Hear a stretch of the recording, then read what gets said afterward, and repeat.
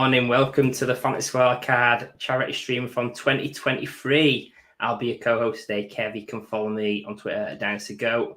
We've got the band together today. We've got our co-host Matt, who you can follow on Twitter at MattFFDynasty. Good morning. How are you, Matt? Morning, Kev. Yeah, I'm doing really well. Obviously, this is the big one. This is the one we've been waiting for. We've been building up to this. It's going to be a fantastic day. It's going to be a long day, 16 hours, but it's definitely rewarding what we're doing it for. The reasons why we're doing this. Obviously, you're going to speak about that in a little bit, but yeah, I can't wait. I can't wait to get started. The guests we've got coming on, yeah, it's going to be a great one. Can't wait.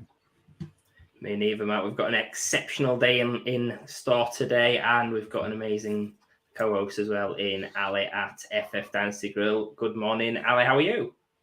Good morning, Kev. Good morning, Matt. Yep, we don't often say good morning to each other, so this is great. It feels great. I'm ready to go. Sun is shining outside. We've got some great guests coming on in hour number 1. So yeah, bring it on.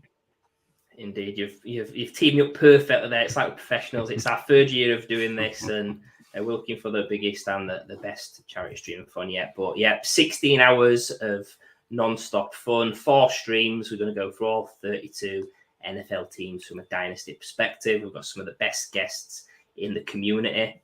But the main reason we're doing this today is to raise funds for a fantastic charity in Mind. So if you're not aware, Mind is a charity that's supporting people with mental health issues, facilitating improvement to their mental health. Us at the Fantasy Wildcard team want to support this amazing charity, and we'd be delighted if you could as well. So to do this, you can see the banner at the bottom of our screen. You've got the pinned tweet on our Twitter page, but also our link tree on our Twitter page at Fantasy Wildcard. Go to the website. It's justgiving.com/page/Fantasy Wildcard 2023. Thank you for your support. We're already at 50% or 51% of our total. Still a long way to go, though. We've got high aspirations. So anything you can give, any donation, any way you can support and spread the awareness, please do that. And we are super grateful. The page will be open till the end of June as well. So if you are watching this back on YouTube, time after the event, you can still donate. So thank you for that. But let's begin. We're on stream 1. And over the next 4 hours, we'll be looking at the NFC and AFC East teams from a dynasty perspective. And kicking us off, NFC East, we're going to be looking at the Eagles and the Commanders. And we have got the perfect pair to kick us off on our streamathon. It's if you're familiar with Fantasy Wildcard, you'll be aware that we've got a couple of shows. One of those is the Wildcard Rewind, and we're delighted to welcome on the best 2 from Wildcard Rewind. We've got Mags and we've got Hannah.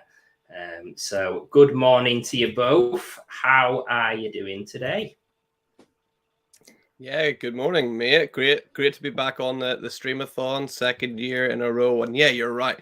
The best 2 from the Wildcard Rewind for sure. Paul can't be here. Just all around terrible person. Says he doesn't believe in charity. Just not a good guy at all. Yeah, morning all. Thank you so much for having us on. Obviously, this is my streamathon debut. I'm a bit disappointed, Kev. Last year, you started with the AFC North, which obviously is the best division in the NFL. And this year, I'm stuck with the NFC East, the worst division in the NFL. I know, it's part of my OCD because we always start on the Super Bowl loser and we finish on the Super Bowl winner. So, unfortunately, last year was that we kicked off with the Bengals, which is your team, as a Super Bowl loser. But this year it is the best team in the NFC, the Eagles, and it's true. I mean, they're going for the Super Bowl, didn't they? But we'll kick off with the Eagles and start with you, Matt, with your first question. Yeah, so like you mentioned, we're starting with the Eagles. Obviously got to start with the quarterback position. And we had a little joke before we kicked off the streamathon that if you told us a couple of years ago that we'd be talking about Jalen Hurts to kick off the streamathon, we'd have probably laughed because I'm going to say we weren't quite believers were we at the start. But, I mean, it's hard not to be a believer now after what he's done in the last couple of years.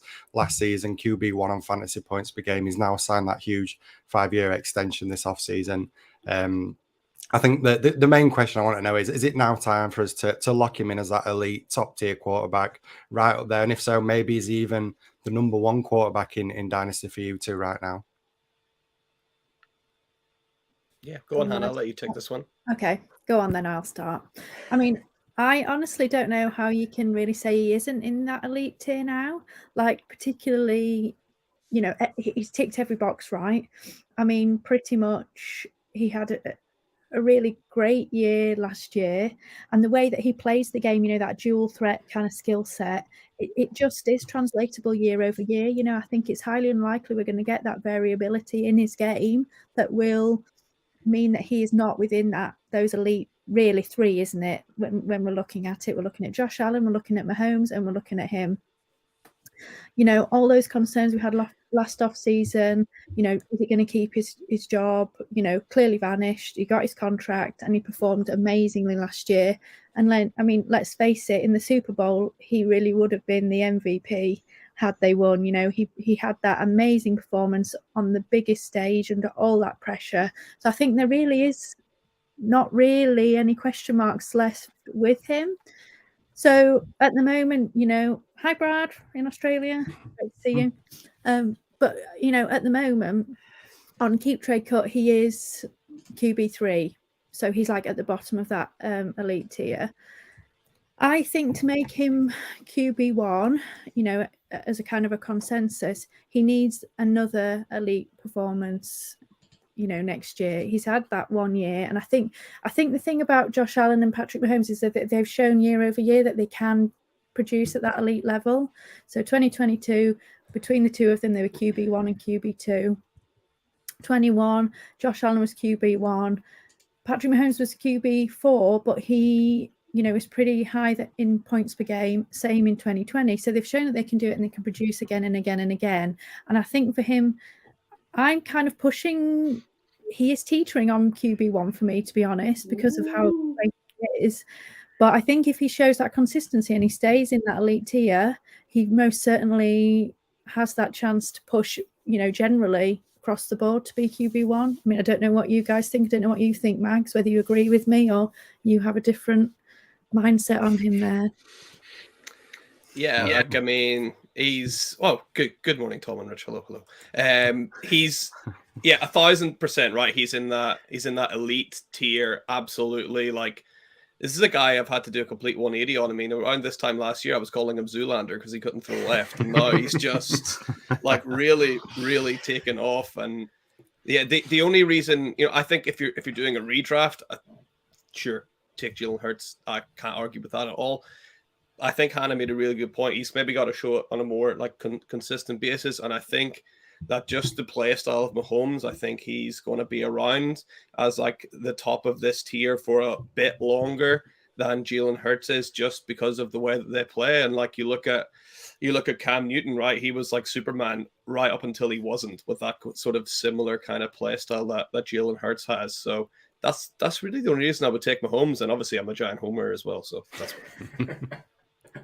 I think I recall, Mags, last season. Sorry, I'm butting in. Last season, Hurts was your unplanned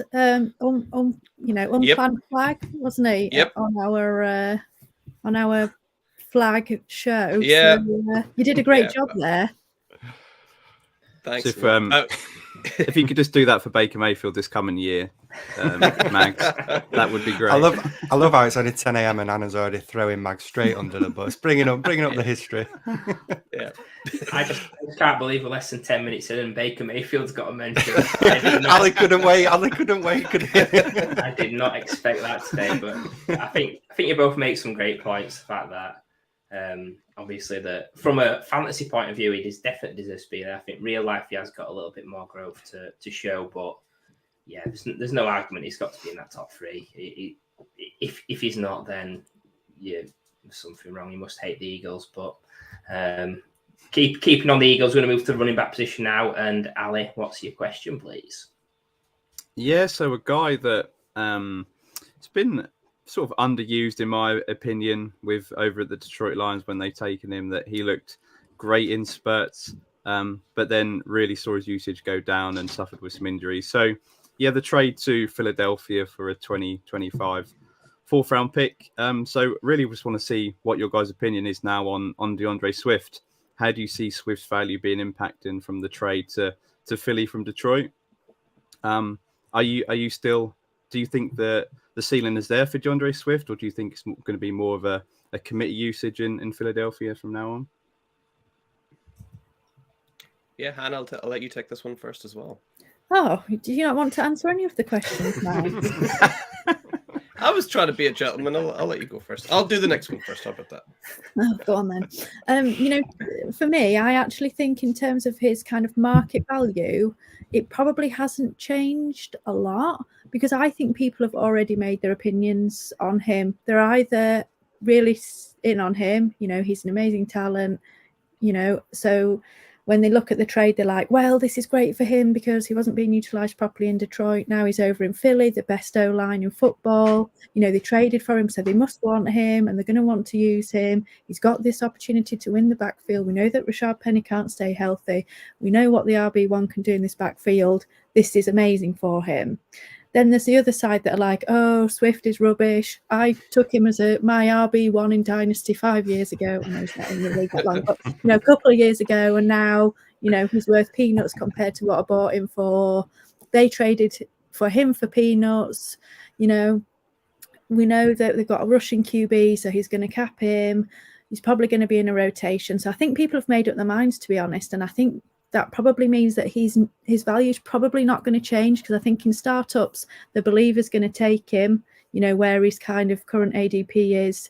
And so it's not really going to change. I think generally in the whole kind of picture of it within your league, I would certainly be going and finding out what does the person that owns Swift think about him, because I think depending on what their thoughts are, I think there's a chance potentially you could get him slightly on the cheap. And I think if that's the case, then I would probably look to do that. I think this is a pivotal season for Swift here. Like, he really needs to show that he can stay healthy. He can be that efficient, explosive player that we have seen in, fits and starts previously. I do think that his path to being an RB1 in fantasy is capped in Philly. We know that his kind of strong, suit and skill set is both in the receiving and in the running game. And we just know that the RBs just don't get that many targets in this Philly offense, and we know that Hurts is probably going to vulture some of those TDs too. So I think kind of the dreams of Swift being an RB1 in fantasy, I think, are probably dying, to be honest. But I do think he's got a chance to have a solid season, and I think he can be in that RB2 range if he can take a stranglehold on this kind of offense. And we just got to see what he's going to do, isn't it? As I say, I think I don't want to be buying him at his current cost, but if the owner has him and they are down on him, then I would certainly consider going in and taking a punt on him. I think it's worth getting him a little bit on the cheap and seeing what he's going to do. But I don't want to buy him at RB19 personally, because I think, to be honest, that's probably kind of his ceiling now at this point. I just don't think our hopes and dreams for him when he came in the league are going to be met anymore, unfortunately. What do you reckon, Mags? Yeah, really good point. I think one thing I really noticed whenever I was doing a bit of digging on this one is no one's really spoke about, but at least according to Fantasy Pros, Philadelphia Eagles have got the hardest schedule against the run next season. So someone like DeAndre Swift, who notoriously isn't really a great rusher anyway, I think he got just over 600 yards in his best season, which is, okay. He's going to really struggle to get anything, on the ground. Obviously, there'll be receptions there, but with a quarterback like Jalen Hurts, he's more inclined to, instead of dumping it off, he's more inclined to take off himself. So it is hard to find a path there. Swift's best season receiving was 450 yards, which is quite nice. Darrell Williams also got the same that year, so take with that as you want. Kenny Gainwell also has very similar, yards per catch as DeAndre Swift does. So Kenny Gainwell, maybe a guy that's being a bit underutilized. He might be a sneaky buy purely because I think Rashad Penny's the best back there, but he's not going to stay fit. Like, he's going to get injured. That's kind of what happens. DeAndre Swift's probably going to get injured too. I think Swift at the minute is a really good guy to try and trade away. A move I've been trying to make and have made successfully is trying to get Devon Achane plus for DeAndre Swift, which I think is an absolute slam dunk. And maybe by the end of this season, you'll actually see Achane is ranked higher than Swift because he's currently just a few spots behind him, at least on keep trade cut. And yeah, are we forgetting about Boston Scott as well? By the way, just throwing it out there. Could he be a guy? Certainly against Match Giants, he's got to be the guy that you want in your team. Yeah. It's a bit early for Boston Scott. A really quick follow-up question then. Which of these Eagles running backs for you two at costs are you most interested in? So Swift at RB19, Penny at RB47, and Gainwell at RB51. Probably Penny for me. Yeah, I think it depends on what you think about the backfield. Like if you're an optimist, then I'd go Penny because, we're thinking everyone's going to stay healthy. I think he is the best pure rusher in this backfield. I think he could take it if he stays healthy. If I'm a pessimist, then I'm getting Gainwell because I know the other two aren't going to stay healthy. Yeah. So he is going to get on the field at some point. So it depends what you think about it. But, as Mag said, I think Gainwell probably is quite a good value here because I suspect he's going to get some playing time through injury.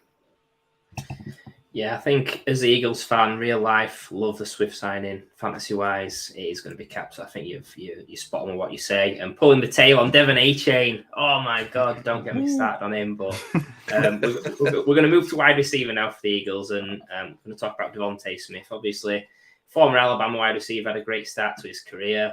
Like his college teammate, Jalen Waddle, they're both 24. Smith was wide receiver 9, Waddle wide receiver 6, and they had really similar fantasy points per game last season, 15 and 15.2. So just want to get your thoughts on what it would take for me to move off of Waddle to acquire Devontae Smith, or are they in the same tier? Is it literally a coin flip and team dependent? Yeah, I think it's super, super close. It's a really good question, actually. Waddle, I think for most people is kind of ranked that little bit higher, but would I give Smith in a second to get Waddle? Probably not, right? You'd probably have to maybe balance it out somewhere by giving a third here or there. But I think you're right. They're in the same tier for me. It is super, super tight. And that gap is closing as well. Devontae Smith is really coming on towards the back end of last season. So I wouldn't be surprised if this time next year the gap is even smaller and it is literally just a coin flip between these two. And a really important thing about Devontae Smith is, if you remember his rookie season, he didn't, come out the gates flying, and there was that little buy window there for a guy like Devontae Smith. So just a little tip for everyone listening, if someone has that, like a Jackson Smith and Jigba, a guy that you really like on tape, doesn't fly out of the gates. If there's a buy window there, take it, because you've seen with Devontae Smith that, the tape doesn't lie a lot of the time. So try and get these guys if there's any kind of buy window that opens up. Great shout. I actually don't necessarily agree. No. I do think Waddle is slightly above him in that tier. I think there is a tier break between them. I actually think that Waddle has shown that he can be a wide receiver 1, on a team. I actually think that Smith suits better. I'm not saying he's not talented, but I just think he suits better being the wide receiver 2 on a team where there's a bit less kind of focus on him and he can run and do his thing. I just think his frame and things, I do think he struggles slightly to be the sole kind of wide receiver 1 having to take everything there. So I do think if I was going to sell Waddle, I would want a second. If I was going to sell Waddle and buy Smith, or whatever it is, I would want Smith in a second, for Waddle kind of thing. If I was going to do it, I think personally his talent is slightly above, and as I say, I think if I was selling him, I would want that second. So I might not be able to sell him, if that's the case, but I think his talent is just slightly above there. The other thing that's misleading is that their points per game are very close, but actually Tua missed 4 games plus last season with his concussion, and he was having to deal with Skylar Thompson for most of it. It's deceiving that it's not, if their starting QBs were not both healthy for the same amount of time. So I do think Waddle is in that tier above, and I think there might be a bit more of a separation next season if Tua does manage to play the whole season. Love the contrasting views. A bit spicy early in the morning on the Streamathon, but we're going to move from Devontae Smith to his wide receiver teammate in AJ Brown. Yeah, we've obviously got to talk about AJ Brown coming over to the Eagles and doing what he managed to do this past season alongside Devontae Smith. Obviously spoke in glowing terms about Smith and what he was able to do, but both of these guys, both top 10 fantasy wide receivers last year. I think that's a glowing endorsement maybe to Jalen Hurts and what he was able to do, taking that step forward and support both of these guys. I think that was a common thing, wasn't it? People saying that he wouldn't be able to support both of these guys, but you've got 2 top 10 wide receivers here. And then just looking at the current ADPs, AJ Brown's with the wide receiver 4 on keep trade cut, Smith's wide receiver 9. So there's still a bit of variance between them. When you go onto the calculator on keep trade cut, it's actually classed as a nearly 24-second as the difference between the two of them. So I'm just interested to know, with obviously the talk of both of these guys at the minute, what would you rather do at that price point? Would you rather trade up from a Devontae Smith and pay that second to get AJ Brown, or maybe would you do the opposite? Would you, if you had AJ Brown, would you take that 24 seconds to pivot down to Smith? What's your reasonings bit behind whatever decision you've got on that as well? Because I think it's really interesting trying to decipher these two wide receivers in fantasy. Go on, Hannah, you go first this time, and I'll disagree. God, I can't win here, can I? I actually think here it really depends on the state of your team, right? You know, I think if you're a contender, then I might consider making that jump to Brown, because I do think there's a tier gap between them for sure. And he was actually more consistent than Smith last season. Like in PPR points per game, he was 7th, whereas Smith was actually 15th. So sometimes I think looking at like overall points per game across the season can be a bit disappointing, because obviously fantasy is a weekly game at the end of the day, you know, so you get your wins and losses through how a player performs each week rather than ultimately how they perform over the course of the season. So I'd like having consistency in my performances.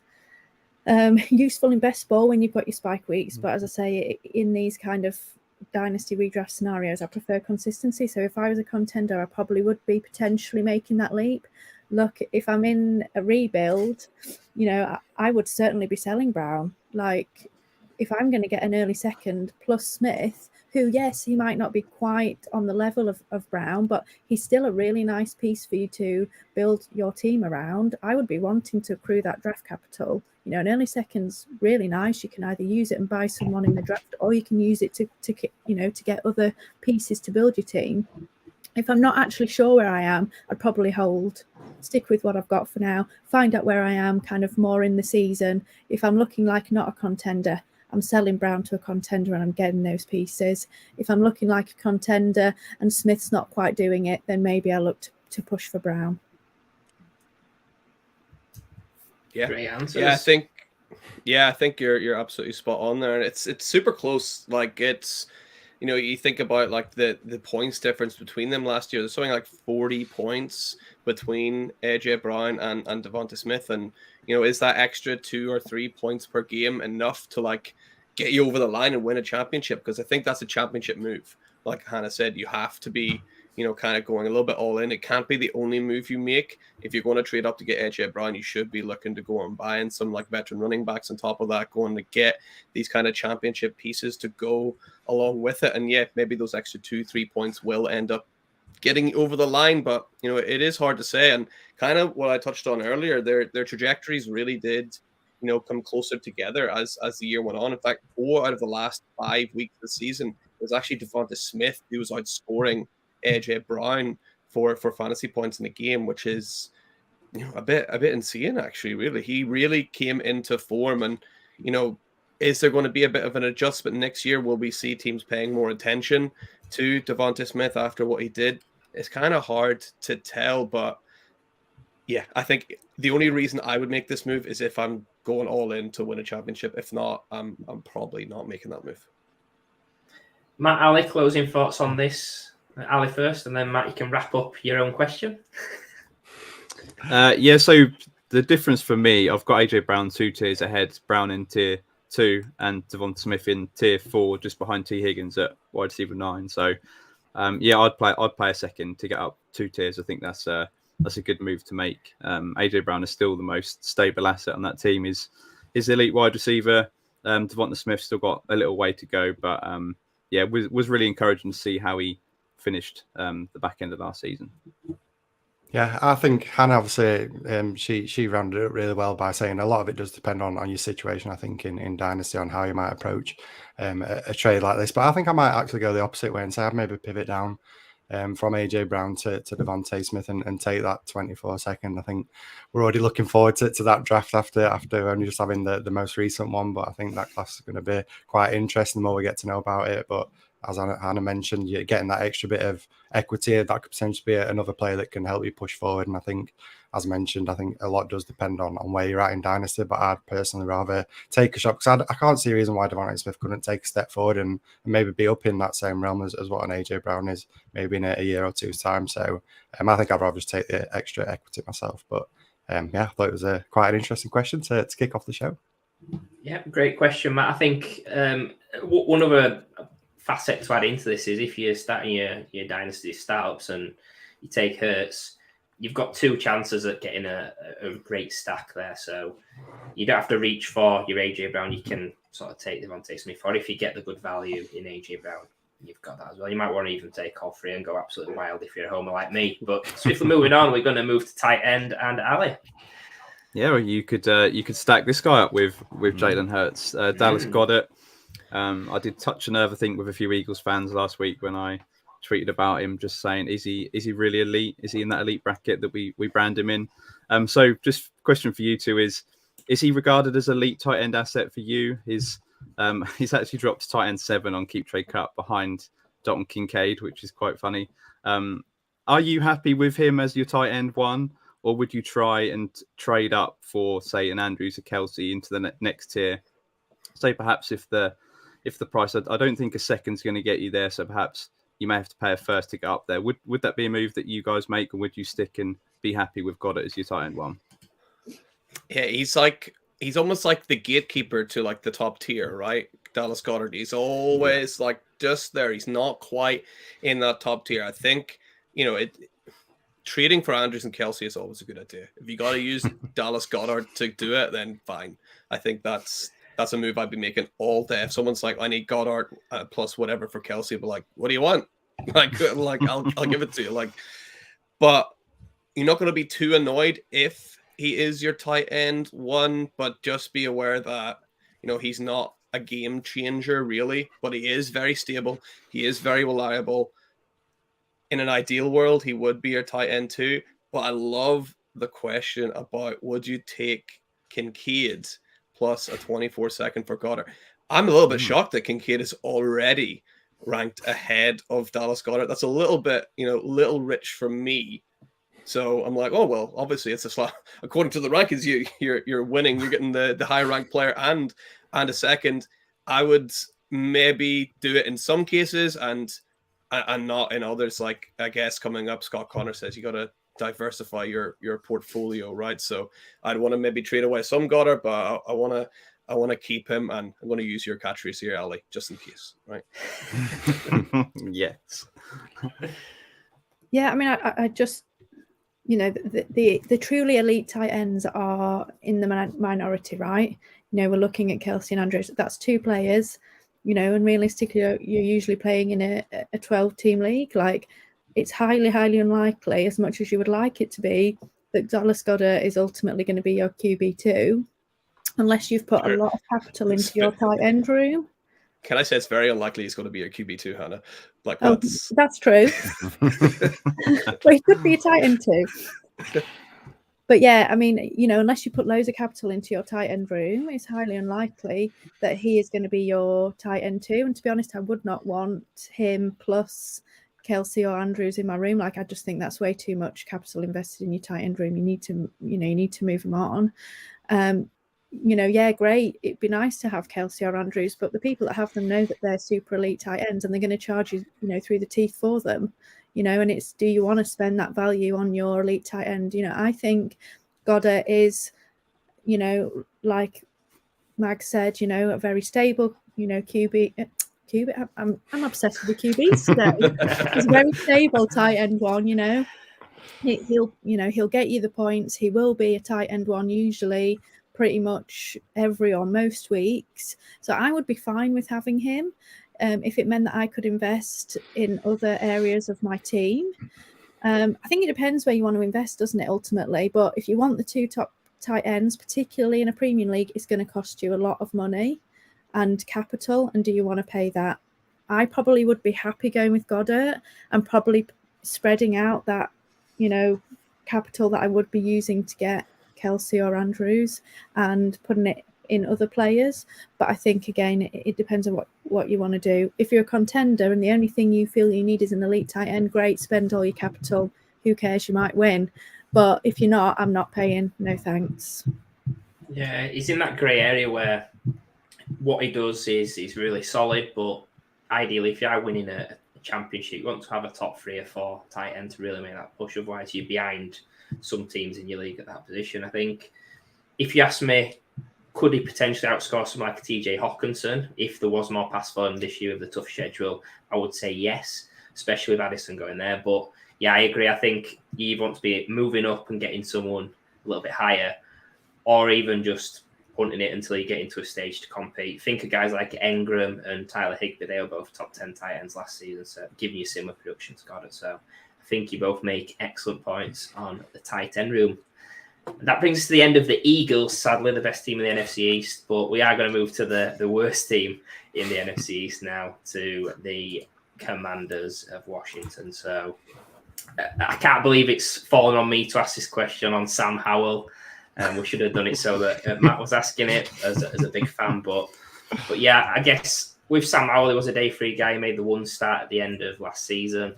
Actually, QB8 in fantasy points per game, which is quite funny based on that 1 start. I actually like his backup, Jacoby Brissett, as a real-life player, but he doesn't offer much for fantasy. As I said, tough division. What I want to know is, 2-part question. Do you think Howell will start all season? And would you sell him for the market value of a 24-second? Who's going? Go on, Hannah. Oh, go on, Hannah. Again. I personally, I just don't see how he's going to start all season. A day 3 pick, it's stacked against him, really, I personally think, to become a viable starting QB in the NFL. My suspicion is that he probably will start, and he might do, reasonably well to start the season. But I suspect he's probably going to flame out reasonably quickly. I do think, though, that I probably would hold my nerve here, and I don't think I would sell him quite just yet, because their first game of the season is Arizona. So I think there's a good chance that he could have a good game here. So I'm going to let him have a great game against Arizona. People are going to be all in on him, love him, and I'm going to sell him for a profit. That's my plan. Nice. I didn't think of that Arizona game. That is definitely a great shot, because ultimately, I'm wanting to sell Sam Howell as well. Especially, like, if you're a team and Sam Howell has to start for you, you should be selling him anyway, because you need to rebuild really badly. So you need to get those picks like stacking up as soon as you can. And I don't know. I think Jacoby Brissett is in with a real shot of actually being the starter for the majority of the season as well. I mean, he didn't light the world on fire when he was filling in for Deshaun Watson, but he wasn't bad either. I thought he did a pretty good job of just like managing that offense and using the pieces around him as well as he could. So I don't think there's any guarantee that Sam Howell is even the starter on day 1, but probably. But Brissett is a guy that they don't. Oh, what's we here? So that's Sam Howell coming to get me. Like, Brissett is a very safe quarterback, so it depends what a guy like Ron Rivera wants to do. He doesn't seem like a guy that is a big risk taker to me, so I think you could end up seeing Jacoby Brissett be the starter, actually. Oh, I don't think so. Sorry, I'm going to butt in again. Go on, Hannah. But they've been saying all off season, Sam Howell's our guy, Sam Howell's our guy. We love Sam Howell. I know that it can all be smoke and mirrors, but to me, I think they've probably put a rod for their own back, and I think they're going to have to start him, I personally think. And also, they've got to see what they've got in him, right? They did actually draft him. So, at this point, what really have they got to lose? Like, they need a QB, so if they flame out, fine, great, they can get up there and get one. Let's see what we've got. If he's good, great. Finally, we've solved the problem. And if he's not, then great, because then hopefully we can get someone in the draft. So I think they are going to play him. I really do. I think they're going to start him. As I say, they might get fed up of him quite quickly and switch to Brissett, but I think they're going to do it. Can I just say, I think that the ceiling for Howell is high and the floor is low, because I actually think the Commanders are a sneaky good team this year. I think they're going to be competitive in the East and pushing for a playoff spot. So with that, if he does suck, then he's going to be benched. And Brissett, who won plenty of games last year with the Browns, I think is going to be the guy that they lean on, because I think they want to win.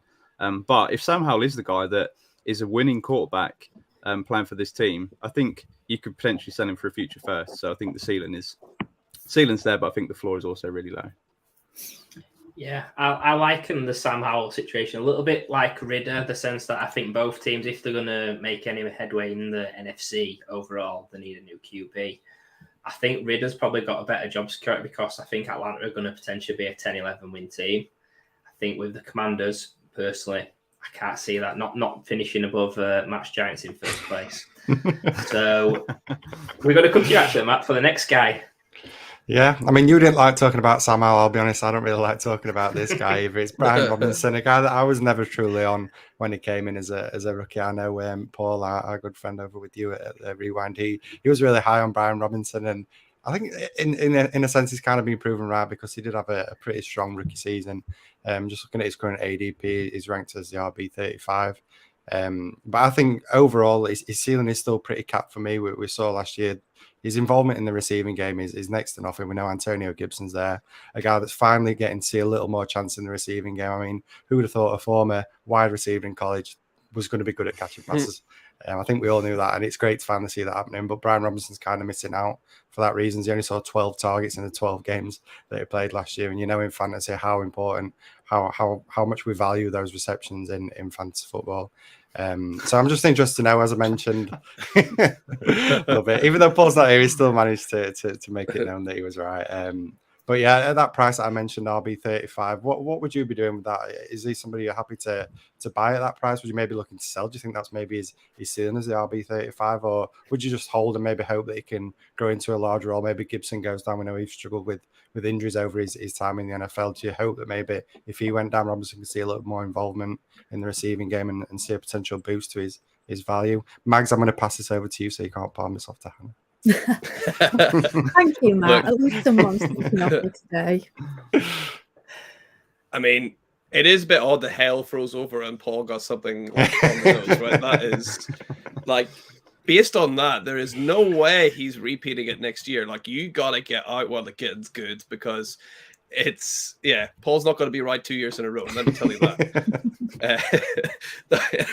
In all seriousness, though, like he's like a kind of guy that you don't like hugely get excited that you have, but I bet he's really annoying to go and try and buy. I bet everyone's going to ask for just a little bit too much to try and buy a guy like Brian Robinson, and he's also a guy that like you're going to get like low ball. He's one of those most frustrating like players in like fantasy to have, because what you might do is you might go and try and buy him for like a second round pick, and someone's going to call you crazy, and then you're going to ask for a second round pick to sell him, and someone's going to call you crazy.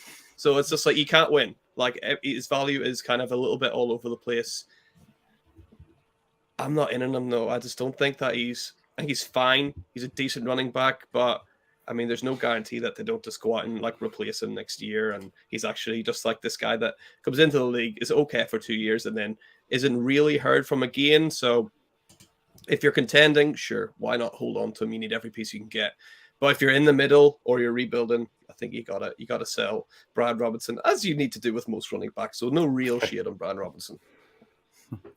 I see Paul's getting upset that we're throwing shade on him, but if he actually turned up to the Streamathon, then maybe he could actually defend himself, right?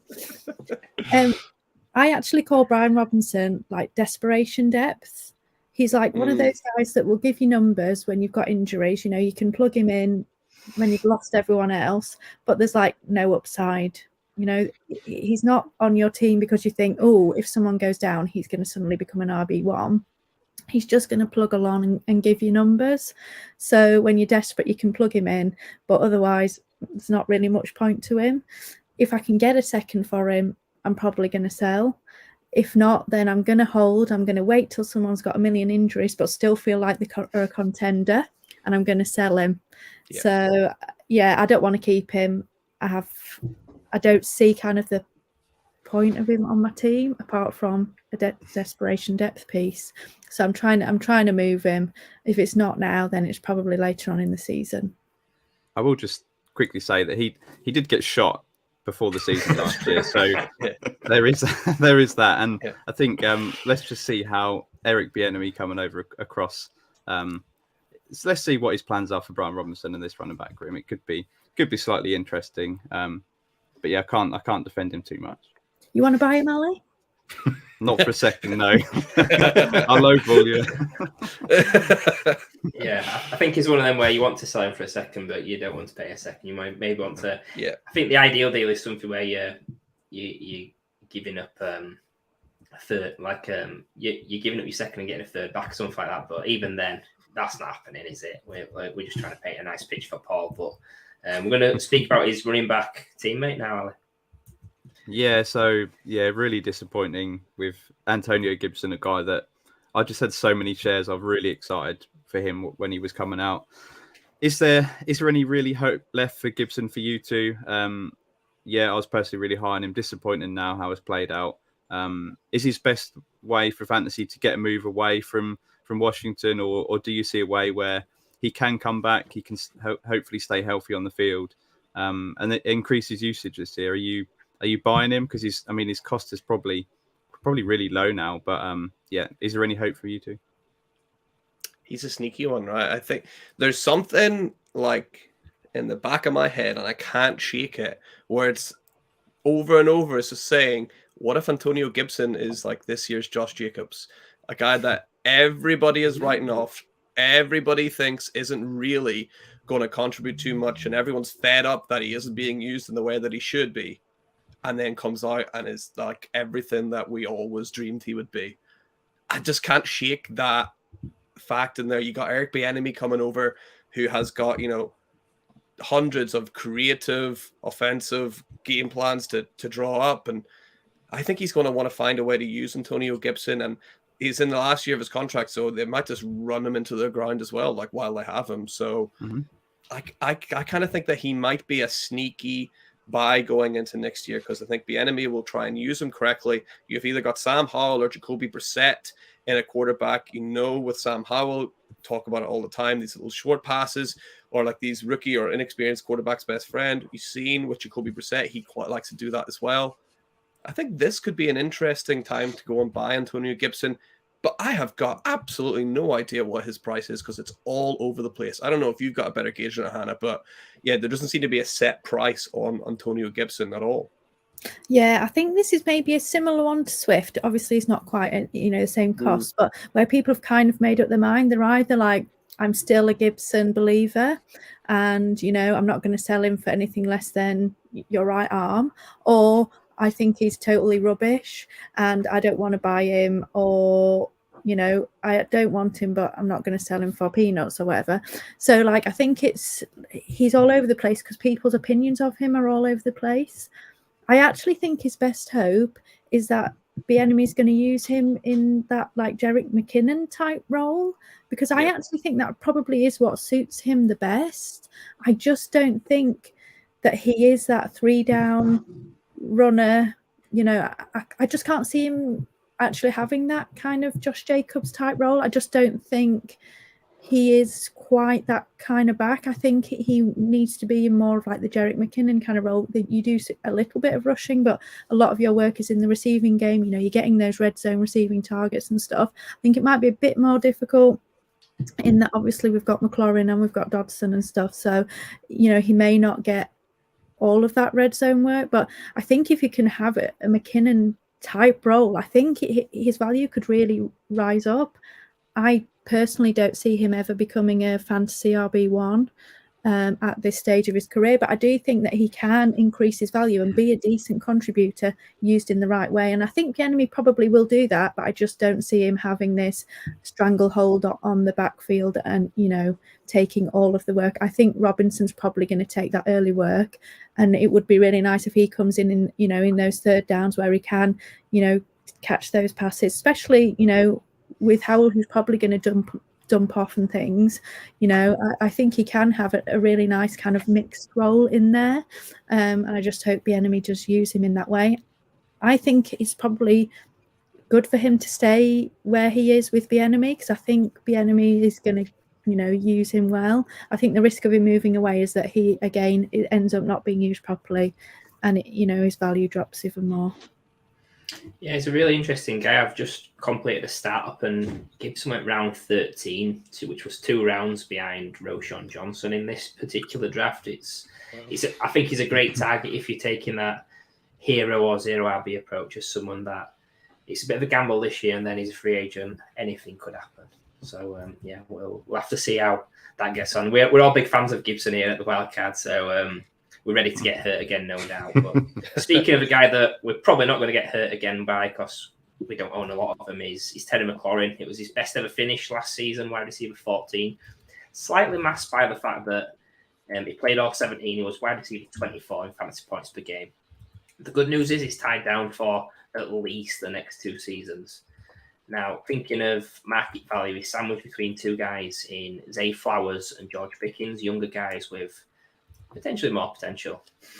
So just want to know, out of Flowers, McLaurin, Pickens, would you pivot to either of those or both or neither? Ooh. Go on, Hannah. Here I go again. I totally get it that people don't really like him. Like he, as you say, like fantasy wise, he hasn't really produced. But man, this guy is talented. Like I'm sure everybody's heard this before, but the list of QBs he's played with is like honestly a who's who list of QBs that shouldn't be in the NFL. Like this poor guy has been stuck with the worst kind of QB situation the whole time since he's been here, and he's still managed to get 1,000 yards every season. Like this dude, he has got talent and he's really good. I personally think eventually, surely talent's going to win out, right? I know we've been saying this for 3 seasons and he's never really, hit where we want him to be. But I personally, certainly George Pickens for sure, I don't want him at the same value, and probably Zay Flowers as well. Like I would probably stick with him personally. Because I think he is ultimately more talented than them. Bieniemy's here now. Come on, Bieniemy, please, give him that chance. I would stick with him personally, but I suspect there's many different opinions here across this table. But I think this guy is talented. He just needs the QB. Yeah, it's so weird that this is finally the year where Terry McLaurin outscores his ADP and his ADP drops. Like that is quite a strange turn of events. But yeah, I think whenever you look at the guys like Pickens and Flowers, like Hannah's right. This guy always gets 1,000 yards. I don't quite know how you could. I mean, maybe with Pickens, you're just like, you know what, I'm shooting for the upside here. Pickens has got that kind of like that X factor about him, that kind of like star quality that he could end up being, one of the bigger receivers in the league. But if you're playing it safe, I think you got to stick with Terry McLaurin here, because he is probably going to get 1,000 yards. He's done it with, Carson Wentz and Paul Pickett at quarterback. So it's just, it's a super safe play. I don't know how the ADP dropped after his best season. So yeah, it seems like he's just not like none of the cool kids like Terry McLaurin, right? He's not like a popular pick. He's just kind of there, but I think he's really good value. All right, Matt, Ali, go for it. Go, Matt. I'm going to do a mags then and pass it over to you first, Ali. I think he's a really interesting one, Kev. Like you mentioned at the start, he's somebody that I don't think all 3 of us have really been on at any point during his career. Like kind of mentioned that the quarterback play has obviously been a big thing for him throughout his time in the NFL. But I think you've got to think back when he came in as a prospect, he was actually somebody that nobody was really that high on, and he kind of exceeded expectations in his rookie year. And then people were starting to build the hype behind him. And then, like Mags mentioned, we've finally got a year out of him that's actually better than what his ADP was. And now we're kind of bailing on him a little bit. And like you mentioned at the top, Kev, I actually believe a little bit in Sam Howell, maybe just for this year, because I think long term the Commanders, I believe, one of the Fantasy Sanctuary guys mentioned that the Commanders obviously getting bought at this point. They've got to be looking at a quarterback. They're not going to say the quarterback of the future for the Commanders is Sam Howell. So I think this could be maybe a 1 year deal for him, kind of showing what he's got to the NFL, and maybe he can find his way onto to another team. But I think he could actually support Terry McLaurin. I think they're going to gel well together. We saw it in that game when Sam Howell played, that Terry McLaurin had those opportunities when he was playing. And I think going into this year, Ali mentioned at the top that he thinks the Commanders are going to be a sneaky good team. I'm not quite there with the Commanders. I think they're going to struggle on the defensive side of the ball again this year. And I feel like the Commanders are going to be playing from behind a lot again. And I feel like Terry McLaurin is going to benefit from that. So I think at his ADP, I'm happy to maybe take a few shots at him, maybe see what we can get out of this final year, now that the value is probably where I think it should have been from the get-go, to be honest. So at his current value, I'm happy to take a shot on him and see how it plays out with Sam Howell going into this year. But long term, I think there's another guy that we're going to talk about a little bit that maybe I'm a little bit more excited about out of the two of them. But at value, I'm happy to take a chance on him. Matt, I've got a little charity bet for you right now. So ready for next year's Streamathon. Okay. I'll bet you that the Commanders finish ahead of the Giants this coming season. That's a tricky one though, because I'm the only Giants fan out there that's saying that last year was a bit of a blip. I mentioned it when I went on with the rewind, guys. I think last year was a bit of a blip for the Giants, but do you know what? Seeing as it's for charity, I'll take that bet. I'll back my Giants. I think, yeah, we'll have 20 quid on a bet on that I think the Giants are going to finish above the Commanders. Sorry, before we move on, I just don't know, how can you say that George Pickens is better than Terry McLaurin? I'm sorry, I just don't get it. Great, he can do one-handed catches on the sideline, but he's not even the wide receiver one, on his team. And it's Terry McLaurin now this year. He's got Kenny Pickett throwing him the ball, and Deontay Johnson, and still a terrible OC. I'm sorry, I don't get it. If you want to buy George Pickens from me for, and I'll take Terry McLaurin, come and sell him. That's fine. Love that, and we'll move on to the final question of the Rewind Crew's stint on the start of the Streamathon. Yeah, so I mentioned there's another wide receiver on this offense that I think a lot of people are getting excited about, especially this offseason. If you go on Twitter, you see his name plastered all over the place. Matt Harmon obviously does the reception perception, and that graphic of him with all those green arrows pointing in all different directions. Everybody's retweeting that. I'm seeing it all over the timeline. So yeah, the hype is getting real for Jahan Dotson coming into this year. His ADP is now up to the wide receiver 21. But I just want to know, do you two think he can live up to that wide receiver 21? Obviously, we saw flashes of him last year. Obviously, great in finding the nose for the end zone, but as a whole, maybe didn't hit the heights that maybe some were expecting being that first round pick. So do you think wide receiver 21 is that a value you're willing to take a chance and back Dotson? And what would you consider a successful year in 2023 for Dotson? Obviously, as I mentioned, with that rookie season now gone. And Mags, I've got to pass it to you because I know that you said when I joined you on the rewind that this was the MVP for the Commanders next year. So I need to know what your feelings are on this. Yeah, I really like Jahan Dotson a lot, but it's kind of breaking my heart a little bit that he's going so early now. Because I'm just I really like him. I'm a Jahan Dotson guy, but he's going ahead of Brandon Ayuk, Calvin Ridley, Amari Cooper, guys like this that are real proven kind of assets that you could have on your dynasty team. And Dotson's still a guy that averaged about 10 points per game. It's not great, but it is a big risk to go for him. But if I can get an Amari Cooper, Brandon Ayuk, or Calvin Ridley plus for Jahan Dotson, I've got to do it. No matter how much I love Jahan Dotson, I can't not take that deal. But I still think he's a really good player. I still think he's going to do well, but I'm not taking him at wide receiver 21. Just can't. Yeah, I agree. I think the talent is there. We've seen, like you say, we've seen the Christmas tree. We know what he can do. I think he's limited by his situation again, isn't he? And the offense that he's on. If he was on the Eagles, let's say, or, like Devonta Smith that we're talking about, then I think he certainly could live up to his ADP. But I just I just can't see him managing to do it this season anyway, or until really the QB situation improves. I'm sorry, I can't see Sam Howell supporting two, top end wide receivers. I think a good season for him is for him to show that he can be like the 1B to Terry McLaurin's 1A, and we start to call them more of like a 1A and 1B duo.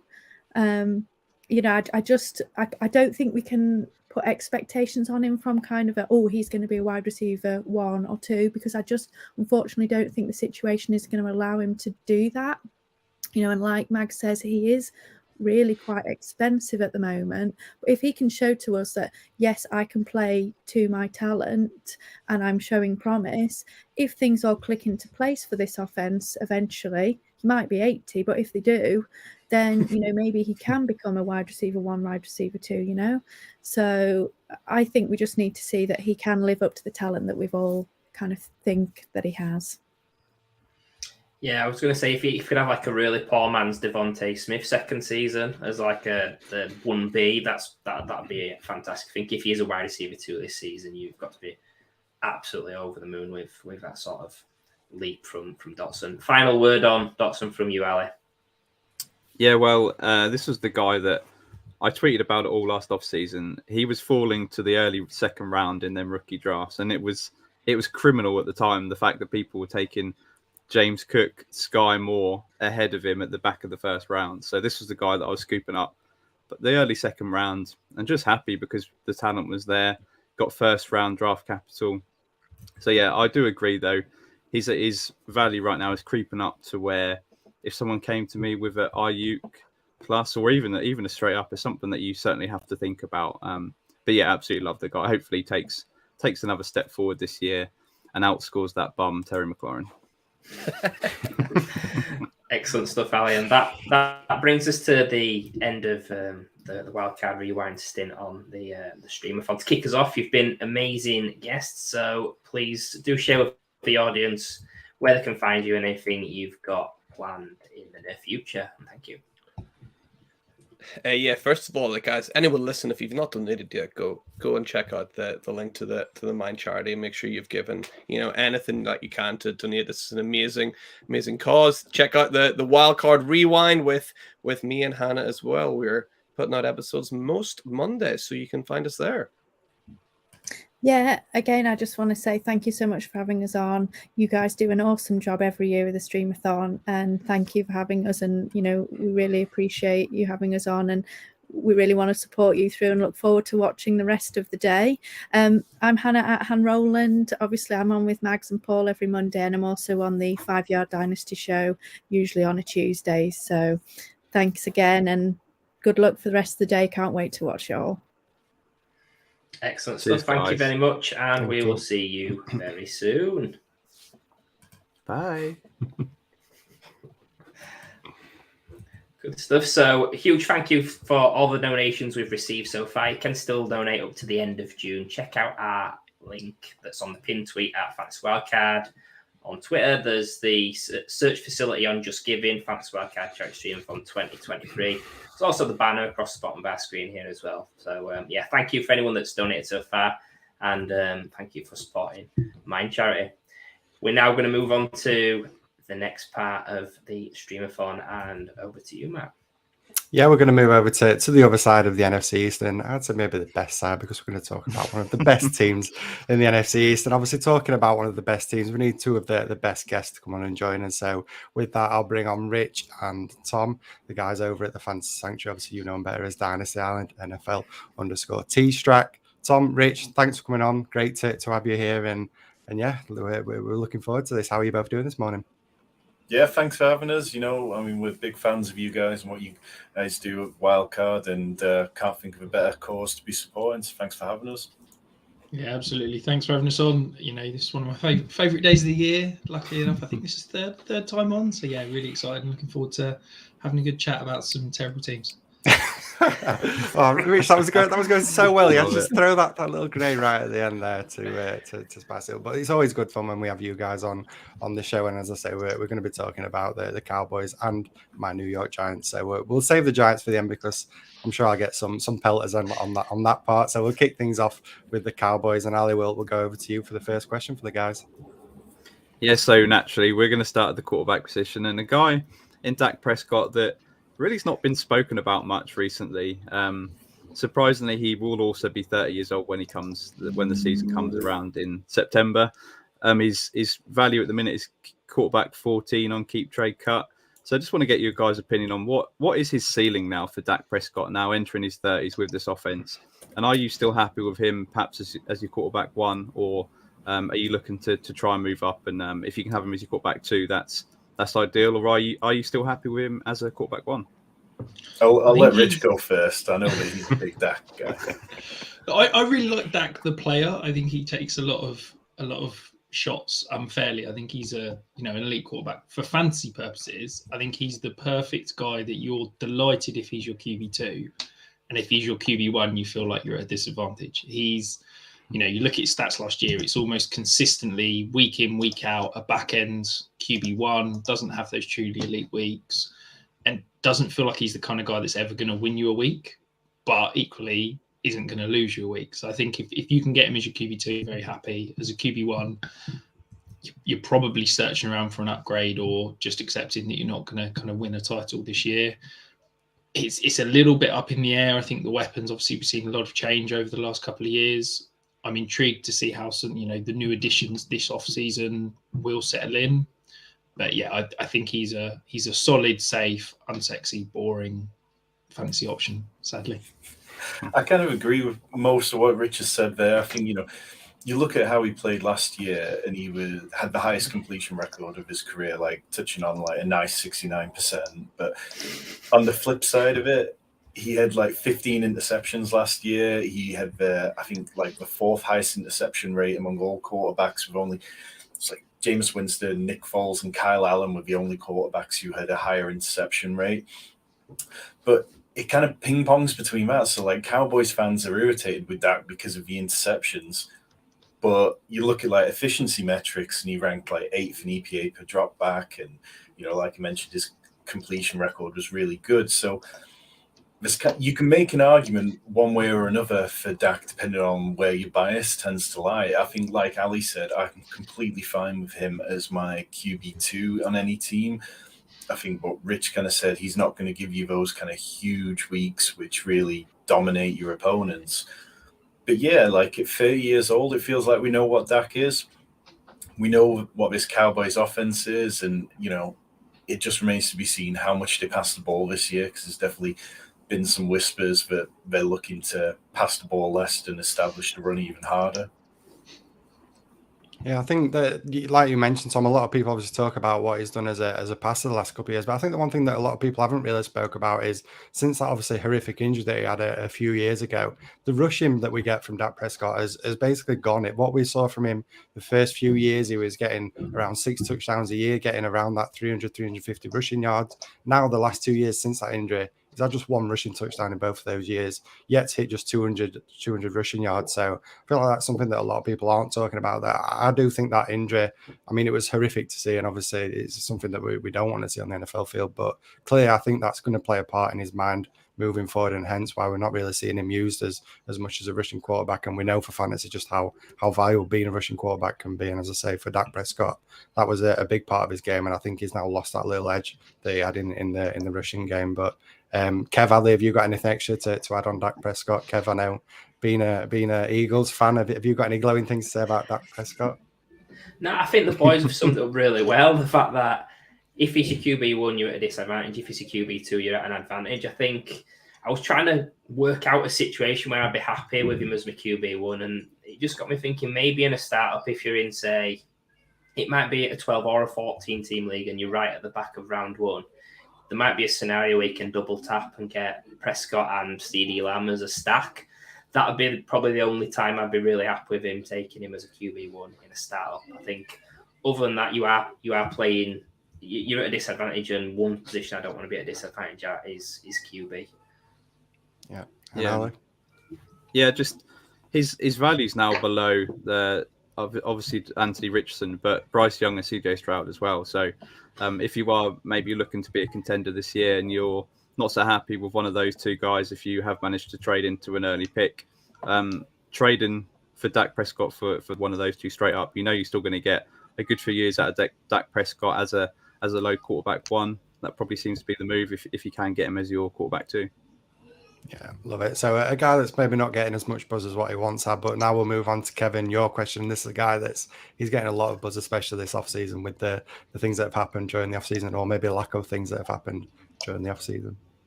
Yeah, we like Tony Pollard at the Fantasy Wildcard. I think it's someone we've grown to over time. We maybe was not on him as much before last season, but I think last season was brilliant how he showed out. He had some amazing metrics. He also was running back 9 on fantasy points per game, which came off of 48% opportunity share. He's coming off an injury, yes, but I think he's had a pretty perfect offseason. No strong competition added. Running back 10 at Keep Trade Cup, potentially attainable. He's lost Zeke. Rojo's come in. Deuce Vaughn's come in. If you're a Pollard owner and you've stuck with him through the offseason, which you should really be selling risky running backs pre-free agency draft and then buying them back after if you're playing it right, then you've got to be so happy with how it's gone. The fact that he's going to be the main man, still in a great offense, and we've seen what he did last season. So I just want to know if the expectations could be dampened in any way if the Cowboys sign someone, re-sign Zeke, Leonard Fournette, Kareem Hunt, or the main one for me, if they trade or sign Dalvin Cook. Would that dampen the expectations on Tony Pollard at his price? Dalvin Cook's the only one that would worry me slightly because I think he's got far more left in the tank than Zeke or Lenny Fournette. I think the one name that I keep coming back to is Darrell Henderson, who's still out there, who's younger than those guys and would probably be a bit of an improvement on where they're at. But what we saw from Tony Pollard last year, you referenced the opportunity share, Kev. Pollard did all that on 15 touches per game. Zeke was averaging 17 touches per game. To put that in perspective, Latavius Murray averaged more touches per game last year than Tony Pollard did. Pollard lived off efficiency, and it's clear that even if they brought back someone like Zeke, it's only going to be on a very minimal deal, and Pollard's going to see probably an extra 5 touches a game. We've heard the Cowboys talking about how they want to be more run heavy. They got rid of Kellen Moore and brought in archaic offensive coordinators. So they gave 32.1 touches to their running backs last season between Pollard and Zeke. If you tell me that Pollard can't get to 20 this year, I'd be surprised. Yeah, I think that Pollard is a screaming value right now, and I think that I'm saying that banking in on them adding somebody, whether that's Leonard Fournette or Kareem Hunt or any of the other guys that have been mentioned. I don't see them coming in and getting more of a share of this backfield than Zeke had last year. So to me, I think at a minimum, I'm saying Tony Pollard is seeing the usage that he saw last year. But I think this whole offense is going to take a step forward this year. So I think that those, he's going to get those high value touches. Zeke obviously basically had the kind of red zone and goal to go situations on lockdown. So if he's going to get touches in that area of the field, it's only going to boost his value. I think you look at the stats last year. So he produced as a running back 2 in over 60% of his games. But from week 6 onwards, he had one game outside the top 24 in running back points per game, which, I mean, it's mind-blowing that this guy was just week in, week out a reliable starter despite the reduced workload. Normally we think about, those type of players being boom bust. But even though he wasn't getting that elite workload, he was still just plug and play reliable. And I think, he's my running back 8 at the moment. And I think that he's the kind of guy that can win you a league based on his value because, worst case scenario, he's the same player he was last year. If he sees an increase in touches, he could absolutely outproduce his current value easily. Yeah, so Tom, at the start you mentioned about Pollard's efficiency and obviously on those limited touches, how efficient he has been. So is it crazy to say that maybe maybe we actually need somebody in that backfield with Pollard that can do a little bit like what Zeke did, but maybe not to the levels of a Zeke. You mentioned that Zeke obviously had the more touches. Do we think actually it'd be great to have somebody alongside Pollard that can soften up this defense and then allow Pollard to do what he's done throughout his career in the NFL and taking advantage of these soft defenses that have had to deal with somebody like Zeke Elliott running at him time after time again, and he can come on using that explosiveness that he's got and the efficiency that he has with the ball.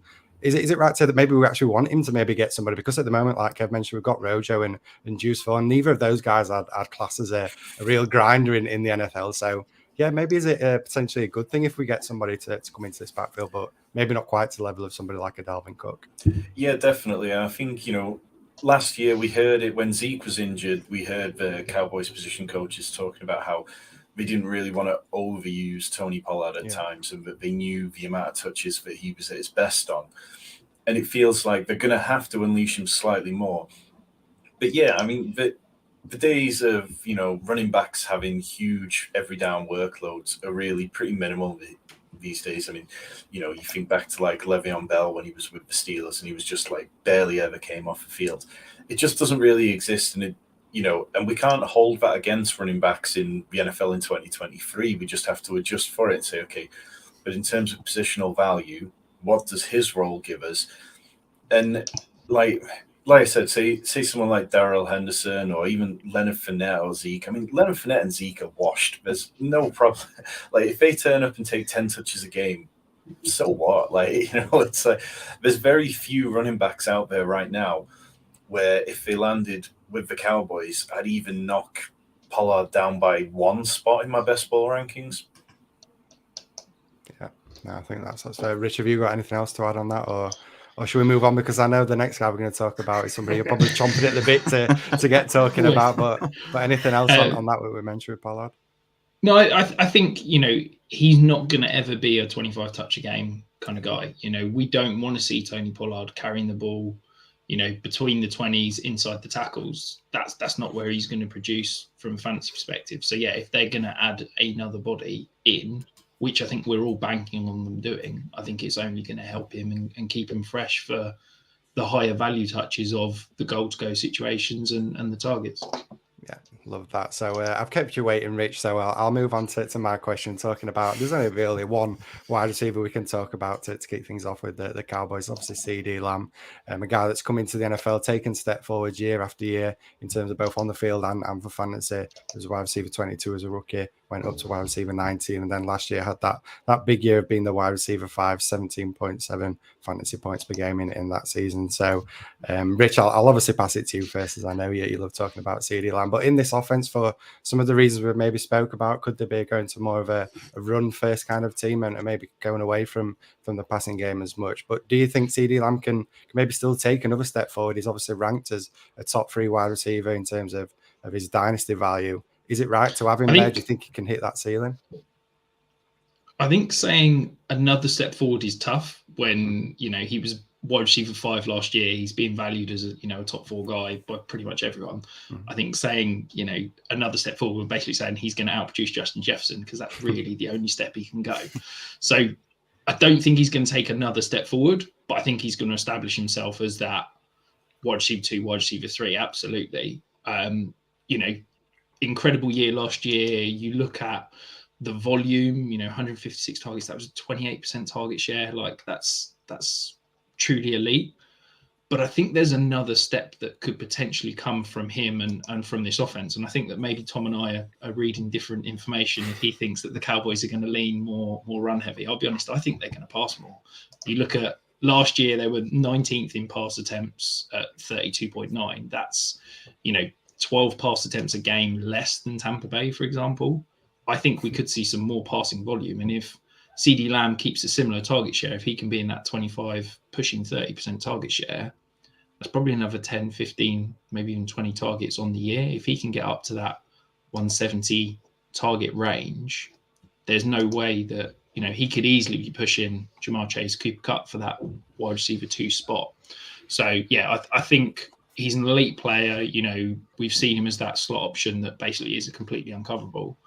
And I think that for me, he's deserves to be talked about in that second tier of wide receivers, whether that be redraft or dynasty. Yeah, Tom.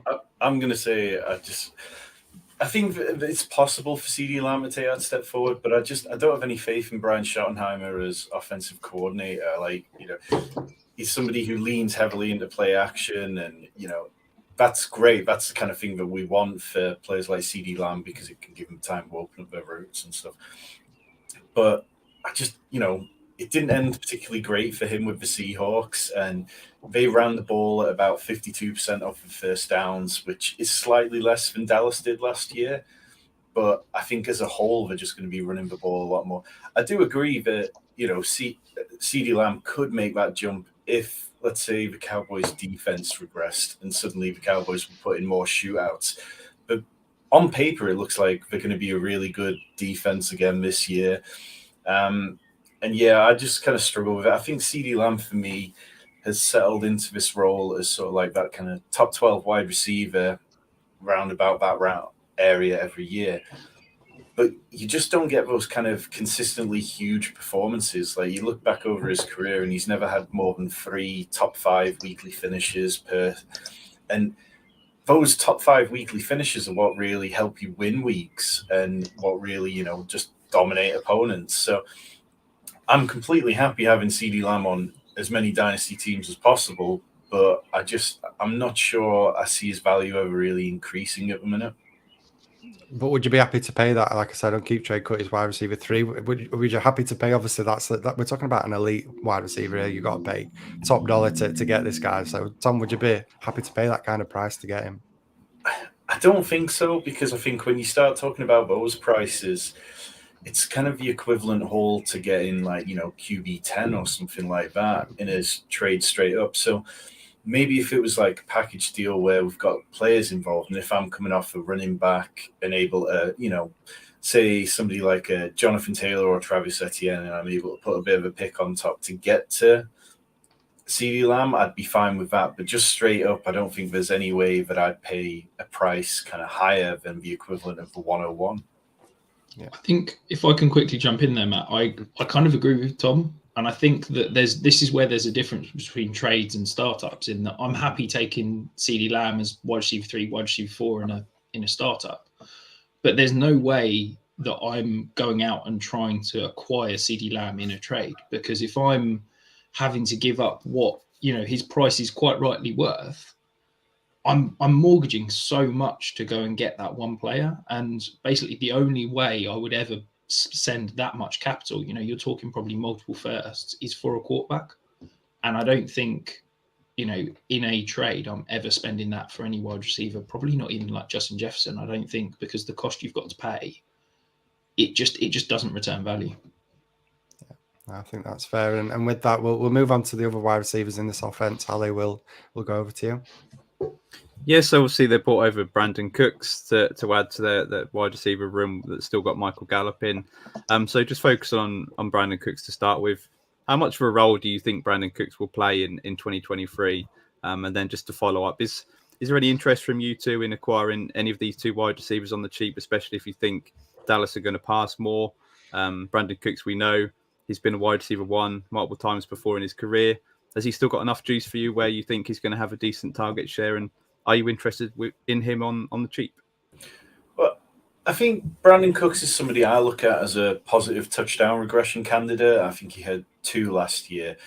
And, over the course of his career, he's averaged like over 5 per season. Going from the Texans, who really, I think they threw only 20 passing touchdowns last season, to the Cowboys, who threw 28 last season. It feels like Cook can kind of be like Odell Beckham was for the Rams, and somebody they can lean on in the red zone or use situationally.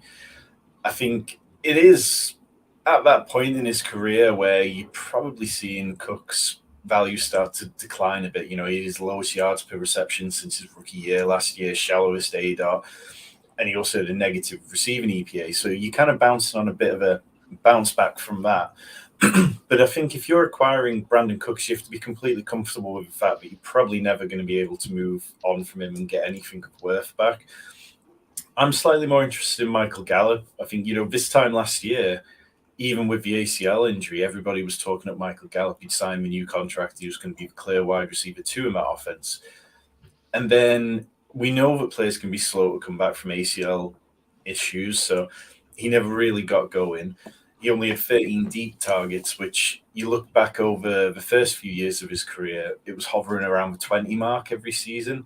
It feels like now, with Brandon Cooks playing closer to the line of scrimmage, that Gallup can be that deep play threat again, and particularly if you're talking like dynasty best ball, I really like the idea of him for this season. Yeah, I love both of these guys for best ball, and I'm not touching them at all in any other format, because I think that if you'd have had one of them, I think I'd have loved it. But I think just because there's the both of them there, I don't think the target volume and the consistency is going to be there on a week-to-week basis. I think from an NFL perspective, this is a perfect 1-2-3 in terms of you've got Michael Gallup, who is that, 1BX type receiver. You've got Cooks, who can play the flanker role, which is where he's been at his best throughout his career. And you've got your elite target hog slot in CeeDee Lamb. That is a perfect 1-2-3 from an NFL perspective. But from a fantasy perspective, I just don't know that you can bank on Gallup or Cooks week in, week out. And I think they're definitely going to have some good weeks. They're definitely going to have, if Gallup can, as Tom said, get some of those deep shots again, if Cooks can be utilized in space, they're going to have some really good weeks. But for me, I'm probably never going to feel comfortable plugging them in to a starting lineup, because they could equally have, 1-2 target games and just disappear. So I think that from a best ball perspective, they could be really interesting. But from a selecting lineup perspective, they're just a bit unreliable, I guess would be the word to describe them. Can I quickly jump in? Because just in on Keep Trade Cut, Michael Gallup's fallen to wide receiver 73, and he's got almost exactly the same value as a guy that you love, Rich, in Tank Dell. So straight up, which one are you taking in Dynasty? I'm taking Tank Dell, but I'm definitely taking both of those values. I mean, Tank Dell's my wide receiver 57, Michael Gallup's my wide receiver 63. So yeah, I'm a lot higher than consensus on both of those. I'm shocked at that value. Yeah, I can't believe that Gallup's fallen to that range, to be honest. He's a guy that I've held a lot of hope for over the years. We saw little flashes, didn't we, in the early part.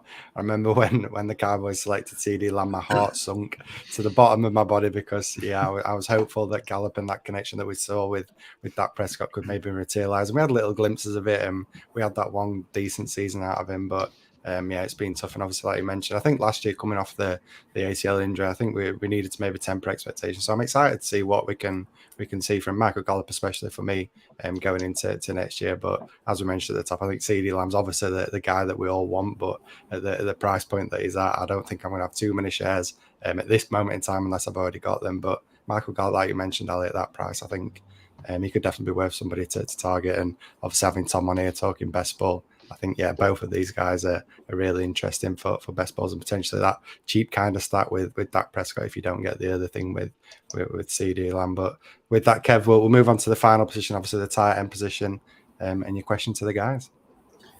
Yeah, it's been a bit of a mess as tight end. Think back to Jarwin back in the day, got a lot of hype and was nothing. Then Schultz has been someone that performed all right, but just you can't ever trade him away. I've never been able to trade him away, so I've got about 300 shares of him on the Texans now. But it's so funny. But yeah, the question's about the rookie tight end Luke Schoonmaker. Shock real life selection for me in round 2. Tight end 5 off the board in real life. He's going at 309 in rookie drafts. I see a little bit of a faster, maybe not as great Cole Kmet talent wise. So just want to know, Schoonmaker at that cost, is he someone you're interested in, or are you preferring to take a stab in the dark on 2 other guys on this team, Peyton Hendershot and Ferguson off of waivers? I want none of them. Keep it nice and short. I think that Schoonmaker's, he's not a great prospect. He's sort of around the 50th percentile in my tight end model. But also for me, I basically don't really want to touch tight ends that are under age 25 unless they're elite options. So tight ends outside the top 8 in ADP, but under the age of 25, have got a 60% chance that they reduce in value.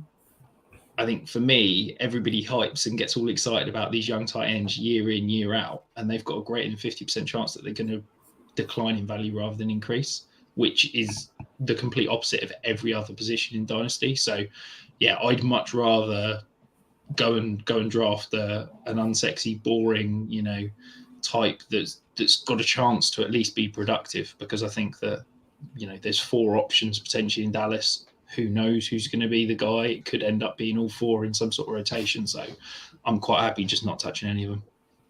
Yeah, I'm right there with you. I think, occasionally I might take a shot in a best ball draft where I'm looking for a little bit of extra correlation with the Cowboys or something. But it's very easy to look back at what the Cowboys have done over recent years, targeting the tight end position. They targeted them at the 8th highest rate last year. Schultz averaged like 87 targets a year over the last 3 years.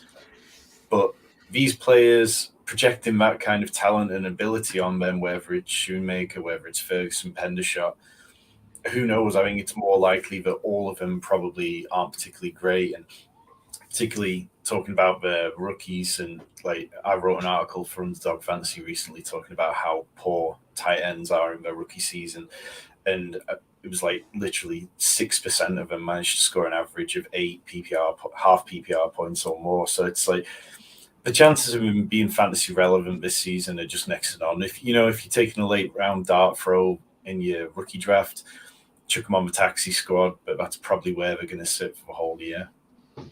Yeah, no, I'm with you. And like Rich mentioned, as a prospect, I kind of value myself as somebody that likes to dig into the rookie class when it gets close. I'll look at all the guys that maybe people aren't talking about. I do next to nothing about this guy when the Cowboys selected him. Obviously, I recognize the name because he's got that name that stands out. But as a prospect, I think I looked at him briefly, thought this is just another guy that's going into the NFL. So I was absolutely shocked when the Cowboys took him. And I think now, like you've all mentioned, I think he falls into that bracket where he's pretty similar to the Titans that the Cowboys have currently got. It's going to be one of them where you're going to take your chance on one of these guys, and you've got a probably 3 out of 1 chance getting it right. But the chances are none of these guys are really going to materialize too much. We saw flashes from Ferguson last year, and I think if I was going to back anyone, maybe he's the guy that I think maybe next year could be the one out of the 3 that I think could maybe do the most. But yeah, as you said, from fantasy and especially in rookie drafts, I'm never targeting these kind of tight ends at that range because, like Tom mentioned, the chance of them hitting early are next to nothing. I'd rather take a shot on a guy like a running back that could maybe see an opportunity further down the line through injuries, and you get a little bit gain on value. But apart from that, yeah, not really somebody I'm super interested in. But with that, we've done enough talking about the Cowboys. It's time for the main event. We're going to move over to the New York Giants. Probably, in fact, they are the best team in this division. I'm obviously joking. Even though I am a homer, I'm not that much of a homer and a believer in the Giants. So we're going to kick things off, and obviously we've got to talk about Daniel Jones. He's been the name for the Giants that everybody's been talking about going into the offseason, coming off such a great 2022 year, finished QB 10 in fantasy points per game. He's now finally got that big contract that he's been seeking. I can't believe that he's waited this long to finally put up these kind of numbers and make us pay the price and give him this huge contract. And I think Brian Daboll coming over and what he's done has obviously been key to the success with Daniel Jones. But do you think he can unlock a little bit more in Daniel Jones from what we saw last year? Can Daboll maybe unlock a little bit more? We've seen the weapons that they're adding now. I know that it's kind of a mix and match of weapons that the Giants have brought in this year. There's no real elite guy that stands out apart from maybe the Titan that we'll talk about a little later. But yeah, do you think Daniel Jones can maybe take another step forward? Can he be a consistent low-end QB1 like he was in 2022, or can he maybe take that jump forward? I don't think he makes another jump forward. I think this is probably the kind of range. Maybe he goes slightly high, maybe he goes slightly lower. But you look at last season and he had 3,200 passing yards and 700 rushing yards. But he'd never had over 400 yards in a season before, rushing yards I'm talking about. So is that because of Brian Daboll and how they were using him? Or is that because he was having to throw to Richie James, Isaiah Hodgins, and, even Kenny Golladay was out there at times. Was that, because of that situation, or is that what we're going to see from Daboll? I think, you can still write Daniel Jones in for probably 500 rushing yards and stuff. And we saw his completion rate jump from 62% career average up to 67%, which is really encouraging. But so many of them were really short passes to the slot and to Saquon Barkley. You know, Saquon Barkley had 76 targets. Richie James had like a ridiculous 81% catch rate, which is like highest among wide receivers with 50 or more targets. So it wasn't like these were incredible throws that he was making the whole time. And I think if you've got Daniel Jones as your QB2, much like Dak, you're completely happy with that. You know, I mean, he averaged more points per game last year than Justin Herbert, Tom Brady, and Trevor Lawrence. But I can't see what the Giants have done which would let him step up to that next level. You mentioned they brought in Darren Waller, but it's not like Jalen Hurts with AJ Brown, or, you know, one of these situations where like the Dolphins went out and got Tyreek Hill. Darren Waller is a good player, but he's not like truly a difference maker completely in the way that like Tyreek Hill or AJ Brown was. So I think we're just going to see Daniel Jones kind of sit around this range for the next couple of years, really. Yeah, I think you summed it up perfectly, Tom. I think he's basically discount Dak, isn't he? In that you feel pretty bad if he's your QB1. You feel pretty good if he's your QB2. I think the biggest thing for me is that contract. I think from an NFL perspective, it was absolutely ludicrous the way the Giants played it, the amount they paid him, why they didn't go out and say, go and get somebody else to match it, or, you know, go and find your market on the open market as such. It was stupid, but they've paid him. He's going nowhere for at least the next 3 years. And how many other quarterbacks can you say are guaranteed a starting spot for the next 3 years? It's basically Allen, Mahomes, Hurts, Lamar, Burrow, Herbert, Lawrence, Watson. That's it. 8 guys. So he's the 9th quarterback that I can basically say is guaranteed a starting spot for the next 3 years. That's got a hell of a lot of value in Superflex formats where you can, you know, hopefully he is your QB2, but you can basically bank on saying this guy's a reliable fantasy option for me for the next 3 years, which you can't do for a lot of guys in Dynasty, quite frankly.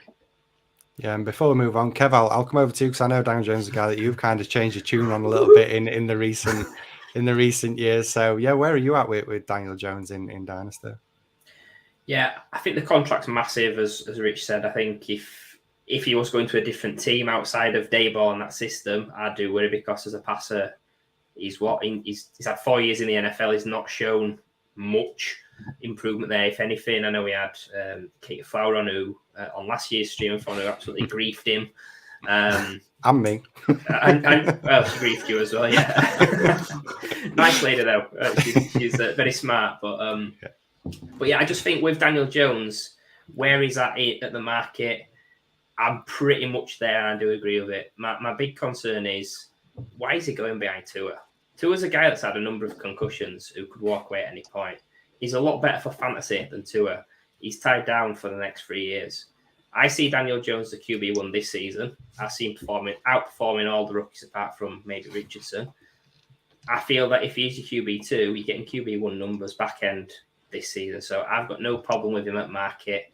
The way I like to build from startups, I'm not getting much of Jones because I like to hit QB early, as it seems to be the common trend in most startups I've seen this off season. But I think if you can get him in, say, the 4th, you're going to be at an advantage against a lot of teams at QB2, which is great. So I think real life player, he's more of a system guy than appealing on the eye. But I think for fantasy, I'm still there on him at market, maybe just slightly ahead of Tua, who I don't hate. I do like Tua. Real life, he's amazing. He's better than Daniel Jones real life. But yeah, he's got a lot of risk in him that personally I think Jones is less risky than Tua. Yeah, I think Rich hit it earlier when he mentioned it about the contract. I think out of everything that we've seen from Daniel Jones in this past year, obviously he's cleaned up the struggles that he's had with the fumbles and everything. But I think the big thing for me in terms of his fantasy value that's really made him take that step forward is actually that contract, getting him, like Rich mentioned, getting him locked in for 3 years now kind of makes me more into him in terms of fantasy, because this was a guy that he could have been out of the NFL if he didn't do what he did last year. He could have been a backup quarterback for somebody else. I think I even mentioned it on last year's Streamathon that this is the make or break year, and if he doesn't perform, there's every chance. Yeah, exactly. He could have been just that kind of guy that bounced around the league beyond this point. So I think now that we know we've got that locked in, at least potentially 3 years of him, as a starter in fantasy is probably what has been the biggest boost out of everything for Daniel Jones and his fantasy value. But with that, we've got to move on to the next guy, another guy that I absolutely love with the Giants. And Ali, over to you for your question. Yes, we'll talk about Saquon Barkley. Obviously, there's a lot of talk about him this offseason. Is he gonna sign the tag to play on with the Giants? So it's just a really simple question, really.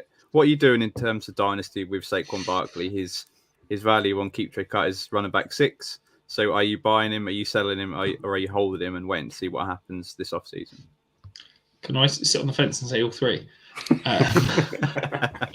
I think that if you're looking at Saquon Barkley as a 1-year rental, I think he's a good buy at that running back 6 value. I don't think you can bank on anything beyond that. I know there's been some talks that the Giants want to extend him and want to get him tied into that contract, but he's turning down $14 million a year. That's scary because I don't think he's going to get much more than that on the open market, which says to me that he's probably going to sign after this year, whether it be a 1-year prove-it deal with the Giants or somebody else. So, yeah, I don't think I can go out and invest massively in him as a long-term asset for my dynasty team. But I think from a 2023 perspective, I think he's, equally in that truly elite tier along with CMC, Bijan, Austin Eckler for 2023. So, yeah, I'm happy to go and buy him on an elite contender for probably a first, maybe a first and a second. But if I don't think I can win a title in 2023, then yeah, I'm absolutely selling. I think it's tricky with Saquon because last year we saw just unbelievably huge volume that he got, in both receiving game, and he set career highs in rush attempts per game, 10+ yard runs, rushing yards as a whole, and forced missed tackles. It was him back to his best in many ways, but it's try to project what the ceiling is for him this year and if that's going to be worth holding on to. I think the only way I can get there and see him being a buy is if you really believe that the Giants as a whole make a step up in total offensive touchdowns. Like last year, they only had 40 as a whole and 10 of them with Saquon. So I'm kind of okay with it if you're all in on this season and you're willing to throw the dice in, but it's just generally not the kind of move I make in Dynasty. I would rather go out and acquire a top-end wide receiver rather than, just piece things together at running back because it's so much easier to do. I mean, last year it was easy to acquire Ramondre Stevenson for a 3rd-round pick at this point. And, the year before you could get players like Damian Harris, and there's always those kind of guys where I would rather take speculative shots on them at running back for a cheaper price and put my high-end resources into wide receivers instead. Yeah, no, I think you've absolutely nailed it. I think with me, obviously, I've mentioned it a few times. I might be a Giants fan, but I absolutely love Saquon Barkley, and I think talent-wise, I think he's right up there as being the best in the NFL. But now we've reached that point where in fantasy, we've got to really take a step back and actually look at what Saquon Barkley is at this moment in time. And we know he's had the unlucky side of things with the injuries. And as I mentioned, I think as a talent, he's up there, but he's now on a franchise tag, hopefully when he signs his franchise tag. And what his situation looks like beyond this year is anybody's guess. So for me, in terms of where he's currently ranked on Keep Trade Cut up there as RB6, I think he's right based on talent. But for me personally, I like Tom, like you mentioned, I think when I'm spending a lot of equity on a running back, the main thing I'm targeting is that bit of reassurance in longevity. So I've always got the younger running backs at the top, and then beyond that, that's when I start thinking, well, you've mentioned guys like Josh Jacobs, what he did last year. You can get these running backs for cheap that can give you the production that what maybe Saquon Barkley can give when not quite at 100%. And you've always got that risk with Saquon Barkley that he's never going to truly hit the ceiling that I think he's potentially got. So for me, I struggle to value him too high in terms of dynasty because I just do worry that the cliff could come at any point. I feel like I could get a replacement at a far cheaper value. Yeah, I'm not going to get the ceiling of what Saquon Barkley's got, but I can get somebody that's an RB1 in fantasy for a much cheaper value. So yeah, it's a tough one with Barkley because, I absolutely love Saquon Barkley. But Ali, before we quickly move on, I know you put your rankings out recently and you've got him in that second tier of running backs, like I think a lot of people have, but Do you think he can make a push forward, even though we are getting towards maybe the latter stage of his career? Yeah, I mean, I think Tom hit the nail on the head. It depends on the offense, really, if they increase their output in touchdowns and efficiency altogether. I think he is that I've got him as that last guy in tier 2. Like, he was very close to going into tier 3, but I've just got him a shade ahead of Josh Jacobs. But he could very easily fall into that next tier. I think he's a guy that I would be looking to sell this offseason into that tier below and pick up some capital just because of the risk. But yeah, I think he's an interesting guy because I don't think the asking price is really too expensive this offseason. Obviously, it depends who you're buying from. But if you're an all-in a contender, I've seen people tout Josh Jacobs as really far too expensive. So Saquon Barkley is seen by a lot in that similar tier. And yeah, I would offer a first and a second for Barkley. I think he is attainable this offseason. But I'm mostly looking to try and sell him and just decrease the risk that I've got on him. Yeah, love it. We've obviously spoke about a couple of veterans there. So Kev, we're going to come over to you. Let's get on to some fresh meat now. Some guys that we've not really spoke about too much, and a rookie coming into the NFL. Oh, before we get on to the fresh meat, though, I just want to say on Barkley, we're in a league as a 5 together, the Hatchet Men League, and I made an all-in move last season, which it ended up being the wrong move because I got smoked by Tom in the final. But yeah, I'll be stuck with him in that league because it's full of sharps. So yeah, it'll be a try to sell but hold. I can't wait to have that trophy just sitting here. The whole Love that. But yeah, we'll quickly move on. Jalen Hyatt, rookie wide receiver. My pre-draft comp was a guy that I think we all sort of hate and love a little bit in Will Fuller. Just a deep guy, horrible reception perception. I know Hannah mentioned a green Christmas tree for Jahan Dotson. It's a red one for Hyatt with a little green star on top, I guess. But I think better real life player, boom bust. Obvious big negative is round 3 draft capital, which ties into an already risky profile. He's valued in a similar range to a fellow boom buster in a guy like Gabe Davis. So I just want to know, like, if you had Gabe Davis on your dynasty roster, would you be happy to re-roll on a Jalen Hyatt, or is he just not that good? I think this is probably getting a little too close to the Bills, but I think Gabe Davis is being severely undervalued this offseason. We know that he had an ankle injury for much of last year. We've seen players sort of like struggle through them. And I think Gabe Davis could definitely be in for a bounce back. He's somebody that I'm quite okay paying a cheap pick for at the minute. In terms of Hyatt, he's somebody I picked up in a couple of rookie drafts, and I don't mind having. I mean, he's not somebody that I imagine that I'll be looking to start anytime soon. It's very much taking that kind of wait and see approach. For me, I probably got slightly more exposure to him in best ball, where he's being drafted as the wide receiver 1 on the team, but he's going between like picks 140 and 160. So you can kind of, it's quite palatable, particularly if you've got Daniel Jones. But yeah, it's this wide receiver room, it's just not particularly inspiring. Yeah, I think for me, I said it in my rookie guide, Hyatt's one of the hardest kind of pieces of analysis I think I've had to do, in that Tennessee offense is not a real offense. It's a bit of a joke. He was incredible, but he basically got a free release every play from the slot and just ran past people. And it's like, okay, that doesn't translate to the NFL. So yeah, there's definitely some elite traits. I think he's probably one of the best trackers of the ball downfield that I've seen in the last kind of 3 or 4 years. He's got elite speed. That could absolutely be a usable fantasy option. The scary thing for me is that I want to see him as a speed slot where he can stretch the field and run down those seams.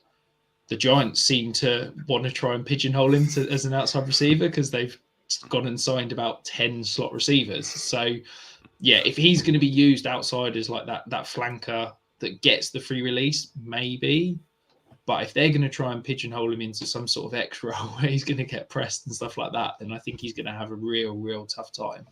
I think he's kind of an average prospect. I've picked up quite a lot of him at the back end of second, early third round in rookie drafts.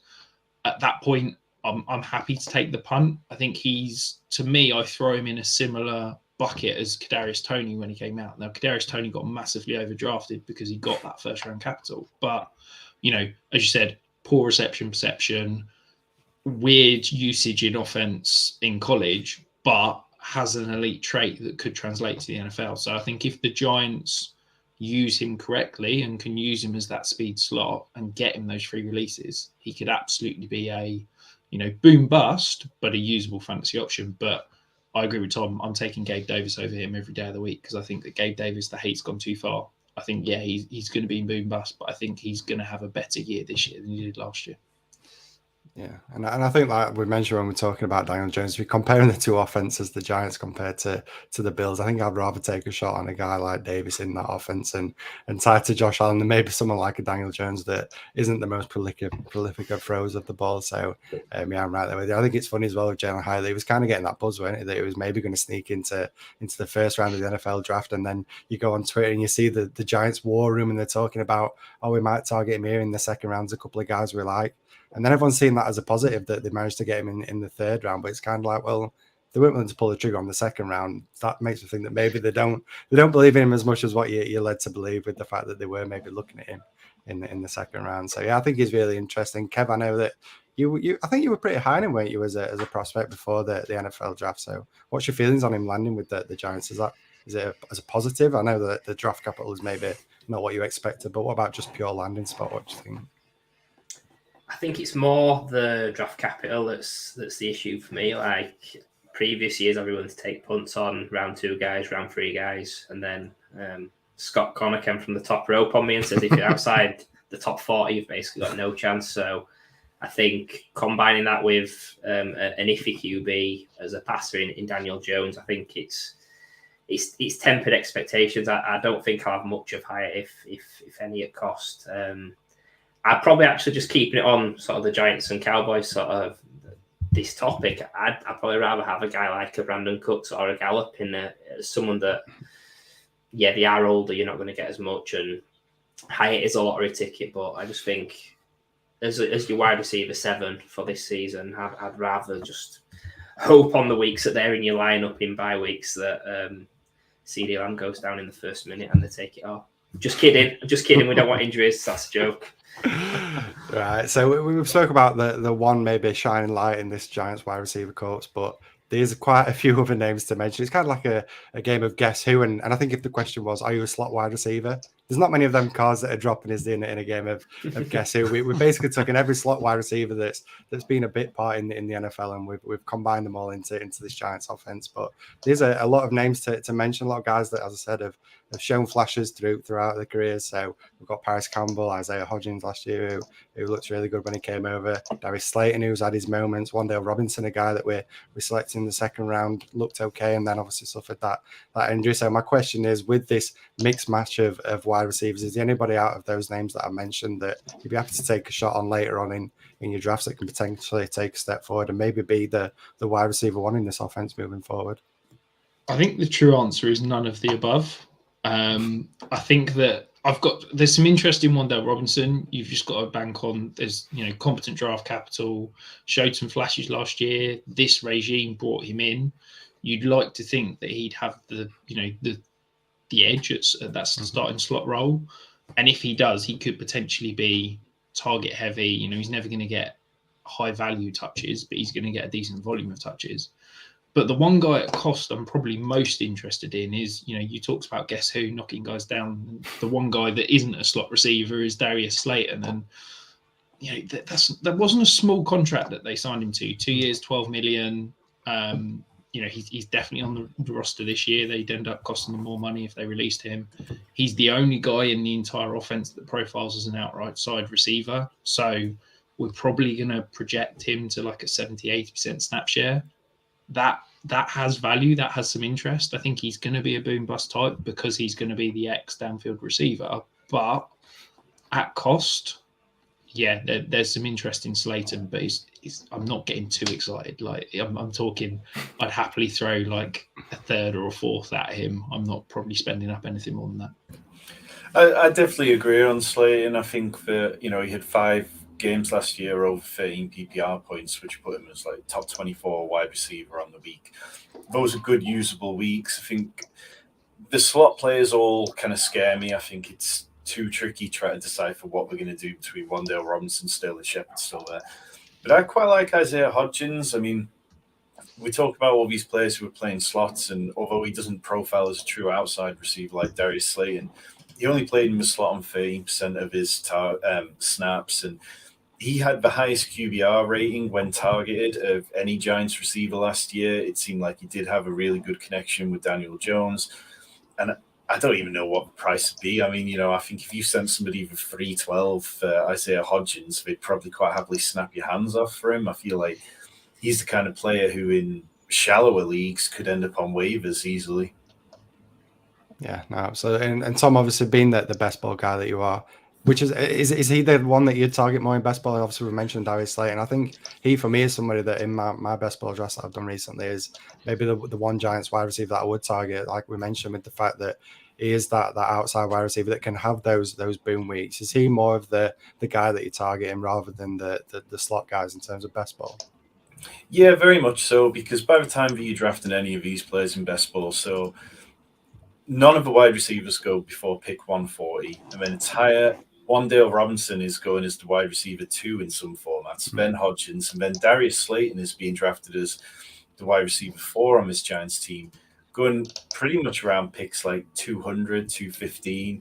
So you can really wait and use like your 18th, 19th, 20th round pick on him, which if you've picked up Daniel Jones as your QB, or if you're looking for a bit of week 17 correlation or something like that, for a player like Darius Slayton, who can give you those big boom weeks, we've seen him have those big plays where, he gets involved with designed runs or, deep shots, then yeah, I'm completely fine with that. I mean, you look back last year, and I think he had something like how many games? He had 8 games where he had over 60 yards. That's fine for a player that you're talking about paying absolutely nothing for in best ball. Yeah, absolutely. And Kev, Ali, have you got anything else to add to this? Like I say, it's a bit of a guessing game, so let's get as many heads on this as possible and see if we can pick somebody out of this bunch that could maybe do something for us in Dynasty moving forward. Well, the sad thing is Paris Campbell has been a guy that I've just loved over the years as a cheap guy that's obviously with his pace. I thought that he could be a late guy to target, but landing on this is just it's not great whatsoever. So I'm probably with them guys. And probably Isaiah Hodgins is really interesting. I thought he looked quite decent on the field last year. And then Darius Slayton, for the price and the fact that he has been re-signed, I think he's going as wide receiver 90, I think, on Keep Trade Cup. So, yeah, an interesting guy, certainly in a different position to the others. So probably target Slayton. I mean, that just leaves Wan'Dale, doesn't it, really, as the guess who winner. So I'll go for him. Now, I'm probably going to say Paris Campbell just because of that take block. But, yeah, you're absolutely right. It's a game of guess who. I think Wan'Dale, he flashed a really little bit before he got injured. He was taken by this regime as well in their first draft. So you can tell a story for any one of these 4 guys, but it's maybe not. Maybe it's a fictional story. Yeah, and with that, we might as well move on, because somehow we've managed to drag out 10 minutes of talking about guys like Paris Campbell, Hodgins. I think we should commend ourselves for being able to hold a conversation with those guys. But there's another name that's been added to this Giants roster this offseason. I think this is one of the really interesting guys to talk about, obviously at the tight end position. So, Ali, we'll go over to you. Yeah, perhaps this is the answer of guess who. It's Darren Waller, obviously joined from the Raiders in the offseason. So just a really interesting couple of questions is, can we see a resurgence from Darren Waller for you guys? Obviously, a couple of years removed from 2 really good seasons, 2019 and 2020. He was tight end 2 and tight end 3. So can he get in that region of around top 5? Are you buying or selling Waller this offseason, obviously with the little rise in value that he's seen? I absolutely believe he can be a top 5 tight end again this year. I mean, I think his value is a little tricky because it's so obvious that he needs to be the main passing weapon with the Giants right now. And generally speaking, I think he's going to cost you a bit more than most people would be willing to pay, because he is coming off that kind of down season.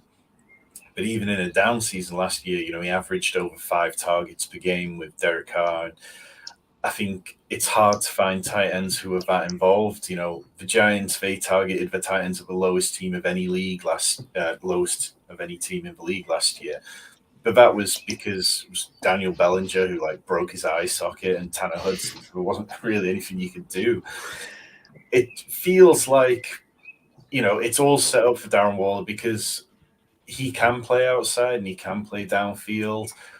I'm not too sure what the ceiling is. I think like fringe top 5 is absolutely where I'd feel like, if I was projecting it now, easily you're talking Kelsey, Andrews, Kyle Pitts, and then probably Dallas Goedert I'd put there, and then Darren Waller I'd be comfortable saying is my Titan 5 this season. But I could easily see it go off a cliff edge as well. Yeah, I struggle with Waller because I don't like young tight ends, basically, and I'm happy to go and pay for kind of older veterans. But I think with Waller, you're probably looking at 1 year at best. Now, I know that the Giants sent serious capital. They sent a top 100 pick to go and get him. But he can be released at the end of the year from his contract, and I just don't know if he's going to produce enough for them to want to pay him 13, 14, 16 million over the next 3 years. So I do wonder if it's a 1 year wonder and you're not going to get that resale value from him. So yeah, I'm a bit lower. He's kind of like my Titan 8, Titan 9 in redraft. So if you're looking for an average tight end and not having to pay up to go and get it, if you can get him for a late second, then yeah, I'd probably do that. But I don't know if you're able to go and acquire him at that cost. I think it's interesting. Tom talked about him being used more down the field. 40% of his targets in 2021 were greater than 10 yards down the field. And that's something that, quite frankly, outside of Hyatt and Slater, nobody else in this Giants offense is able to go downfield. So I think there's a role. I think there's a world that he's fantasy relevant. I don't think he's an elite tight end anymore. I can't see a world where he's going to be in that top 5 bracket. So yeah, I'm happy to go and get him as a late tight end 1 if the cost is cheap, but I'm certainly not paying up to go and go. Yeah, I think he's obviously fallen into that role anyway. He's in a situation now where we think it's all looking great for him. We've mentioned all the wide receivers that we're not really high on for fantasy. So Darren Waller's kind of the last man standing, and the fact that he can be used as a bit of a downfield threat as well as obviously being the traditional tight end means that we are going to buy into this and hopefully what it can be. But I think we've got that glimmer of hope for obviously what we saw from Bellinger last year when he was healthy. He actually looked pretty good as a rookie coming in. So I feel like having Darren Waller is obviously a step up from that. And I'm really interested to see how he develops moving forward. But obviously we do know he's a bit of an older guy in terms of the NFL. So yeah, definitely somebody that's really interesting moving into next year. So with that, we've smashed my New York Giants, ripping them to shreds. We've basically decided we like Saquon Barkley, and that's just about it really in terms of fantasy. But thank you guys for coming on. It's obviously been a pleasure. We're all huge fans of what you do over with the Fantasy Sanctuary, putting that together, and both as well as individuals and what you're doing in the space. So thank you for coming on. Anything you want to say before we let you jump off? No, thanks for having us on. Big believer in what you guys are doing today. Hopefully you'll smash that target. Check out Fantasy Sanctuary on YouTube. Hit the subscribe button over there. We've got lots of big stuff coming down the line. We've got Best Ball Draft with Pat Crane on Wednesday this week. I know Rich is just churning out content as well. Yeah, thanks for having us. Yeah, no, thank you very much for having us. Love, as I said at the beginning, love this every year, and what you guys do is fantastic. So fingers crossed you can tick up towards that target as we continue talking. But yeah, go subscribe to Sanctuary. We got Devy Week coming up in the next couple of weeks, and yeah, some interesting drafts and things. So go and subscribe, and we've got plenty of stuff coming. Yeah, huge fans. As I say, we're big followers of what you do, and what you're doing over on YouTube with the Fantasy Sanctuary is incredible. So keep up the great work, and thanks again for coming on, and we'll speak again soon. Cheers, guys. Cheers, guys. Cheers. And yeah, I'll just add to what the guy said. A huge thank you to anyone that has donated, and thank you. I think we're still at that 51%, but hopefully jumping up a little bit. I've seen a few notifications come up that we're still getting some donations in. So thank you. If you do want to donate, you've got up until the end of June to do so. So there's no real rush, but it would be great to hit that target as soon as possible. You can find that over at Fantasy Wildcard on Twitter, and you can search there for the Streamathon link and the Just Giving link as well. So thank you for supporting Mind, a charity that obviously we're really passionate about. But with that, guys, my 2-hour stint to begin the show has come to an end. It's a shame that I'm not going to be able to stay on with the guests that are coming up, because I'm a huge fan of this guest. It's been great when we've had him on in the recent years. And yeah, I'm looking forward to watching it, but letting my back stretch out a little bit, because I've been fidgeting about a little bit. The back started to go already 2 hours into a 16-hour streamathon, but yeah, it's going to be good. So I'll let you guys crack on and roll on to the next guest. Good stuff, Matt. Speak soon. Ta-da. Cheers, Matt. Yeah. The best two. The best two. Yeah, we're going to say that a few times. I feel like today. But yeah, should we roll into our number 3, Kev? Yeah, I think just let the audience know that Matt was in the lobby. Then he was giving us some unpleasantries. Just so you know, he's not all a good guy. Indeed. Yeah, we're gonna switch divisions now. We spoke about the NFC East, so we'll talk about the AFC East and 2 Super Bowl contenders coming up here. So this is going to be a really juicy hour in the Bills and the Jets. There's certainly a lot to talk about. So yeah, let's bring on the main man. It's Lewis Wood from the Fantasy Fantasies podcast and the brilliant King Fantasy Sports. All round good guy. Really decent guy in Lewis Wood. How you doing, my friend? I'm good, thank you. That's such a lovely intro. Thank you so much. I really appreciate it. It's really good to be on. I really enjoyed last year, and I was watching Tom and Rich because they're 2 of my favorite guys in the business alongside you guys, and really echo what they say. I think you guys are doing some incredible work for a charity that's really important to support. So it is an absolute delight to be on for I think the 2nd year in a row. It is. You're certainly one of the guys that we wanted to bring back. We had a fantastic hour with you last year. So yeah, you had to come back. So thanks for joining us for hour number 3 to talk about these 2 teams that, yeah, really interesting in terms of this season and for Dynasty. So Kev, over to you. We're going to start with the Buffalo Bills. And who is your first question? We're going to obviously mention start with the quarterback. Yeah, first off, great to have you back, Lewis, and it's great to see you wearing your Rams top again. It's Super Bowl champ Rams. I've intentionally positioned myself. It's the towel from the Super Bowl I had posted over from a friend in LA, and I've intentionally positioned myself directly in front of it. Last year wasn't great, so I need a little bit of a reminder of the things which came before. No, it works well with our backdrop today with the blue and the Mind charity logo, etc. So I like how we've planned that. But yeah, obviously the Rams were in a Super Bowl a couple of years back, and these 2 teams, the Bills, were going to kick off with Super Bowl contender every year. Got to start at the QB position, a guy that's an MVP contender every year. Josh Allen, top 3 in fantasy points per game for the last 3 seasons. Still see him as a consensus QB1 in Dynasty, definitely top 2 or 3. And he's still only 26 years old.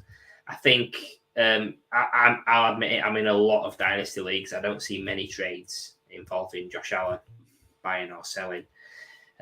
So I just want to know, is he your Dynasty QB1, and what sort of deal would you sell him for, pivot away from him to acquire something else? Yeah, so he is my Dynasty QB1, but he's my joint one. I don't really see the point in differentiating between him and Patrick Mahomes. They're both going to be studs for a long time. Obviously, Josh Allen has finished as QB1 in points per game the last few years, but Mahomes is normally points per game QB2. And I think Mahomes actually finished as the overall QB1 the last year. Yeah. What's the difference? If someone says, I'm going to give you £100 into this bank account, or I'm going to give you £100 cash, you can go, maybe I'm going to hairdressers later, so maybe the cash would be. It doesn't really matter. You're getting the same thing. So I'm happy with either. And in the same way that if I ever find myself 101 in a startup, which I never do, because I've never drafted from higher than the 9, and it's ridiculous. Wow. I normally, Wow. yeah, I know. I normally look to trade back a spot and see if someone desperately wants one of the 2. So they're joint first. I don't really see why there would be a point in differentiating, because it's going to be such a tiny difference either way. In terms of what I would sell him for, Allen is in that tier of player that if you're buying, I don't think you can overpay. And it's basically Allen, Mahomes, potentially Hurts, it's a different debate, and then Jefferson and Chase that I think you can pay as much as you want. and you're never going to regret it when you spend 3 years without a first, because you're going to look during the draft, you're going to look and go, well, my first this year is Josh Allen. So I'm pretty happy with that.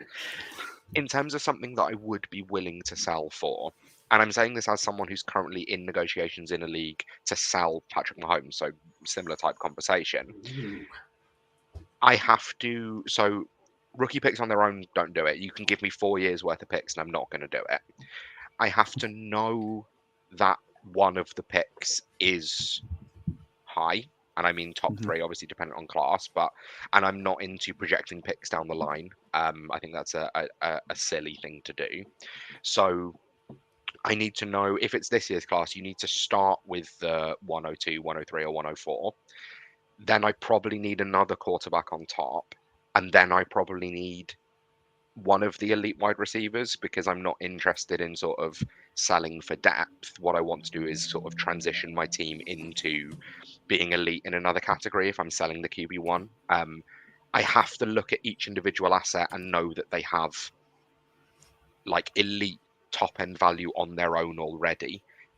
So you're not going to sell for something which is like 2 firsts, Kadarius Toney. I don't want your 101 in 2026, Tom, unless it's the team that you and Rich did the YouTube video on, in which case maybe I do, because I think that's still going to be the 101 for a good few years now.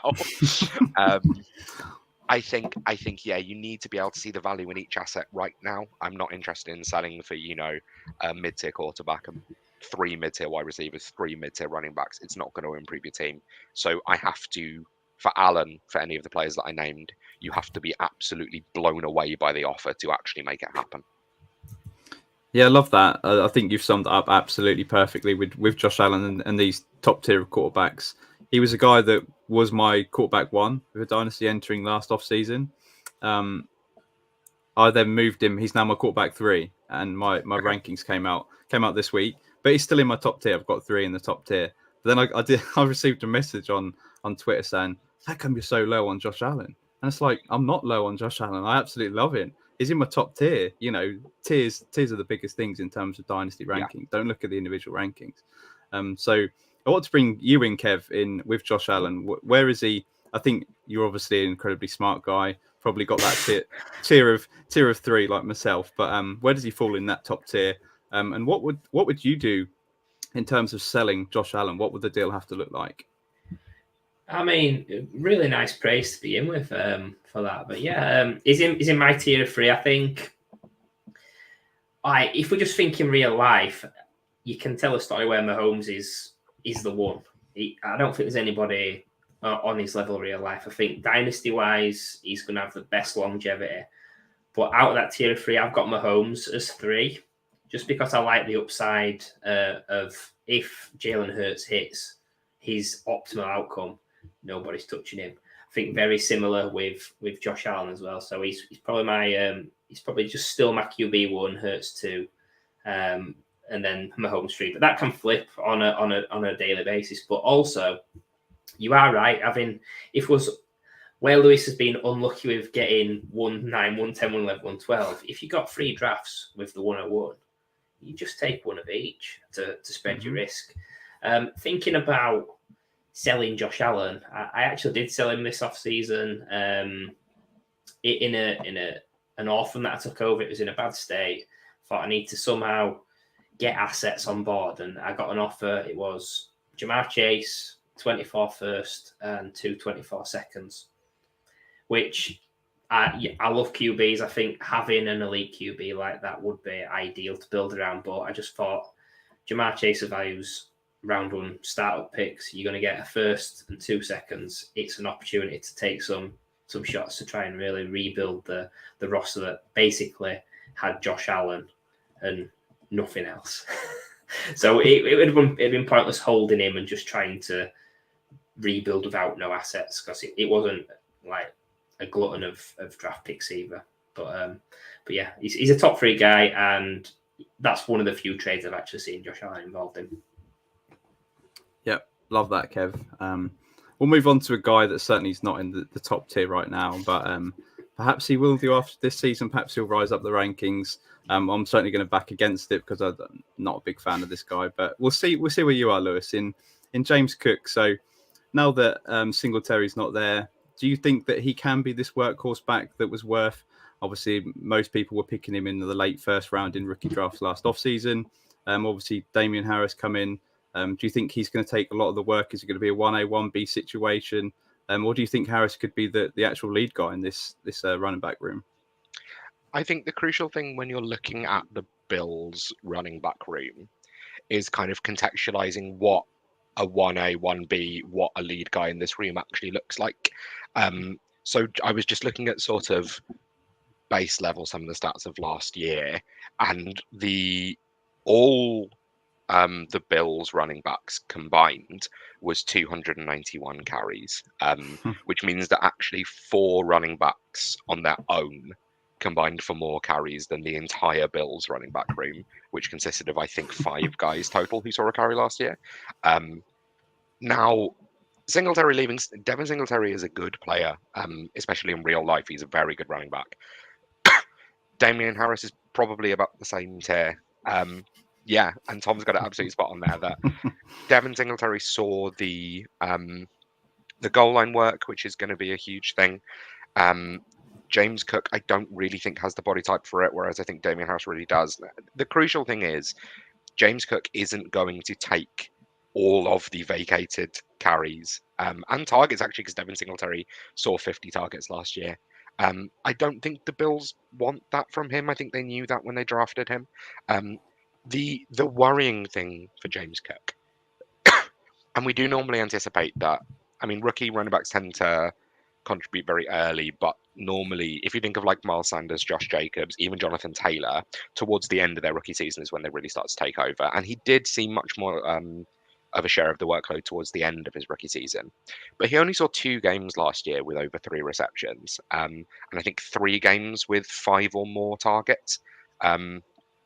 Which, if you're looking for him, okay, he's not going to get the between the tackles work. He wasn't really supposed to be that kind of back. He was very efficient on the work that he saw, but he's not going to see the goal line work. So what do we want? We want him to be a PPR option. Well, when you have Josh Allen, and this is something that we've spoken, you guys have spoken about a lot, about rushing quarterbacks, we sort of know the check down doesn't really happen because he will take off. So it has to be a scripted play for them to target him. And I don't think we've seen enough from him so far to know that he's going to be factored in the offense that intentionally for that work. Now, with this in mind, I am okay with him as an RB3 type because I think he'll have a relatively safe-ish floor, and there is the potential for him to take over this backfield. It is unlikely, but we've been spending like the last 3 years since Josh Allen's explosion talking about the Bills' backfield being really valuable. And, we hope that Bijan went there. We hope that Breece Hall might go there. We were hoping that Saquon was going to get traded there last year. They're telling us that they don't value the position and that they don't want to give someone a huge amount of work. They're going to split carries between the two.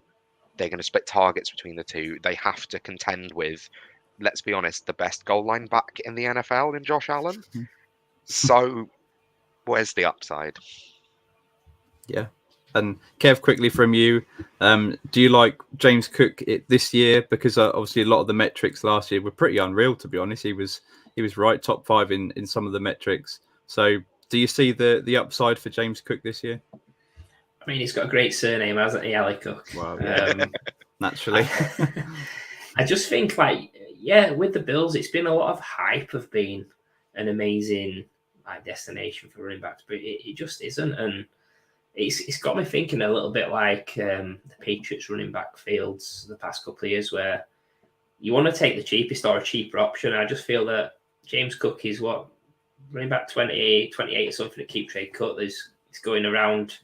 It's going just a little bit later than Devon A-Chain, for example, who I love. And I think if I could pay a little bit on top of A-Chain, on top of Cook to get A-Chain, I'd be doing that all day. I think this backfield, Damian Harris is the one I'd be punting for. I think he can have an 8 to 10 touchdown season. He's actually been pretty decent for the Patriots, sort of as a runner. But it's just understanding that there's not going to be a ceiling there for Harris. But I think Cook's not someone. I don't actually think I roster him in one single dynasty league, which you've got to be pretty bad to not be on at least least one just in case. Just in case. Yeah, I think I'm happy just to be wrong on James Cook. If he takes a leap this year, takes over that backfield, I'll hold my hands up and say that I was wrong on him. But yeah, he's certainly a sell at his current price. We'll go back to the wide receiver position now, and we'll talk about an absolute stud that we've got no question marks on. Kev. Yeah, we're talking about that guy, Stephon Diggs, famous for screaming into the camera, "I'm him," sort of thing. But age 30 season, he's getting up there, but he's been extremely solid and productive in Buffalo, top 9 every year he's been there. Just a guy that is going to age well with the fact that his body type, it's not someone that relies specifically on speed. He's someone that's probably got another at least 2 to 3 years at I would say, wide receiver 1 output season to season. So I can see you in your Rams top, Lewis. I'm going to play on the heartstrings a little bit here and talk about a guy going in a similar range, Cooper Kupp, who he had the best wide receiver 1 season of all time in 2021. And then last year, people forget he was the wide receiver 1 in fantasy points per game. He was on an amazing pace. His metrics behind all that were fantastic, still unbelievably dominant. We've seen him come back to his peak off the back of bad injuries previously as well. So a guy that probably is undervalued in Cooper Kupp, but it's just whether he can again come back from another injury in his 30s now. So simple question: would you be taking Stephon Diggs, or would you be taking the man that wears the uniform you're wearing, Cooper Kupp? I was wondering when I saw this in the show deck whether this was a question that was put in before or after you decided I was going to be on this one. Whether this was a specific Lewis question. This is a tough one, really, and this kind of comes back to a similar point to what I was saying about Josh Allen and Patrick Mahomes earlier, and also what you were saying, Ali, in terms of tier-based drafting. I have Kupp, Diggs, Tyreek, and Adams in a tier of 4. And when I go through my rankings, I think one of the most common things I do is find a reason to move them around within that tier. But I'm pretty happy with any of them. For me, it is Cooper Kupp. But I think we have to understand that Matthew Stafford probably only has a maximum of 2 years left in the NFL. I wouldn't be surprised if next year we start to see a fall off, especially because Stafford, when we talk about physical tools, a lot of what we tend to talk about is speed, but with Stafford, it's the arm, the huge arm. And that is going to start to go. We started to see a little bit of it last year. So we have to understand with Kupp that he might be playing with Stetson Bennett, Caleb Williams, after next season. That was a very wishful thinking with Caleb Williams. And Kupp's massive ascension, although he was wide receiver 4 in I think 2018 or 2019, has been with Matt Stafford when he's being hyper targeted. But for next season, Kupp is so undervalued. And I know it's a dynasty lens that we're looking through, but Cooper Kupp is going to win people championships again next year, like he did last year for getting people later on into the season, and like he absolutely did the year before. Diggs is in that tier as well. Diggs should be going in the late first in redraft. And I can completely understand if people look at the two of them while they're on the clock and they go, okay, I know that Diggs is tied to Josh Allen for the rest of his career, unless he has another meltdown and decides to get traded. Whereas Kupp, I'm a bit uncertain of what it's going to be after this season or even in the next season. So I'm going to go with Diggs over Kupp. The thing for me is that I'm happy with any of the 4 in that tier, Tyreek and Adams, like I mentioned as well. But partly it's because I've seen the upside of Cooper Kupp having not just, an elite season, but the elite season, the best season we've ever seen from a wide receiver. And partly is because it's nice to root for your favourite players on your dynasty team, isn't it? Yes. Completely agree. And you're a smart guy, Lewis, because I've got them in the tier of 4 as well. Exactly the same players. So we see eye to eye there. In terms of the 2, I think I'll just take Cooper Kupp, not because you're on the show, Lewis, but because I just think he's still got the ability to break fantasy like he did. I think he's still going to be hyper targeted. I think the offense could take a step back. But again, Cooper Kupp's going to be the main guy. He always seems to get open. He's not the guy downfield who Matt Stafford's having to look for. He's the guy working in the slot. Is just hyper targeting. I think he's such a safe prospect. And in terms of trying to sell these guys, if you have Cup this year or if you have Diggs this year, I think it's still going to be a tough proposition for. They're going to be over 30 years old next year, next off season. So it's going to be tough to sell either of these. So I'll just take the guy that I know can break fantasy and be top 3 easily this season. Yeah, I think I'm actually going to be on Cup, just for 2 reasons, actually. The first one is I've got more Diggs than Cup. I think I might have like 1 or 2 Cups and maybe 5 or 6 Diggs. So naturally, I'm just going to take it that way and sort of reduce the risk of having too much Diggs, not enough Cup.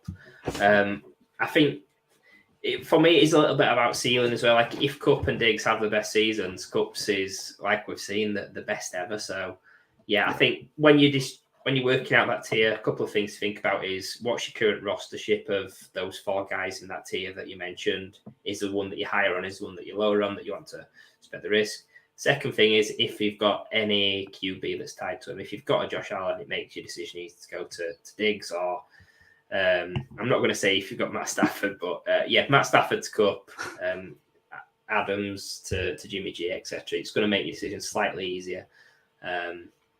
But yeah, I think as it stands today, Cup for me. If it was my one roster, if it was my first dynasty league, I'd probably just take Cup ever so slightly. Exactly. That's because we like to win. And we'll move on to another wide receiver and a guy that also breaks fantasy, but only tends to does it 1 week of the year. So in Gabe Davis, a guy that will annually score 3 touchdowns in a single game and be the wide receiver 1 on that week, but then tends to disappear. So he's actually now ranked wide receiver 52 on Keep Trade Cut. So I think finally it's a sensible ranking for Gabe Davis. So Lewis, at that price, are you interested at wide receiver 52? Obviously, the Bills added Dalton Kincaid in the first round this year, but Davis still projects to be firmly the wide receiver 2 on that roster. Yeah. So I am interested at that price, and Gabe Davis has suffered from the same thing that Cam Akers did and Sony Michel before him, which is the playoff performance where you go absolutely mad and everyone gets very excited, and then we get into the regular season and you're genuinely terrible. I think you can sum up Gabe Davis's year just by looking at the difference in his performance in standard leagues and PPR last season. So last year, and this is overall, not points per game. Points per game, he does suffer a little bit. In standard leagues, which I don't think anyone plays in anymore, but you can still find the scoring for them. He was wide receiver 24, whereas in PPR he was wide receiver 36, and that I think tells you everything you need to know about kind of a boom or bust player who caught more than 5 passes once all season, but we know is occasionally going to explode with those mad games. I think he did. I think it was there was a 30-point game somewhere in the last season with 2 touchdowns that we all, the Gabe Davis truthers who do exist out there, especially last off season. Pittsburgh, yeah. When they went, this is it for him. He's going to catch 5 from here on in, and he's not going to. He's a really good deep threat. He's a good wide receiver. You're gonna get value for him on wide receiver 50 plus value. If you're playing in a best ball league and you want to stack him with Josh Allen, then absolutely. The problem is with any of these kind of deep threat type wide receivers that are going to explode every now and then, you just don't know when you can play them. I remember last season getting beaten in a really crucial game because someone had McCole Hardman when he scored 2 touchdowns. And why it shows the state of the other bloke's team that he was playing McCole Hardman and not in a best ball league, in a regular league. But you just don't know when you can put these guys in your lineup. Sometimes it's going to pay off and sometimes they're going to have 3 points for the week. So yes, I am interested at that price, but I still don't think I don't roster him at all. And I think I'll probably continue to not unless it's in a best ball league.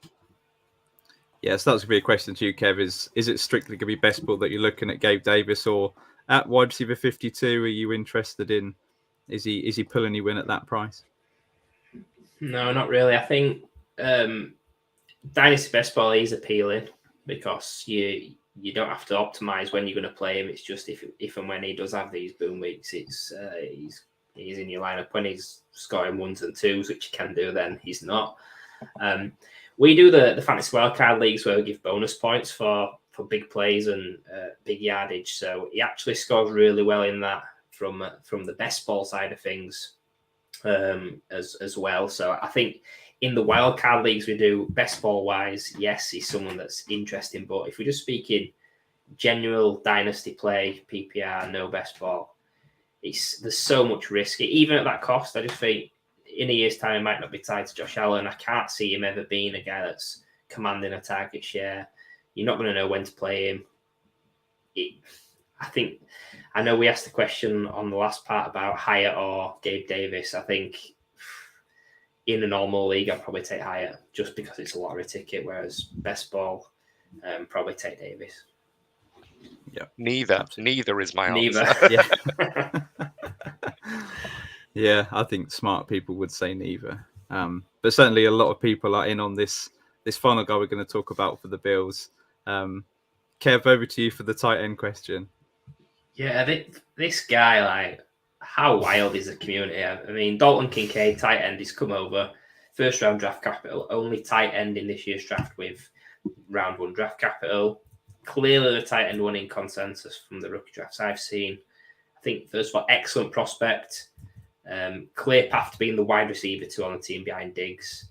Already tight end 5 at Keep Draycote, which is mental, being honest. I mean, Kyle Pitts we put up there because he was a truly generational prospect. Kincaid's nowhere near that, and being tight end 5 already is pretty crazy. I think it's just unbelievable, really, because beforehand it was a him or Mayer sort of question. The draft capital's not massively different, maybe 10, 15 picks from whoever was the first guy at Laporta, then Mayer, etc. So yeah, seeing him tight end 5 is a bit wild. I just think that if you took Kincaid in your rookie draft and you needed some production year 1, let's say he was the 110, for example, and you've got a team that was the 3rd best team in your league and you just need that little bit extra tight end, what would be a sensible trade-off? You took Kincaid in your rookie draft. You're looking to trade off to a tight end. Would you potentially add something to Kincaid to go up and get one of the big dogs? Or would you maybe go a little bit lower down, take someone that's going to be better this year and get extra on top? What's the move with Kincaid? Or can he be an absolute outlier, unicorn, made-up story in year 1? So I think the crucial thing when thinking about Kincaid, and I'm a big proponent of making sure that your rookie rankings are in place before the draft, and then you can do minor adjustments based off landing spot. And obviously this is a fantastic landing spot. That's what's made this happen. But I think this is a clear example of people seeing the landing spot and the talent. He's fantastically talented. He's not a Kyle Pitts level prospect, but it's a case of people seeing the landing spot and going, oh, this is the next big thing. There you go. Rocket him up the board. And we do this with players all the time. And I'm not going to put him in the same tier as like a CH because he is a better prospect. And he was my tight end 1 before the draft. But what I'm doing in that situation, I don't like keep trade cut. I think it's way too reactive. But what I do like using it for is finding out the players in my leagues who use it and building trades based off knowing that I can show them something that's going to show their side as winning. So if I have someone in my league that has Dallas Goedert or George Kittle who are ranked under him, and they are my, I don't know, just look at my ranking. Yeah, my tight end 4 and 5. So mine, again, tiered in the same way. Kelsey and Andrews, Pitts, Kittle, Goddard, Hockenson, and then Kincaid and Mayer directly underneath. If I have someone in my league that uses KTC and owns one of those players, I am going to go to them and offer Kincaid for them plus a 2 next year. Like, I don't really care what the difference is because for me, George Kittle I can slightly understand because he's an older player and he is inconsistent. He's sort of he will absolutely go mad sometimes, but a lot of the time he will not. Dallas Goedert, if you can get Dallas Goedert plus for Dalton Kincaid, I'm doing that every day of the week. Yeah, 100%. I've actually just seen Dalton Kincaid go one of my leagues at the 108, and that was this morning, which was wow. tight end premium or It's a 0.5, so it's a tiny one, but it's still a bit juicy for me. He kind of reminds me of the guy that was going at 110 last year in Sky Moore, who we all put, because of the landing spot at the Kansas City Chiefs, we all put him up draft boards higher than he should have gone. And we obviously got really slow output from Sky Moore last year. So I obviously really love Dalton Kincaid. I don't like where his value's going right now, but I have managed to get him in a couple of spots. So, but no earlier than the 110. I think the 110 is very much the peak of where you should be drafting him, not before these 4 wide receivers that went round 1. But yeah, Kincaid, I think the ceiling is there. I think top 5 is a ceiling for Kincaid. I think he can get there eventually, but where he's been drafted right now is his ceiling. So you're both right, and the move to make is to trade off him, especially if you're going to get Goddard almost straight up in terms of value. That's going to be the move to make for me. I wouldn't be surprised if he is, once Kelsey retires, which, or once Kelsey's probably dropped off, which is probably the same thing, to be fair, in 3-4 years, if he's then the next consensus tight end 1. The thing for me is, I'm not looking to buy a tight end as an investment for the future now and pay the price as if it's baked in that they're already going to get there, because there's a world in which he doesn't. It would be more likely that he doesn't contribute for like 3 years. That's how tight ends tend to work. Yeah, it could be that. Yeah, it could be that he has like an average rookie season, and you pay the same cost now next year. Yeah, or he has a great rookie season, and you pay a slight premium, which is a better move. Considering he was the generational prospect, look what you can go and get Kyle Pitts for now, because he's not blown people away the first 2 years. That's what Kincaid is likely going to do. Yep. Very much like a Trey McBride from last season, a guy that we thought could contribute year 1, hasn't contributed much at all, but we know the talent is there, the draft capital, the situation is there for him, and you can acquire him so much cheaper now than you could this time last season. So I think we've spoken about the Bills enough now. We'll move on to the Jets, a team that's certainly in the media right now for their situation and their aspirations this year. So we'll talk about the quarterback situation, and we have to start with Aaron Rodgers, the guy that loves to make the headlines. So just, Lewis, I want to ask you what your assessment is on Rodgers now that the trade has finally happened. We can stop talking about it all the time. And just how much exposure you've got to Rodgers in Dynasty, and also how long do you see him being there as a New York Jet, because he's 39 years old right now. Do you see him being there longer term, say 2-3 years, or do you think it's going to be a 1 year? Perhaps if they fail this year, he's just going to ride into the sunset. I think he'll be there for a good couple of seasons. Although I think you're right that I think there's a world in which if this year doesn't go amazingly, which, considering his first tactic, having spent ages trying to get away from the Packers wide receivers, has been to bring all of them with him. I wouldn't be surprised if it doesn't fit, just because I think he clearly has so many demands of who he is as a player. And I mean, look, he's potentially the greatest quarterback of all time. Of course, you're going to be demanding, but going into a new system, I wouldn't be surprised if it doesn't work out immediately. And I wouldn't then be surprised if he just rides off into the sunset to go live in his dark room for the rest of his days. I actually have zero exposure to Aaron Rodgers, and I think that's probably a bad thing. But what that has been the exposure that I have had over the last few seasons, trying to get out of just in case, because I didn't want to be holding the bag when he retired, knowing that he probably could have this off season, and not really being willing. He's one of those players that has never been discounted, even though we thought there was a chance of retirement, because if you had him, you weren't going to sell him cheap. Similarly to Tom Brady, to be fair, for the last few years, the best time to buy Tom Brady was when he did retire last offseason, because we all knew it probably wasn't sticking. So I've not really been willing to buy him at the cost that people have been asking. If that's a first of some kind, I do struggle with it, and I think it's the right price. Like I don't think people are overcharging for him, but I do have zero exposure to him. I think he is a solid QB1 this year. I think the QB landscape is quite interesting in that there's like 7 or 8 guys firmly at the top, and then the rest of the QB1 landscape, I think, will be quite interesting. So I think he's a low-end QB1. Depends on how quickly he clicks with the weapons. He didn't. I mean, he was, was QB6 a couple of years ago and QB2 the year before that in his back-to-back MVP campaign. So clearly the upside is still there, and we haven't really seen him fall off. It was obviously a bad year last year, but he didn't really have much around him. So I'd be quite happy to buy him if I felt I was just throwing the money away. Like it, when people talk about like not investing more than you can afford to just lose entirely. If I was investing something that I'm like, do you know what, I'm happy to just like if I get nothing out of it and I'm spending 2 seconds, not bothered. Doesn't bother me at all. So I would be willing to do it for that. I think I'm going to struggle to buy many shares this year, even though I think he'll probably be a really solid asset for the season ahead. Yeah, I absolutely love that assessment. I'm pretty much on board with exactly what you said. Kev, whereabouts are you with Aaron Rodgers? See, Lewis mentioned it there, back-to-back MVP a couple of years ago. Moving to the Jets, who have got a pretty high-powered offense. Took a few of his mates with him. So, I mean, shouldn't take him too long to get up to speed. Are you in on Rodgers this year, or is he a guy that you're just desperately trying to sell on the back of that hype? Oh, he's such a drama queen, isn't he? He loves the attention.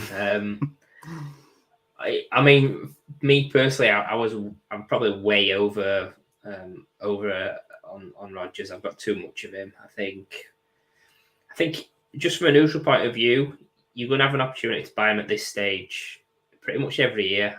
I think you are playing it year to year because it could walk away at any point. A little bit like you mentioned with Brady. Is this going to be his last year? Is this going to be his last year? We'll see how the Jets go. If they're contenders, it's going to be a year-to-year basis. So, yeah, what is his ceiling now? It was QB1 for pretty much his whole career. I struggle to see that with how it's moved to the Konami code and lots of these great passes that are coming in. Yeah, you can tell a story that it's appealing if you've got Garrett Wilson for the stack. But he's probably roundabout where you'd expect. I think a mid QB2 season is what you're hoping for. Paying for him as a QB2, QB3 in Dynasty, which is fair. I think he's actually not a bad combination with someone like a Bryce Young or a risky QB2, such as maybe a Kyler Murray, or if you're shooting for the moon, a Trey Lance. If Rodgers is your third QB in that situation, you're happy. I think if he's your QB2 in any situation, you're in a little bit of trouble in that league. Yeah, I think pairing him with a rookie is really smart to sort of, you're going to get solid QB2 production from Rodgers. So giving yourself time for like Bryce Young or CJ Stroud to develop, I think is a smart strategy if you do roster him. Yeah, completely agree. We'll move on to a guy that Kev's got a lot of, to a guy that Kev absolutely loves at the running back position. Over to you, Kev. Oh, God, yeah. Brees Hall, I mean, his highlights in college were amazing. Took my breath away. Solid start to his career as well. He had a floor of 10 fantasy points per game. Top 15 running back in 5 of the first 6 weeks before injury.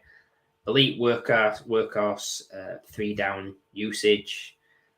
We see a lot of the rookie running backs that do tend to hit a little bit later on in the year, like you mentioned a little bit earlier, Lewis. So for him to come out and do that on the Jets was really impressive. I think, obviously, major injury, but despite that, he's kept his value at keep trade cut. He's running back 2. He's not gone down in the rankings at all.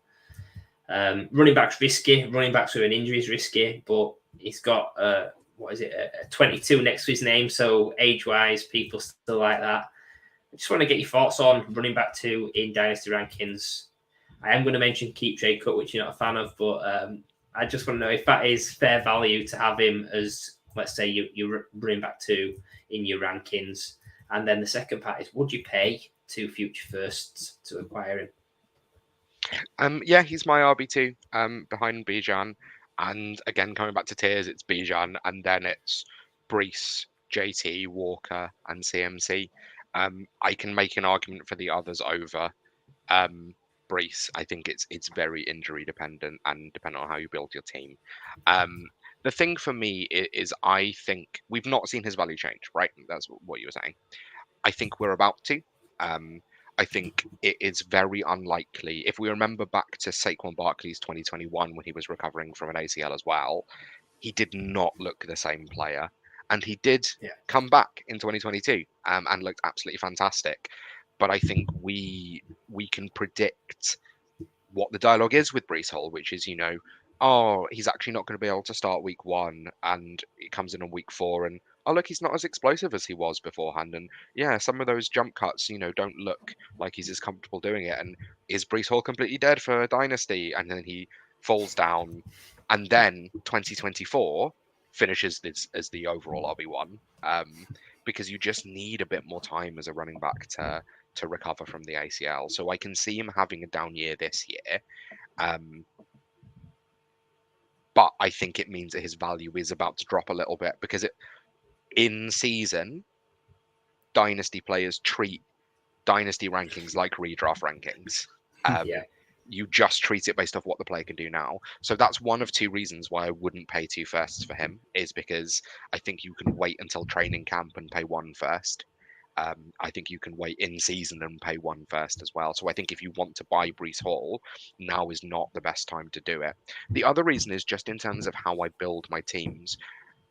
I think Bijan is the only running back I'd be willing to spend 2 firsts on, and even then I'm not 100% sure.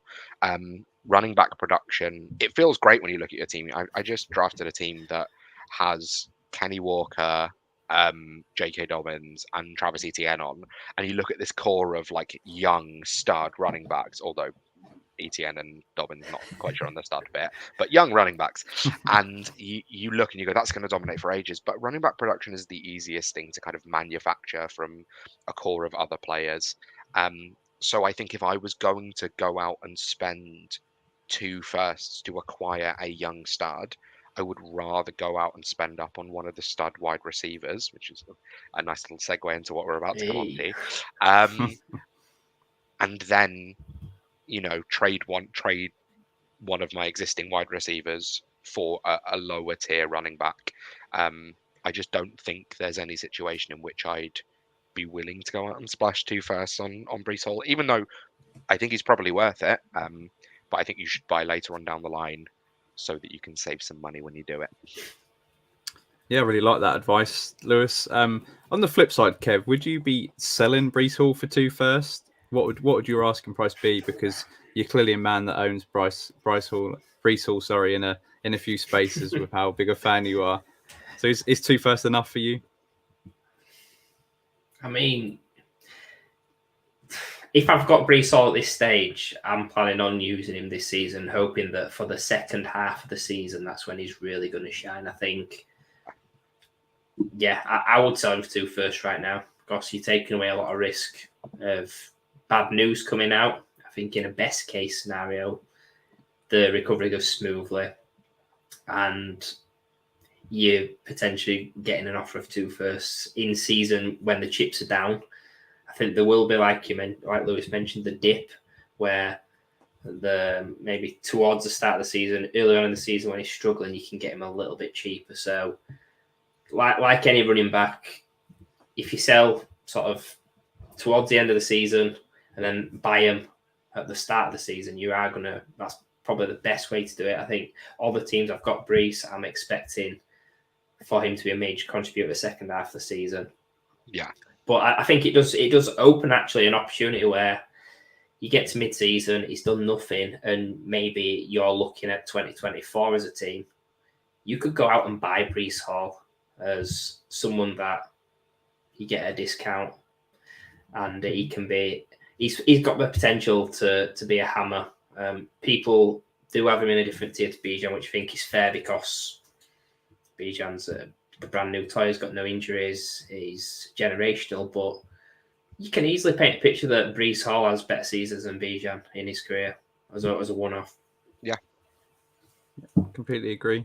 We'll move on to the wide receiver position, as you alluded to there, Lewis, and another guy that's going to be worth multiple future firsts right now in Garrett Wilson, the guy that the Dynasty community absolutely loves. So headed into year 2 with Aaron Rodgers now at quarterback, finishes as wide receiver 21 in 2022. Just a couple of questions. How far do you think he can go in 2023 with Aaron Rodgers? And then in terms of Dynasty, he's ranked as wide receiver 4 on Keep Trade Cut, which is ahead of the likes of AJ Brown and Jalen Waddle, which for me is a bit too high for me, but there is in the same tier on Keep Trade Cut. Is that about fair for you? Do you have him in that same tier as those two guys? Yeah, I know, absolutely. So I think there's no real limit to his ceiling. Next year, we've seen absolute elite play in his rookie season. He was Offensive Rookie of the Year, and he was playing with absolutely nothing at quarterback. So going from, I mean, it depends on what Aaron Rodgers is right now, but that's the conversation we've just been having. But going from Zach Wilson, Mike White, Joe Flacco to a multiple-time MVP is going to be a huge improvement. So, I think his ceiling is wide receiver 1 overall. That absolutely, it's not just ceiling, it kind of well within range of outcomes. It probably depends on a Justin Jefferson injury. But aside from that, I think he definitely has that upside. It's one thing I like to do before the season is go through each position and think, who do I think has the potential to finish as top overall in this position? And Garrett Wilson 100% will be able to. He's kind of unbuyable in Dynasty because even pre-Aaron Rodgers, it was baked into his price that he was about to get Aaron Rodgers. So you couldn't even buy him for cheap then. You had to buy him in season. I very, very quickly will tell a story of a trade that I'm very happy about. That a couple of seasons ago, maybe 3 seasons ago, I sold Zeke for a 2022 first and the 2023 first. And those picks turned into Garrett Wilson and Bijan Robinson. Oh God. Buy firsts further out than you think, because it could end up being the 101. I have him, so I have Jefferson and Chase as my top tier. I actually have him at wide receiver 5, but again, it's kind of negligible. It's AJ Brown, then CeeDee Lamb, then him, Jalen Waddle afterwards, and then the next tier starts. So I think that's the same thing that, like we're talking about with the tier with the older wide receivers, like we're talking about with the tight ends, even with the tier-based rankings has been a big part of our show today, with the QBs as well. I think I can see the argument either way. It depends on whether you're going off the fact that whether you want someone that's already done it or whether you want someone that you could project to do it. I have a very small worry that Aaron Rodgers is just going to target Alan Lazard and Randall Cobb 100 times each next season, because I do, again, very tiny percentage chance. I think that is within the range of outcomes that he doesn't trust Garrett Wilson with his weird hand signal things that he likes, and therefore just throws to Randall Cobb instead. But I think I can see the argument why you'd have him as high as wide receiver 3 in your dynasty rankings. And similarly to you, Kev, is he up there with you in terms of these guys, AJ Brown, Jalen Waddle? I even saw him ahead of CeeDee Lamb in terms of value on Keep Trade Cut a couple of weeks ago, which I think is going a bit too far, but I can certainly see the ceiling for this year. So is he in that same tier for you? Whereabouts do you have him in your rankings? Yeah, I think first of all, I have seen him wide receiver 3, I've seen him wide receiver 4, and I think that is probably fair because look at who was throwing in passes last season. Zach Wilson, Mike White, etc. I think, just remembering his metrics, his catchable ball percentage was like wide receiver 3 million. Just such bad talent around him. So you'd think with Rodgers being still a really, really competent passer, that he's gonna have monster seasons. We know Rodgers can still get that out of like a guy like Devontae Adams the past few years before last season. Really, really efficient throws to guys like Christian Watson as well. So, yeah, you can tell a story where he is above Brown and Waddle, and I think it is probably fair because Garrett Wilson's, he's the one. Brown and Waddle, they are absolutely fantastic prospects. They are great 1Bs or 1A. You could, I'm not calling AJ Brown a 1B, sorry, but he's got another guy in that offense that's brilliant. That they're both in often got someone else in their team that's in the top 12. So I've got no problem with Wilson as wide receiver 4. I do think having him over CD Lamb is a little bit too much. It's probably because he's a little bit younger. Let's be honest, people are ageist, but yeah, Garrett Wilson, I think his value's already spiked. They've already decided that Rodgers coming in, he's going to be a mega player. But just thinking the big picture of wide receiver in Dynasty, I don't have a lot of guys like Wilson, Lamb, etc. because they're at the top of that tier. I think that aim a little bit lower in the tier, you don't have to pay the same price, even though technically it's the same tier. You don't have to pay that. I think trying to buy Garrett Wilson now or trying to buy CD Lamb now, you've got absolutely no chance. You're better off going with someone like a Devontae Smith or even a Waddle. He can sometimes get a decent price just because of the other guys in the offense. No one's scared of Alan Lazard, are they? That's going to be my follow-up question, because I mean the next two guys I don't think we're going to spend too much time talking about. So in terms of Garrett Wilson, how far away is he for you two from two of the top rookies from last year, Drake London and Chris Olave? So what would you take to trade down from a Garrett Wilson to a Chris Olave or a Drake London? So for me, and I've just got my rankings up in front of me. Drake London, I'm actually lower on. So he's my wide receiver 19. Olave is wide receiver 9.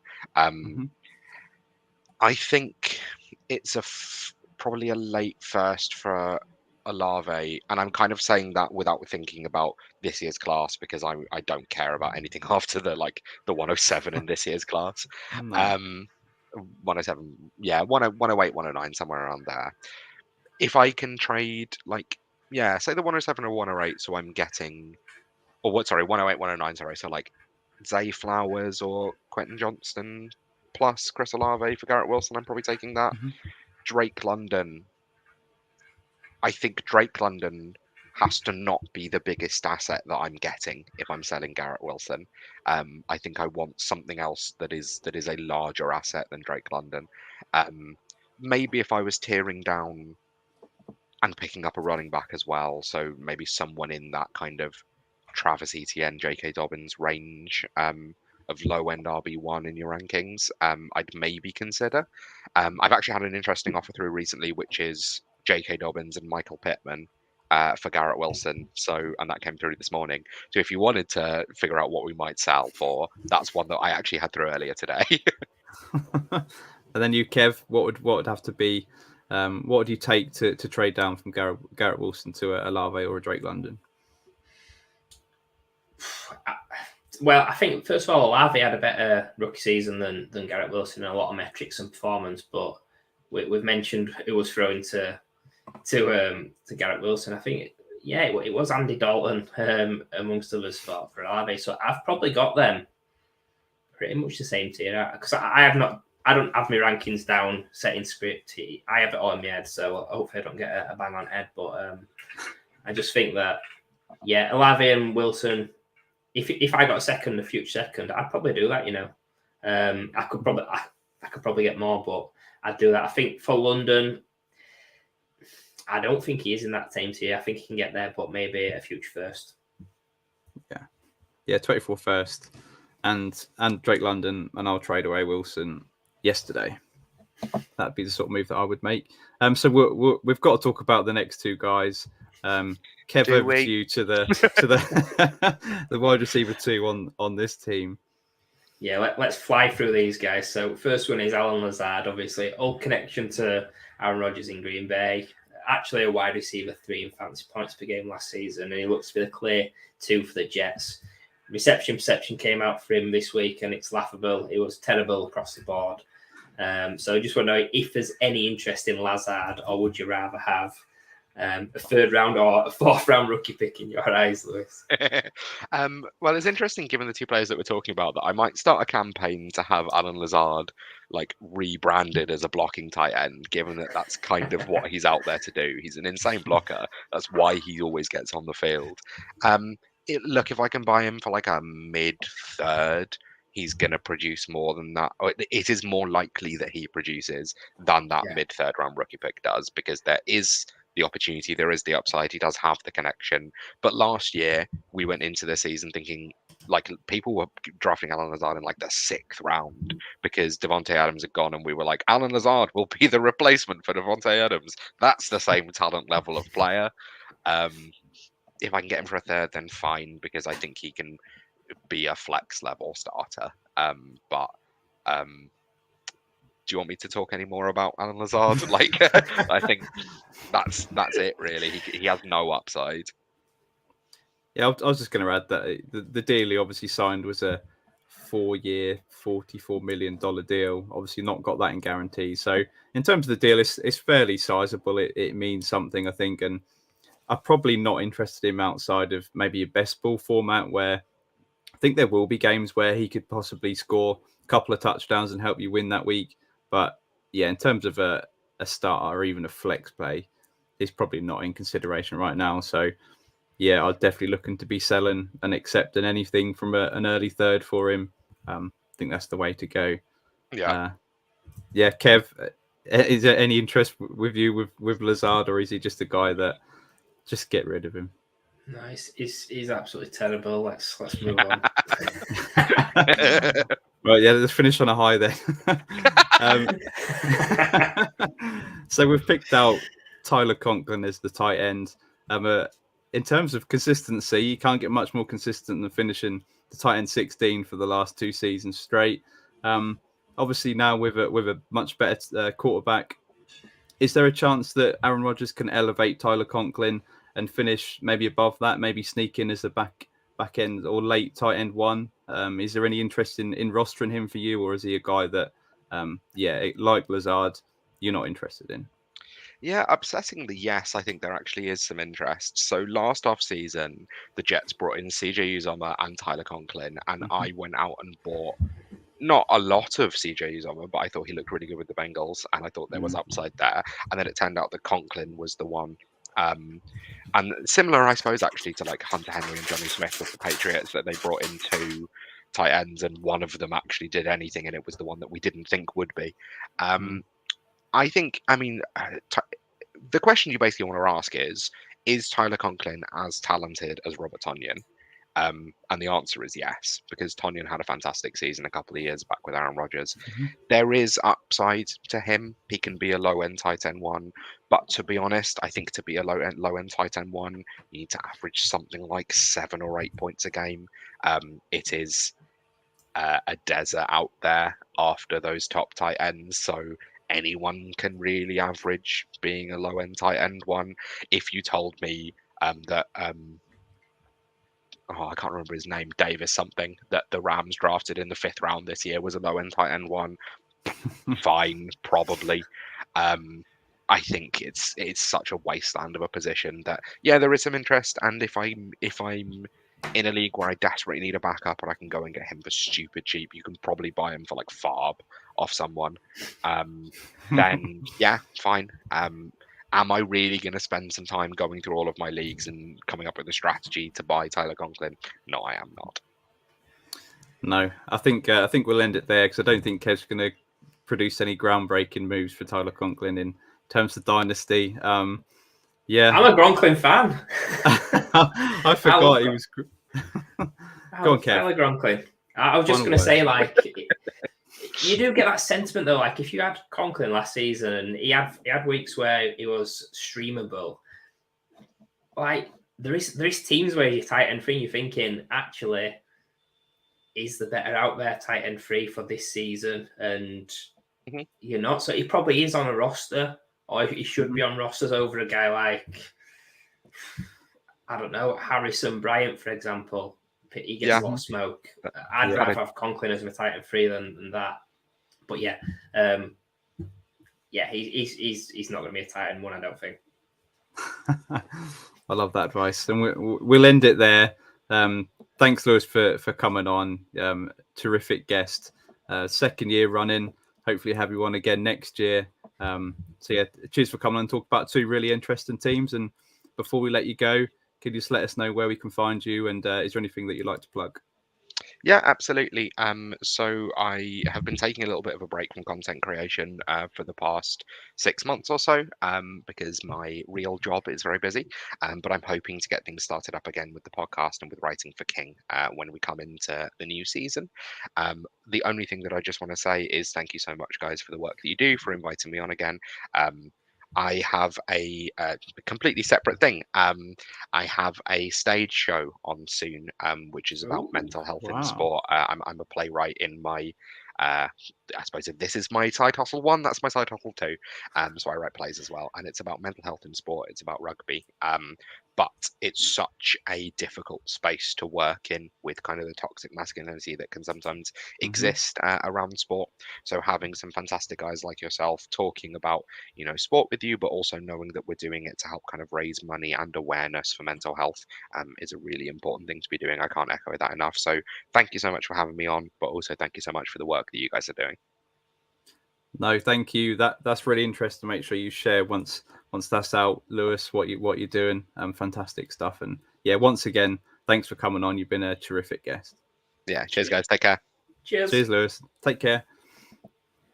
Yeah, with that, I'll be jumping off. But before that, just want to say a huge thank you for all the donations we've received so far. You can still donate right up until the end of June, so you don't have to do it today. The link will be open. Just go and check out the link on our pinned tweet at Fantasy Wildcard on Twitter, or search for Fantasy Wildcard Charity Streamathon 2023 on the Just Giving website. So yeah, thank you again for supporting Mind, a charity that's close to all of our hearts. So yeah, with that, Matt's back and nicely refreshed. Yeah, all full up now. Just had a little bit of dinner while you two were talking to Lewis. So yeah, I'm ready to go, ready to kick things off again. Awesome. Well, with that, have a good show, and I'll see you boys in an hour. See you soon. See you soon. All right, the best two. That's the. Is that going to be a running joke? Is that going to be a running joke? Yeah, best two are here for.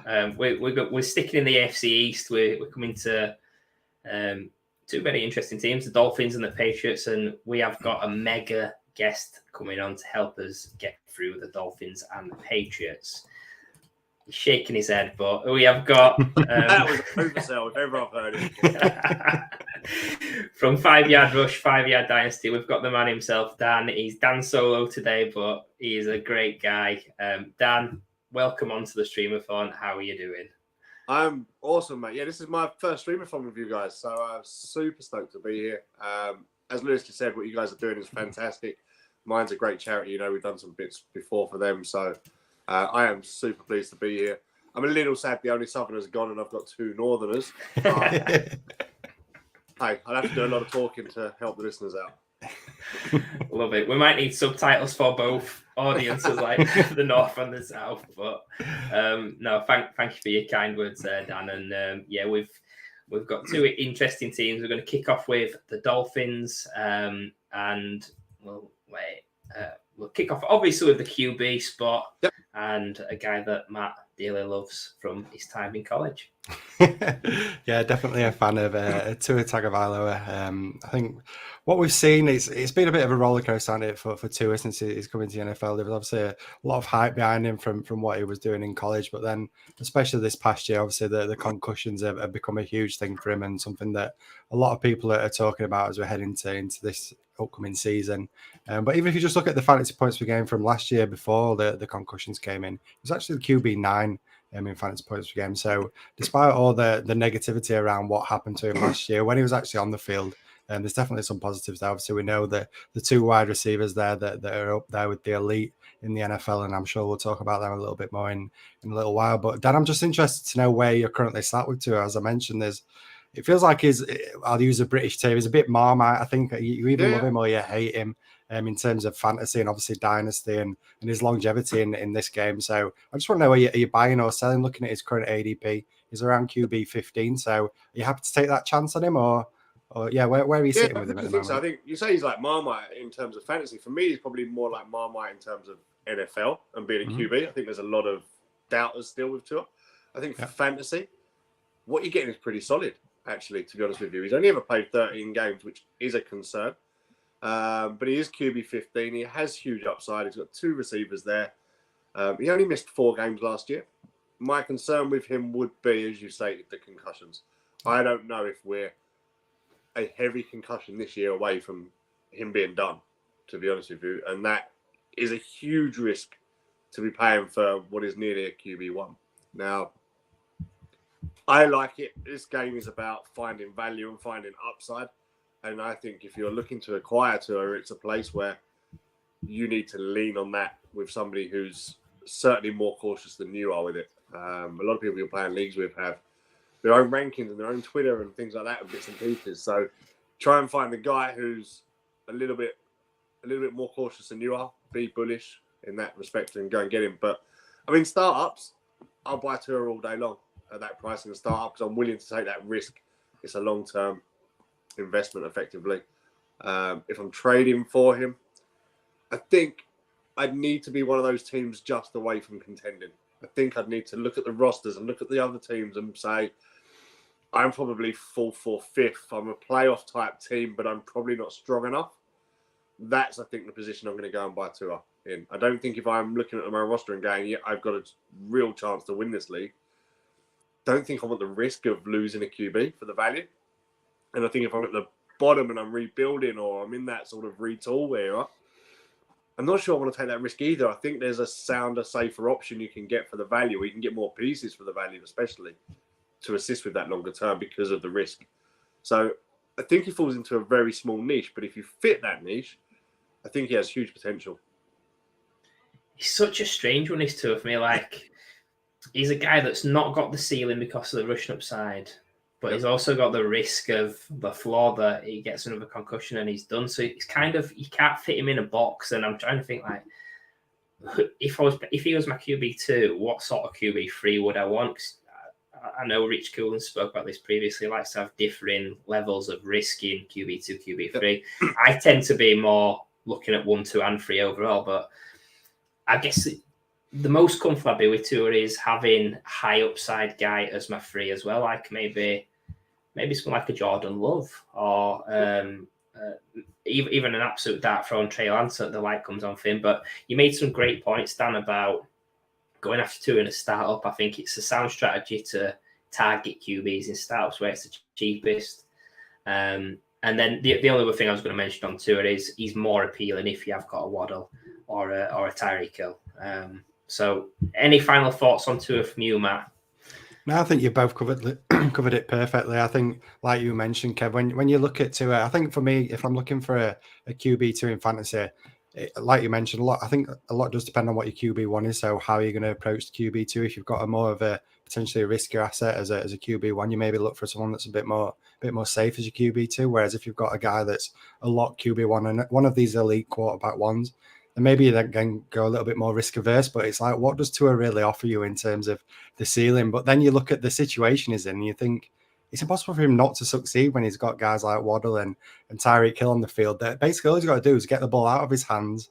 Coach Mike McDaniel's going to find a way of getting these guys the ball. It doesn't have to be a huge deep ball, which is something that people have often questioned Tua on. It's just got to be a short pass, and these guys can rack the numbers up for him. So it's just a real awkward one for me with Tua. Obviously, I've got the love for him back from his time in college and when he came into the NFL. It's hard for me not to get away from that, but I think the situation he's in, you've got to expect that he's going to be a solid quarterback. And I think he does potentially have a bit of a higher ceiling than maybe what we've seen, but it's also the risk of, is he just one concussion away from maybe stepping away? There's obviously been talks in the offseason that he had that sit down and a brief chat with his family, but there was no way he wanted to walk away from the game. But if we're talking this time next year and he's had another season like last year, I think you've then got to start being concerned about Tua and the longevity. So it's a really interesting one with Tua. I struggle to really pin down a position where I want him and what point I'm willing to take a risk on. But I do agree with what you both said about in startups feels like the best place to get him. That's where you're going to get the best value, I think, and maybe taking a little bit of the risk out of it of where you can get him.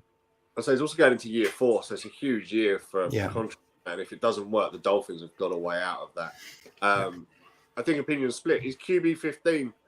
He sits smack bang in the middle because nobody can decide, right? And that's exactly where he should be right now. So There's a hold everywhere, but yeah, let's just wait and see. Let's just let the fantasy gods decide. If I've got him, I'm not looking to sell him unless I'm actually in a proper retool or something like that, or I'm using him and something to go and get one of the top guys. If you're using Tour and picks to go and pick up a Hertz or an Allen or something like that, then great. But other than that, you are just going to sit on him.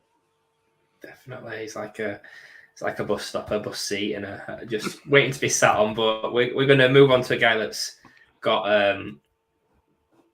well, not much ceiling, to a guy that I think has got tremendous ceiling. We've got a comment come through actually from Fantasy Football Garage. Thank you for that. Saying very exciting offense in Miami. I think A-Chain has an incredibly high ceiling here, and that's the guy I'm going to talk about now. Devon A-Chain, monster fan of him. This was before he went to the Dolphins as well. I think excellent score in my rookie model. He's joined the fastest offense in the league.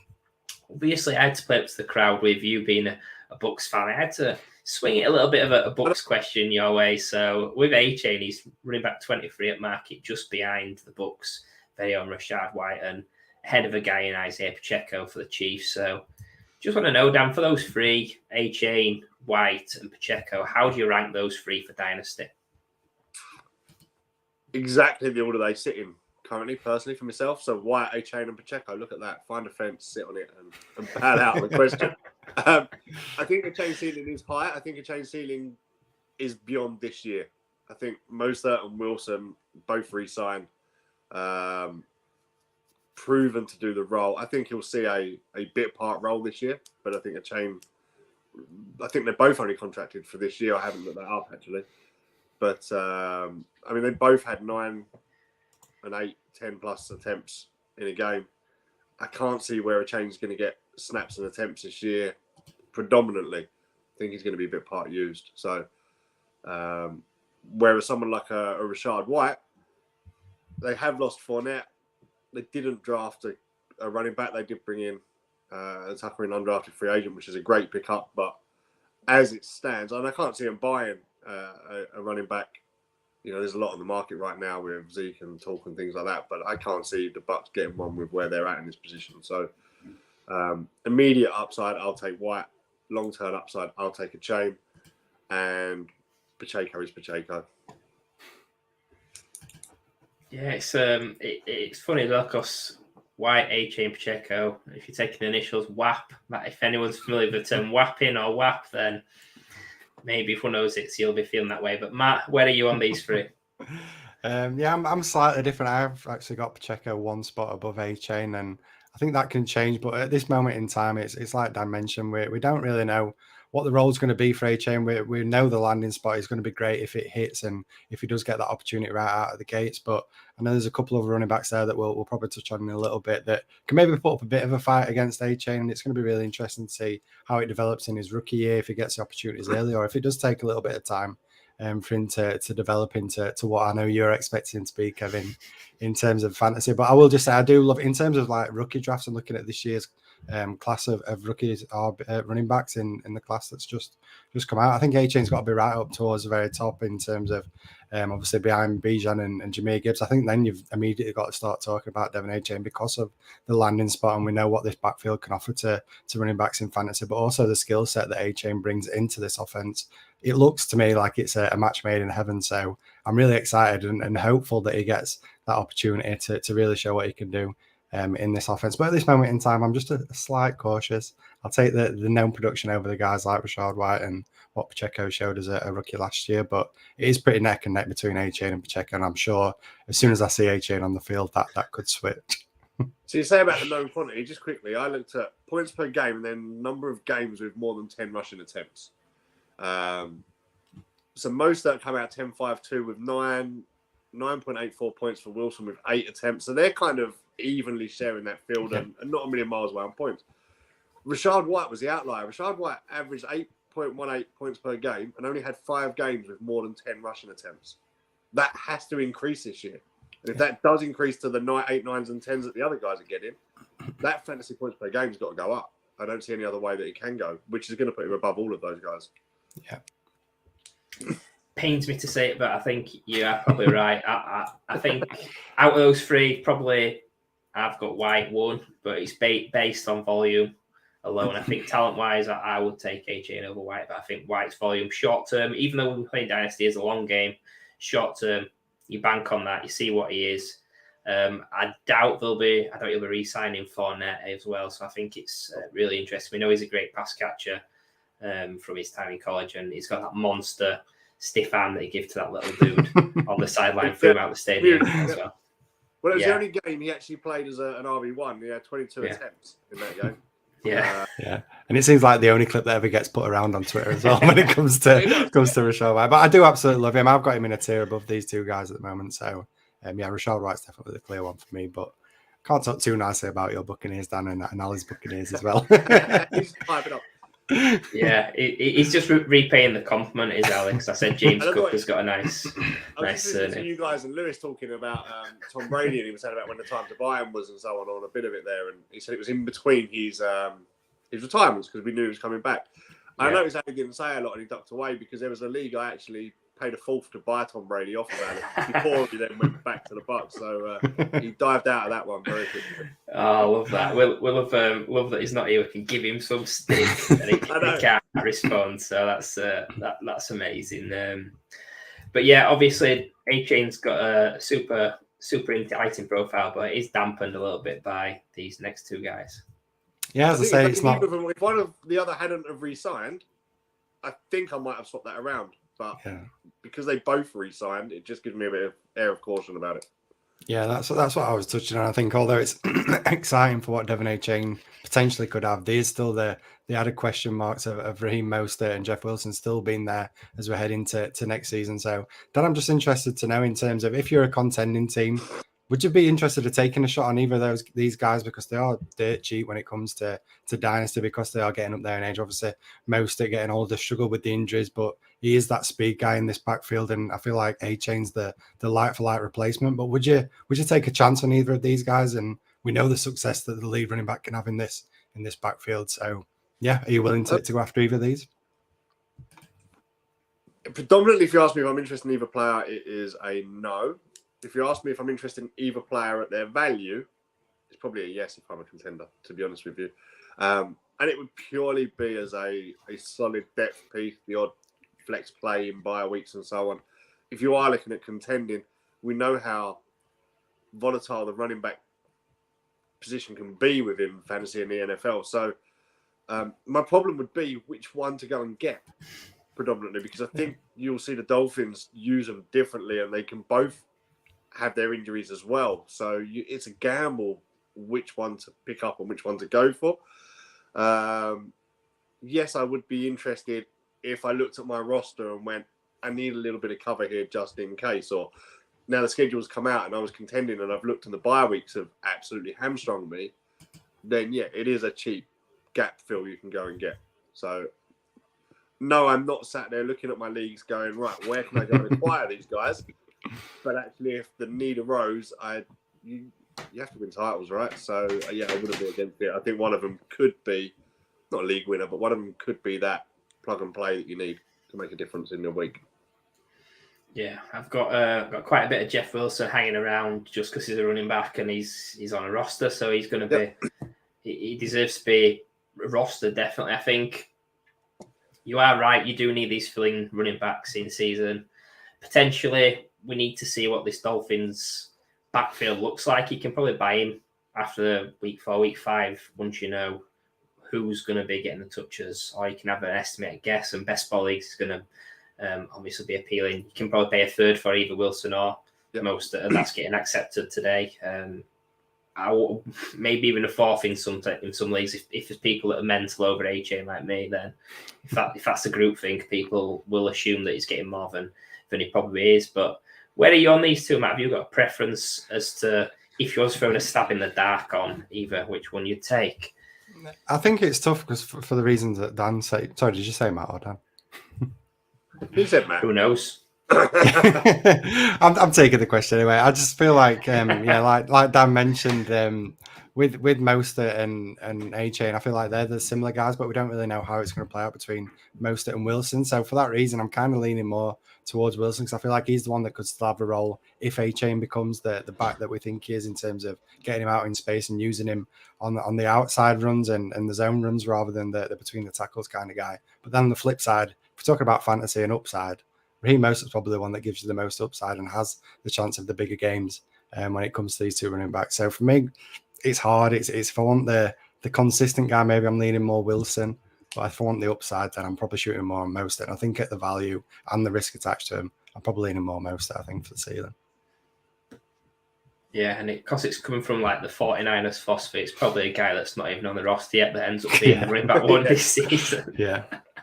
So we'll move on from the mess at running back and we'll come into wide receiver, which is a fantastic place to be. Tyreek Hill. Sorry. Someone's breaking into the house. It's absolutely fine. But yeah, Tyreek Hill, what a season he had post Mahomes. Far out surpassed what I expected. Wide receiver 3 fantasy points per game, wide receiver 2 overall.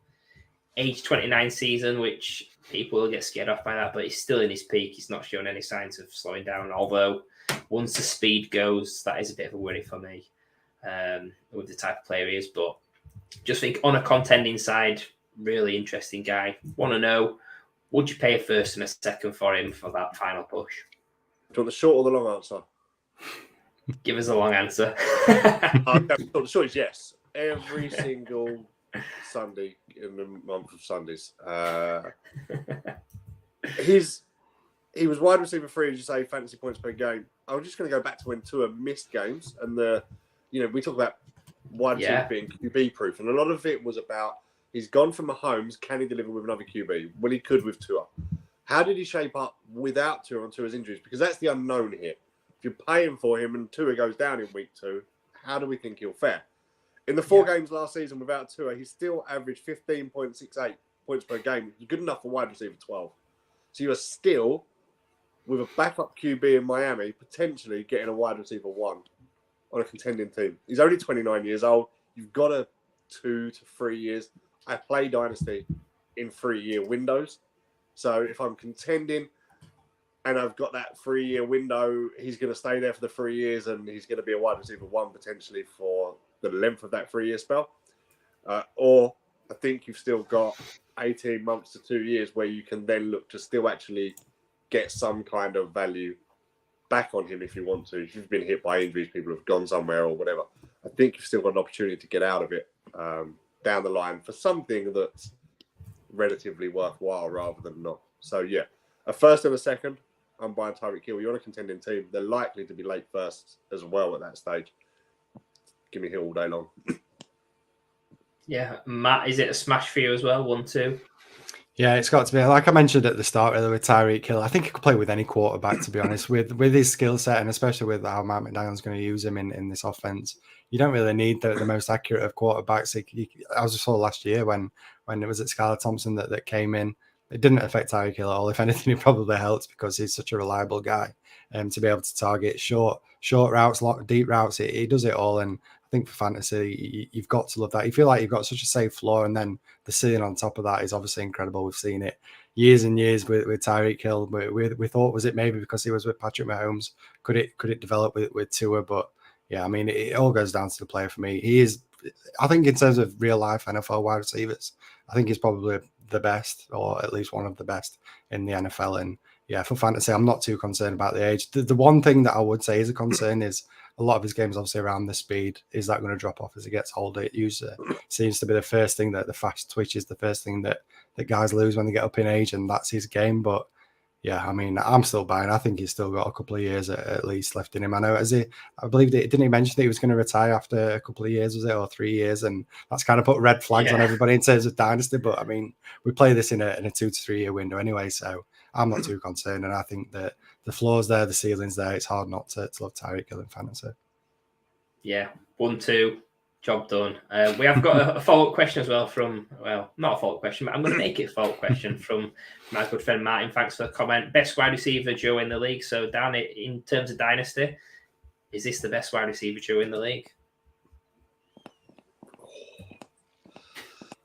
Just because Martin asked, no, it's not. I mean, there's like Chase and Higgins, Smith and Devontae Smith, AJ Brown. I thought you were going to say Godwin Evans, to be honest. Oof. I think 2 years ago, they were, in terms of ability, I actually think they'll be up there. In terms of fantasy, I think the uncertainty of QB will certainly have an effect on that.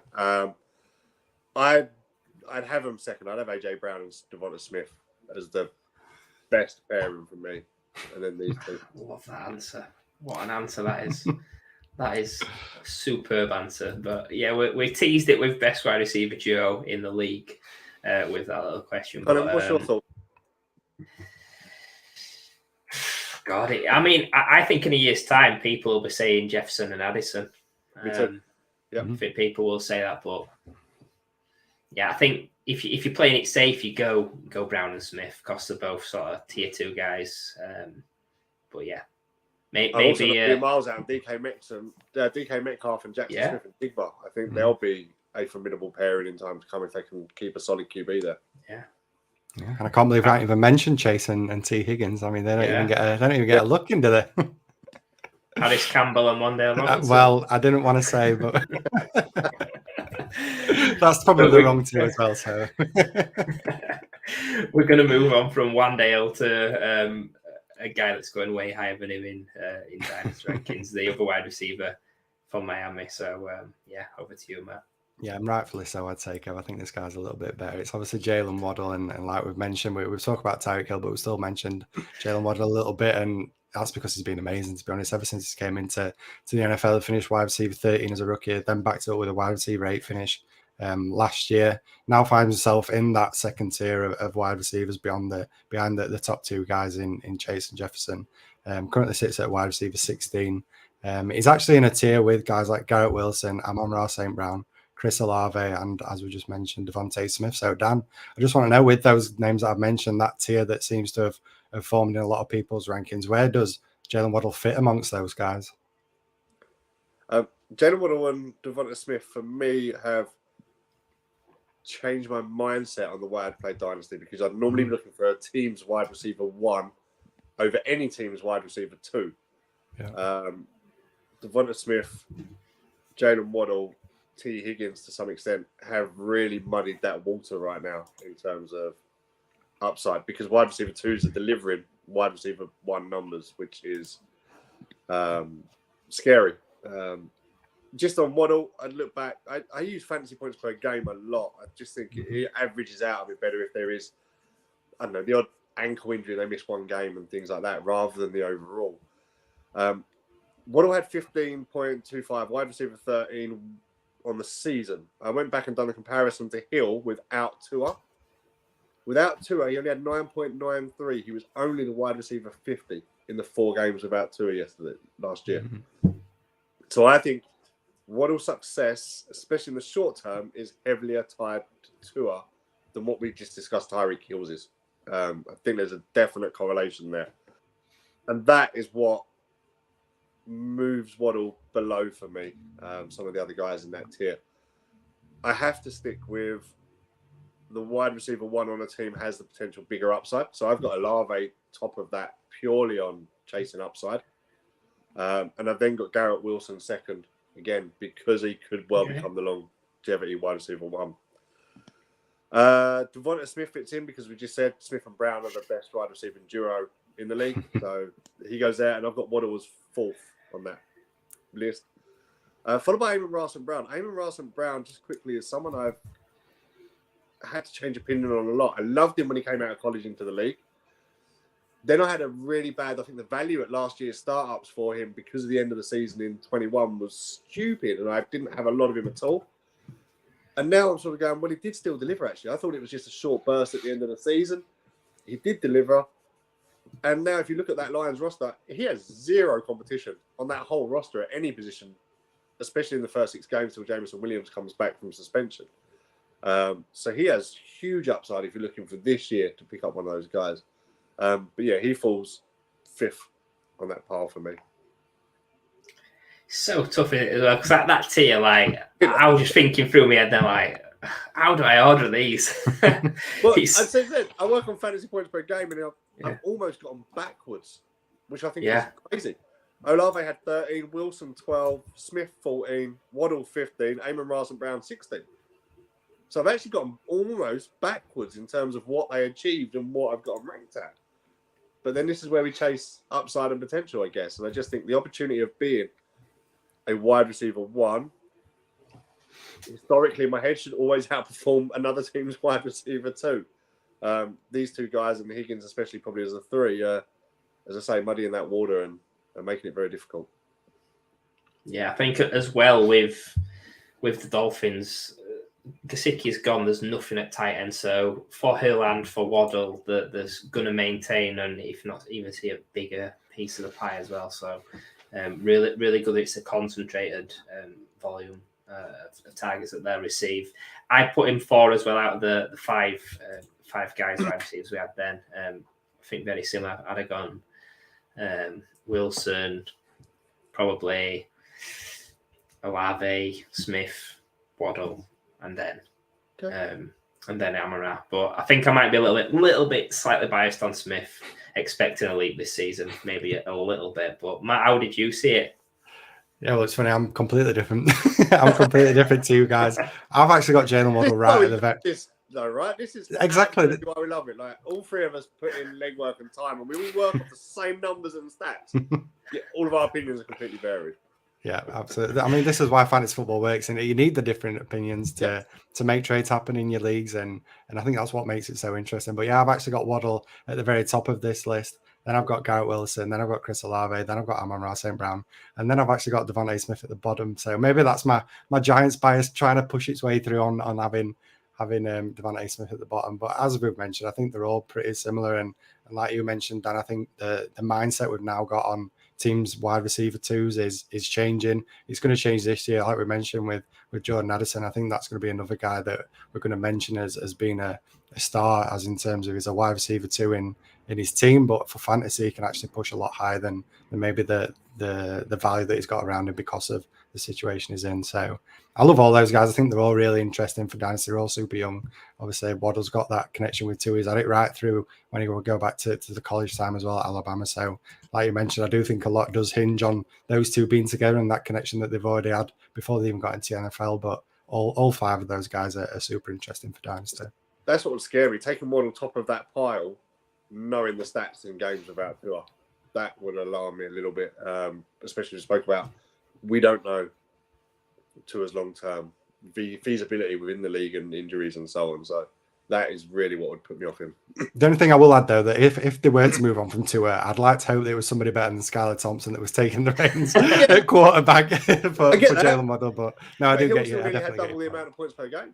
Yeah, definitely. Tyreek Hill's maybe a different player. You could make arguments for that, but no, I 100% get your point. And you see this with all these wide receivers, don't you? The change. I think it's a thing that maybe people underestimate. The change at quarterback is huge for these players in terms of dynasty and how it can affect them. So yeah, it's going to be interesting to see how it develops as the years pass by.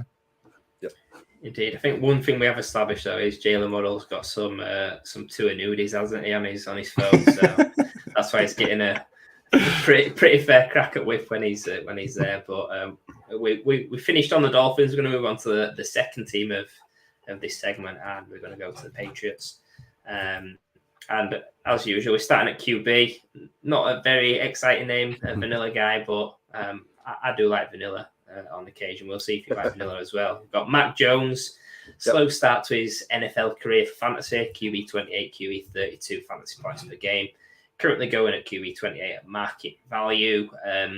Just want to know, Dan, do you like him for dynasty? And if you are buying him at that cost, is it on the basis of him having job security with the Patriots for the next few years? Or is it actually that we've not seen the best of him and he's got potential to be an efficient pocket passer moving forward?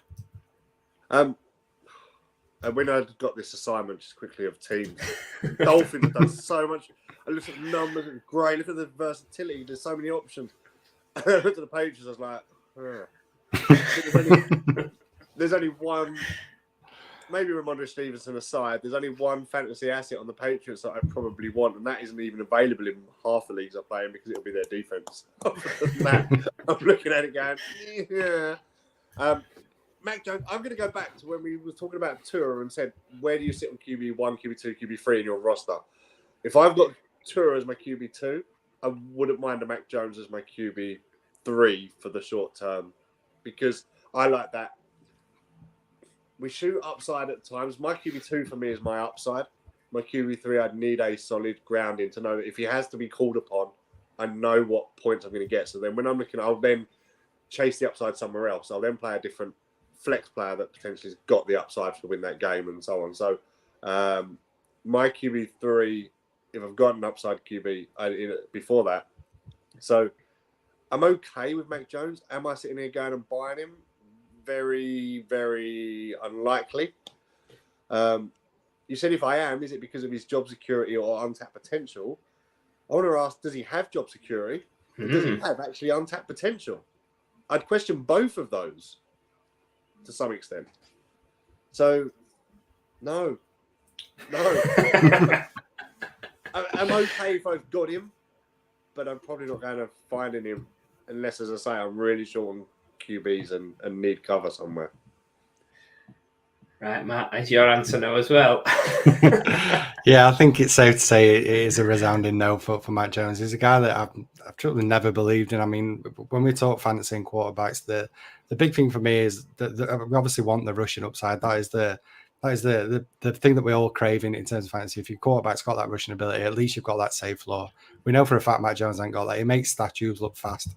He's that slow. He just sits in the pocket, and then the offense that he's got around him for the last couple of years has not been great. What Bill Belichick is obviously an amazing coach for what he's able to do with the players that he's had at his disposal and in the recent years anyway. And Matt Jones, it's just nothing sits right with me with Matt Jones. The situation's not great. His ability as a fantasy quarterback isn't great.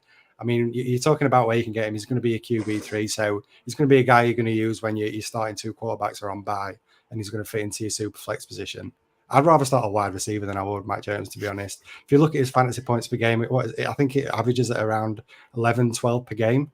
I mean, you can get like the person that finished, I'm just looking now, the guy that finished wide receiver 30 was Hollywood Brown, and he was averaging 13 fantasy points per game. So you can go lower than that and you're still getting the same production as what you're out of a quarterback. It feels like we're in this situation with Superflex where we feel like we have to start a quarterback. Because it's Superflex, we've got to put a quarterback in there. But Mac Jones isn't offering anything more than what a mid-tier wide receiver 3 is offering. So, I mean, probably Jacoby Myers is probably more relevant in terms of fantasy points per game than what Mac Jones was, and he was his quarterback. So, yeah, it's with Mac Jones, I'm just not there at all. I'd rather not have him. I'd rather sell him on the thing of people wanting that quarterback to be the QB3. And you can happily have him. I'll just have a wide receiver that what gets for, Matt, out of curiosity? What, sorry? What would you sell him for, out of curiosity? Sell him for... literally anything. Like I mentioned, if I can get whoever was the wide receiver 30, so like a Hollywood Brown, if there's a QB needed team, they're going to take Mac Jones. I know I made a trade recently giving up Mac Jones. I think I gave up Mac Jones, and I think it was like the 205 to move up for a late first in dynasty. So I'm losing 2 assets, but I'm getting somebody like, I think I got Quentin Johnson with that pick. Yes. I mean, I'm taking that 1,000 times out of 1,000. Yeah. Just because they felt they needed a quarterback, and I think he actually took him to be his QB2, who's in that much of a state at quarterback. And for me, it's like, yeah, I'd take a guy. I'd rather use him as a tool to move up in my tiers if I have to. But at the same time, I think you can maybe get a little bit more for people that need a quarterback. Yeah. Would you both? Go on. Oh, sorry. I'm going to say, would you both? For a QB2, I'm not buying Mac Jones. I'm giving up and chasing something else somewhere else. Would you re-roll on Will Levis over Mac Jones? Yes. 100%. Yeah. I'd roll on. And where's he going in rookie drafts? Like early second. Bennett over Mac Jones right now. Stetson Bennett, because of Matt Stafford's injury problem, Stetson Bennett will see the field at some stage this year. I know it. And if he takes that opportunity, yeah, I'd gamble on Stetson Bennett over Mac Jones. And then where would you take him in rookie drafts? Like, he's a 4th round pick. So, I mean, we're taking anything for Mac Jones. That's how bad it's got with Mac Jones. It's a tough state. I mean, we could look like absolute idiots in a year's time if he turns it on this year with the weapons is now being given in New England. But yeah, I'm not buying it. No. I'll paint a slightly better picture. I think talent-wise, there is something there from a real-life point of view. I think we haven't seen the potential. This was a guy... sort of round 1 pick. I think he's better than some of the busty round 1 picks. Like Zach Wilson looks like he's not going to be a thing. I'm not sure if it's going to happen with the Patriots. Just with the offense, we can talk about weapons, but Myers has gone. He was great. Juju's a similar level guy. They've got Gesicki and they've got rid of Jonnu Smith. Potentially quite similar on talent. I don't think the gap's as big as people would imagine, especially when you look at what they give John Smith as a wage packet. But I think that I think Mac Jones's time will come. I'll say that for record. But yeah, he's not. If he's your QB3, you're just hoping that there's no bye weeks for your QBs in the season. But let's get the stink of Mac Jones off us. We're going to move on to arguably, like you touched upon, Dan, the premium position for dynasty for the Patriots. Yeah, like that mentioned, he's probably the one guy I think that stands out in this offense that people are going to get excited to talk about throughout this offseason heading into next year. It's Ramondre Stevenson. And I think that the big thing was Ramondre was he going to get through this offseason without his value being tainted, without the opportunity that he was going to get in this backfield being tainted? Because we know from previous years that Bill Belichick and running backs, it doesn't make a great equation when it comes to fantasy football. And we've seen him switching running backs. He's always been us with the running backs. But last year, he finally gave us that gift of a starting running back that really produced for us in fantasy football, and Ramondre Stevenson and what he did. As I say, so far this offseason, he's got through without anybody being selected in the NFL draft and not really added anyone apart from James Robinson, who I don't think is going to have too much of an effect on him. So, Dan, where are you currently sitting with Ramondre Stevenson? Are you looking to still buy in on him, or are you maybe looking to sell? Just looking at his ADP on Keep Trade Cut, he's running back 12. So is that a fair range for you, or are you maybe slightly higher or lower than that on him? I was incredibly low on Ramondre Stevenson. He's one of these players that's kind of eluded me to some extent. Now, I didn't mind him coming out of college. I thought the Patriots' landing spot was quite harmful for him because of their tendency to use multiple guys. I didn't mind Damian Harris either. Damian Harris is a guy I had a lot of as a flex play cover bye weeks. He was a pretty solid floor that you'd get if you needed that in your lineup. So I actually, across all of my leagues, only have one share of Ramondre Stevenson. And I think I'm missing out to some extent. Say 14.4 points per game. You get steady targets as well, which I think's good for PPR. There isn't weeks of 2 and weeks of 8 targets. He's getting a steady number of targets, which gives you a reliable floor in terms of where we go. That's because Mac Jones isn't very good and has to throw it to the nearest player to him. We've just said that. I do feel like I'm missing out. They haven't brought in another running back other than James Robinson. They do, however, have a lot of running backs. That would be my one concern here. Are they going to give him a lead role, but ultimately only, 75% of what another team's RB1 would get, because they'll just share the workload out between the guys. I actually don't mind James Robinson. I know we're going to come on to him. I don't know. I had to look at ADP. ADP for Ramondre Stevenson's right now is in between Javonte Williams and DeAndre Swift. I'm taking Ramondre Stevenson in that spot over those two with ease. I just think it's someone who, and this happens in fantasy, I haven't got a lot of. I'm not quite thrilled enough to go and get a lot of. And I think the Patriots are going to be behind in games and some of that as well. So, I don't know. I think it's just one of those players that I'm going to look back in 5, 6, 8, 10 years time and go, I never really remembered a lot about it because I didn't really have a lot, if that makes sense. You know, we all remember how many Calvin Johnsons we had, right? And how good they were. He's just going to be one of those players that I just haven't really dabbled upon at all. Yeah, it's not your shiny football sticker in playground, is it? He's someone that you potentially looking back and forgetting. I think running back 12, Keep Trade Cut, I really like. I think the fact that he's got 2 years left on his contract. Damian Harris, I do rate, and I think the guy that's come in, James Robinson, I don't think he's the same level of play. I think we're probably going to see a bit of a mess actually behind Stevenson, which we are going to come on to very soon. But I do like the cost. I think you see him in starts going around 5, 6 as well, which I think is a really appealing price to be paying. He's 25 years old, but playing 2 years, 3 year windows, that's going to be all right for what your plan is. But yeah, Matt, I'm guessing you're buying in. I'm saying you're doing stuff and you're avoiding the early running backs because you want a couple of young wide receivers in there. Stevenson, someone, as you say, picking up round 5 or 6 would be great. I think if you go for what we call zero running back and you're looking even later, there are guys out there that I think someone like J.K. Dobbins could easily not give you much differential at a later round pick. But yeah, he is. If you wanted that anchor kind of solid running back and then fill it with plus side at that sort of price, yeah, I'd take it in startups. No, I'm right there with Dan. I think his current value is probably what I'm happy. And I was just like Dan in terms of when he came into the NFL. I wasn't super high on him, to be honest, as a prospect. The landing spot I kind of bought into that being not great for him in terms of his fantasy production. Felt like he wasn't going to get too many opportunities, but I maybe reacted a little bit quicker than what Dan is. Maybe I used my youthfulness and I got in a little bit faster than what Dan is, because after his rookie year, when he started getting those little opportunities, I thought, I'm seeing something here that I quite like. And if he does get that opportunity, I'm gambling here and taking a chance that we finally get Bill Belichick relying on the running back. But if he does get the opportunity, I feel like he could be a really solid player for fantasy. And I kind of struck a little bit earlier than what maybe some others did that weren't in on Ramondre Stevenson, and kind of bought in and then obviously being rewarded with what happened last year. But even still, I think now it's one of those things, isn't it, where we mentioned about buying high on players, guys that were lower ranked and then have built the way up. I think we're still at a point now where you could say he is a buy high, in terms of that he's gone up in value, but yeah, I still think he's a potential buy at RB12. I think he's still got plenty of years left in him. He's obviously only had the 2 so far.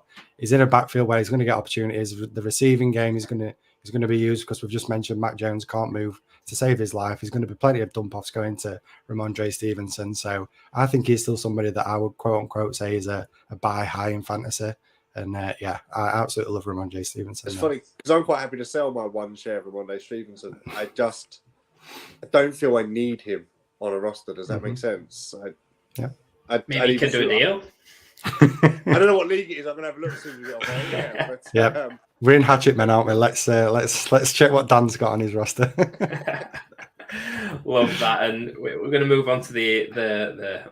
I know you mentioned the Guess Who game for the Giants wide receivers a bit earlier, Matt. We've got the same game for the Patriots running backs: Robinson, Pierre Strong, Kevin Harris, Ty Montgomery.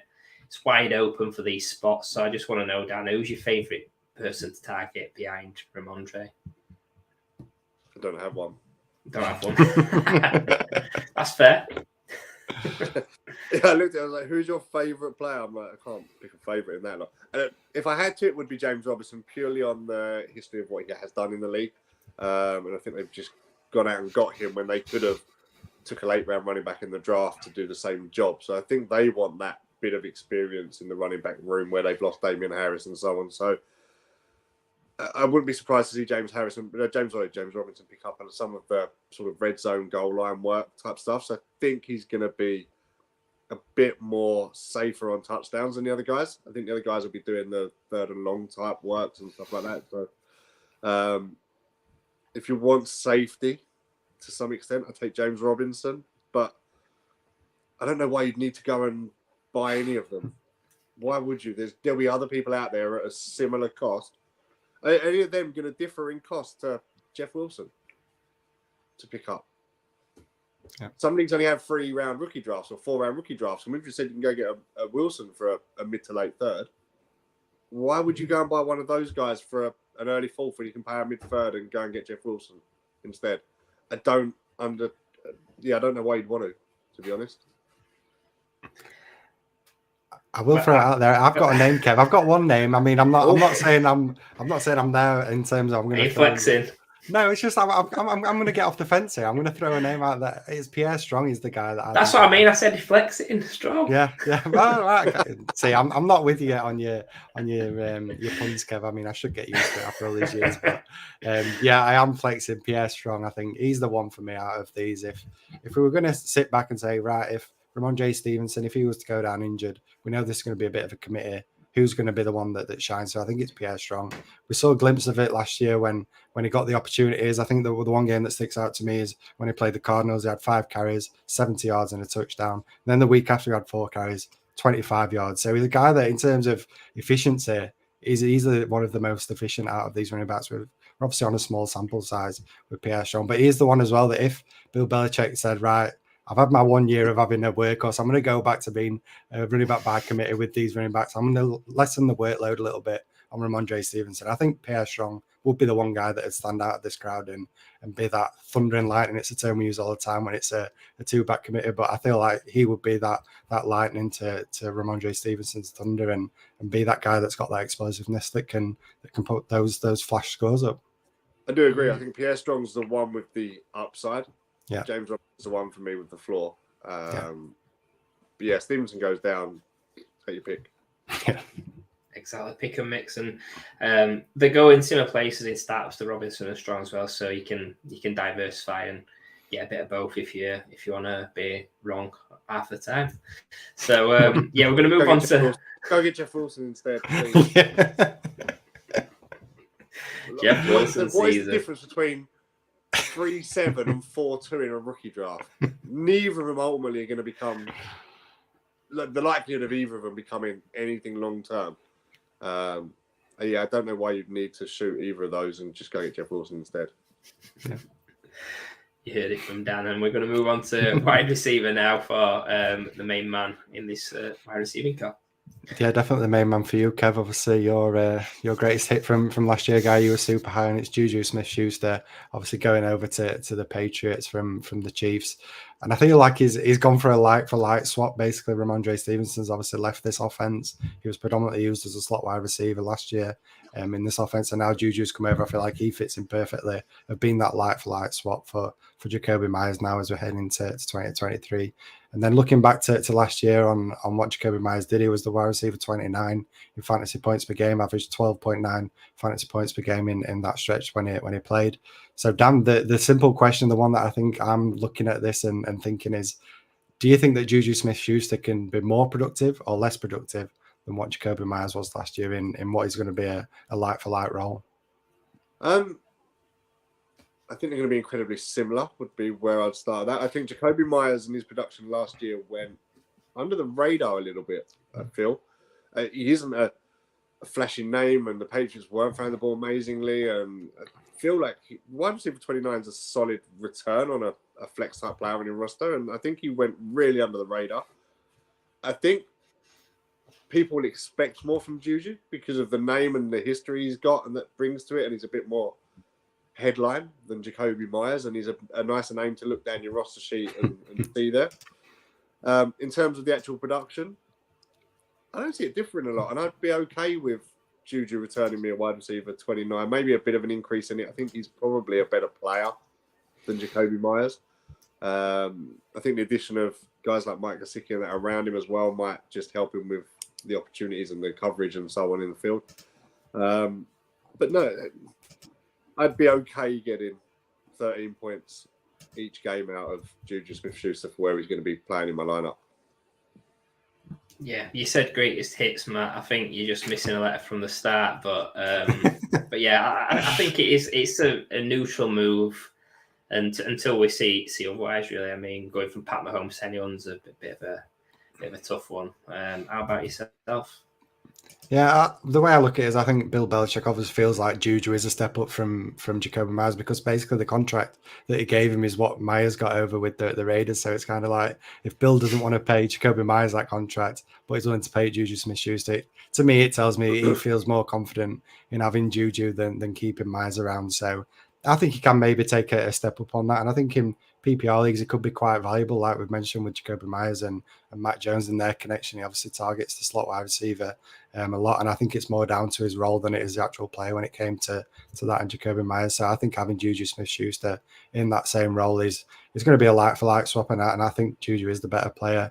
And I feel like moving forward, he's probably going to offer you a little bit more. So in PPR leagues, I think he's going to get plenty of targets in this offense. And yeah, somebody that I'll probably be targeting because I feel like his ADP is pretty low in terms of what he can offer as a PPR threat in the slot. So yeah, I might be like you this year, Kevin. I'm getting quite excited by Juju Smith-Schuster as we're heading to next season. Ready to get hurt again. I mean, Mahomes to Mac Jones, it's terrible, isn't it? But we'll see how it goes. If Mac's going to be anything, then it's going to be on the back of Juju, I think so. Final question on the Patriots. We've got the tight end spot. I mean, a couple of years back or last season, they signed Hunt Henry and Jonnu Smith, and that was a bit of a mess. It's pretty much like Smith's gone, Mike Gesicki's come in. It's not the landing spot I wanted for Gesicki. I think athletically fantastic. There's plenty of spots out there I would have loved personally.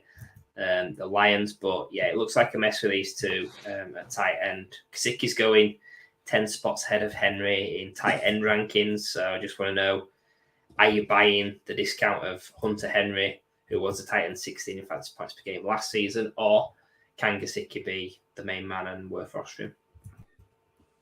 I'm not, if anybody's ever listened to anything I do or what I tweet about, I'm not a fan of tight ends full stop in this kind of range. I think you get one of the 2 or 3 guys or you just don't bother. And I think the fact that there's 2 similar guys on the roster in a similar situation to last year when neither delivered much worth talking about, I'd sooner look at a Gerald Everett type player who's probably in a similar type range and just go and get that. Or I think someone like Cade Otton's a tight end, one of the Bucks. I bet he's probably going below those guys, but has reasonable touchdown potential on the Buccaneers. So, no, if I'm leaving drafts that late, I'm not picking up either of these guys, to be honest. I just don't see any potential return for any value on them. I can't. Yeah, it's an interesting one. It's if you kind of go along the thought process of 2 wrongs don't make a right in this occasion, the fact that it's 2 guys which are going to harm each other unless there's an injury to one of the other one and the other one can step up. I think outside of Juju, it is pretty wide open, but we just know that Matt Jones isn't going to be a high volume sort of guy. It's going to be Stevenson and Juju as the main pieces. So, yeah, luckily I don't have a lot of Gesicki and Hunter Henry, but if I did, I'd be pretty peed off about that landing spot.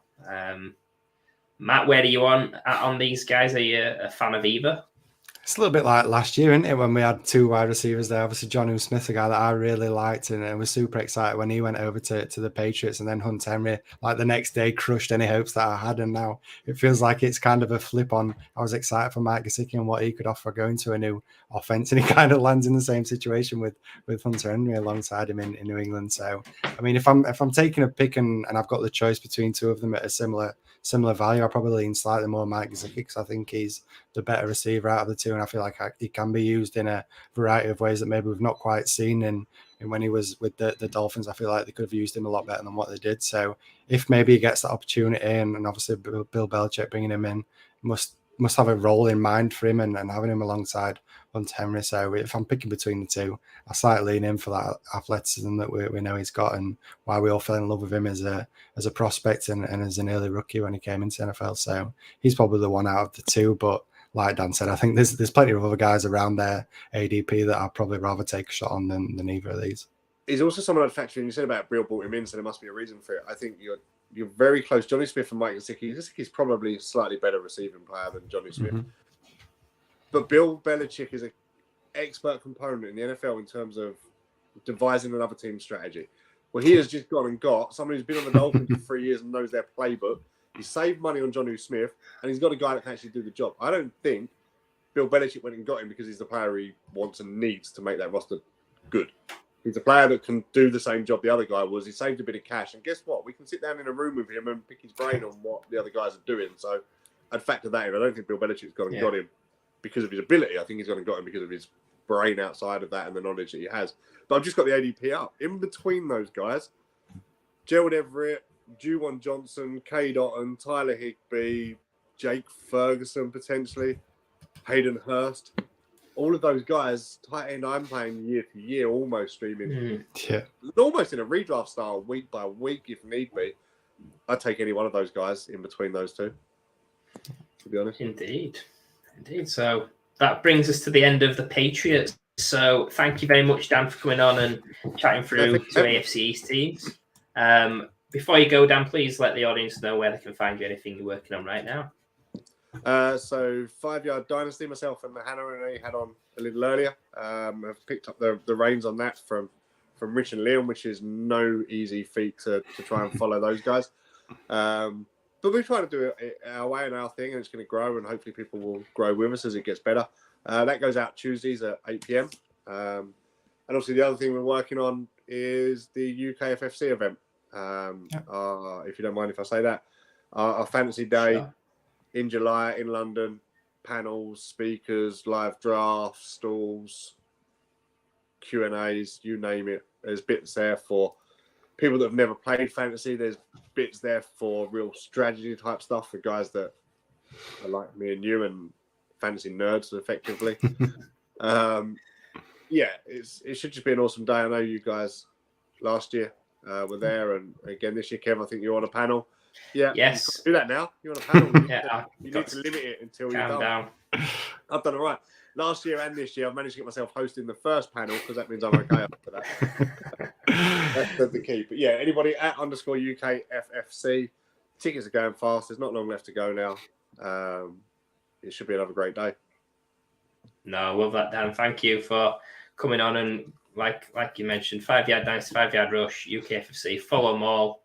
Fantastic follows, and a great event that you've got going in July. So thank you for that, Dan. See you soon. No, thanks for having me. Cheers, guys. Good luck. See you, Matt. Right, Matt. Well, that's the end of stream one, isn't it? We've done the East as such. They've got the Just Giving page that's scrolling across the bottom. Please do continue to donate to that, and thank you for supporting Mind. Our next stream is going to be starting very shortly, so we're going to jump off. Thank you for all of your donations so far, and we'll see you in a couple of minutes' time.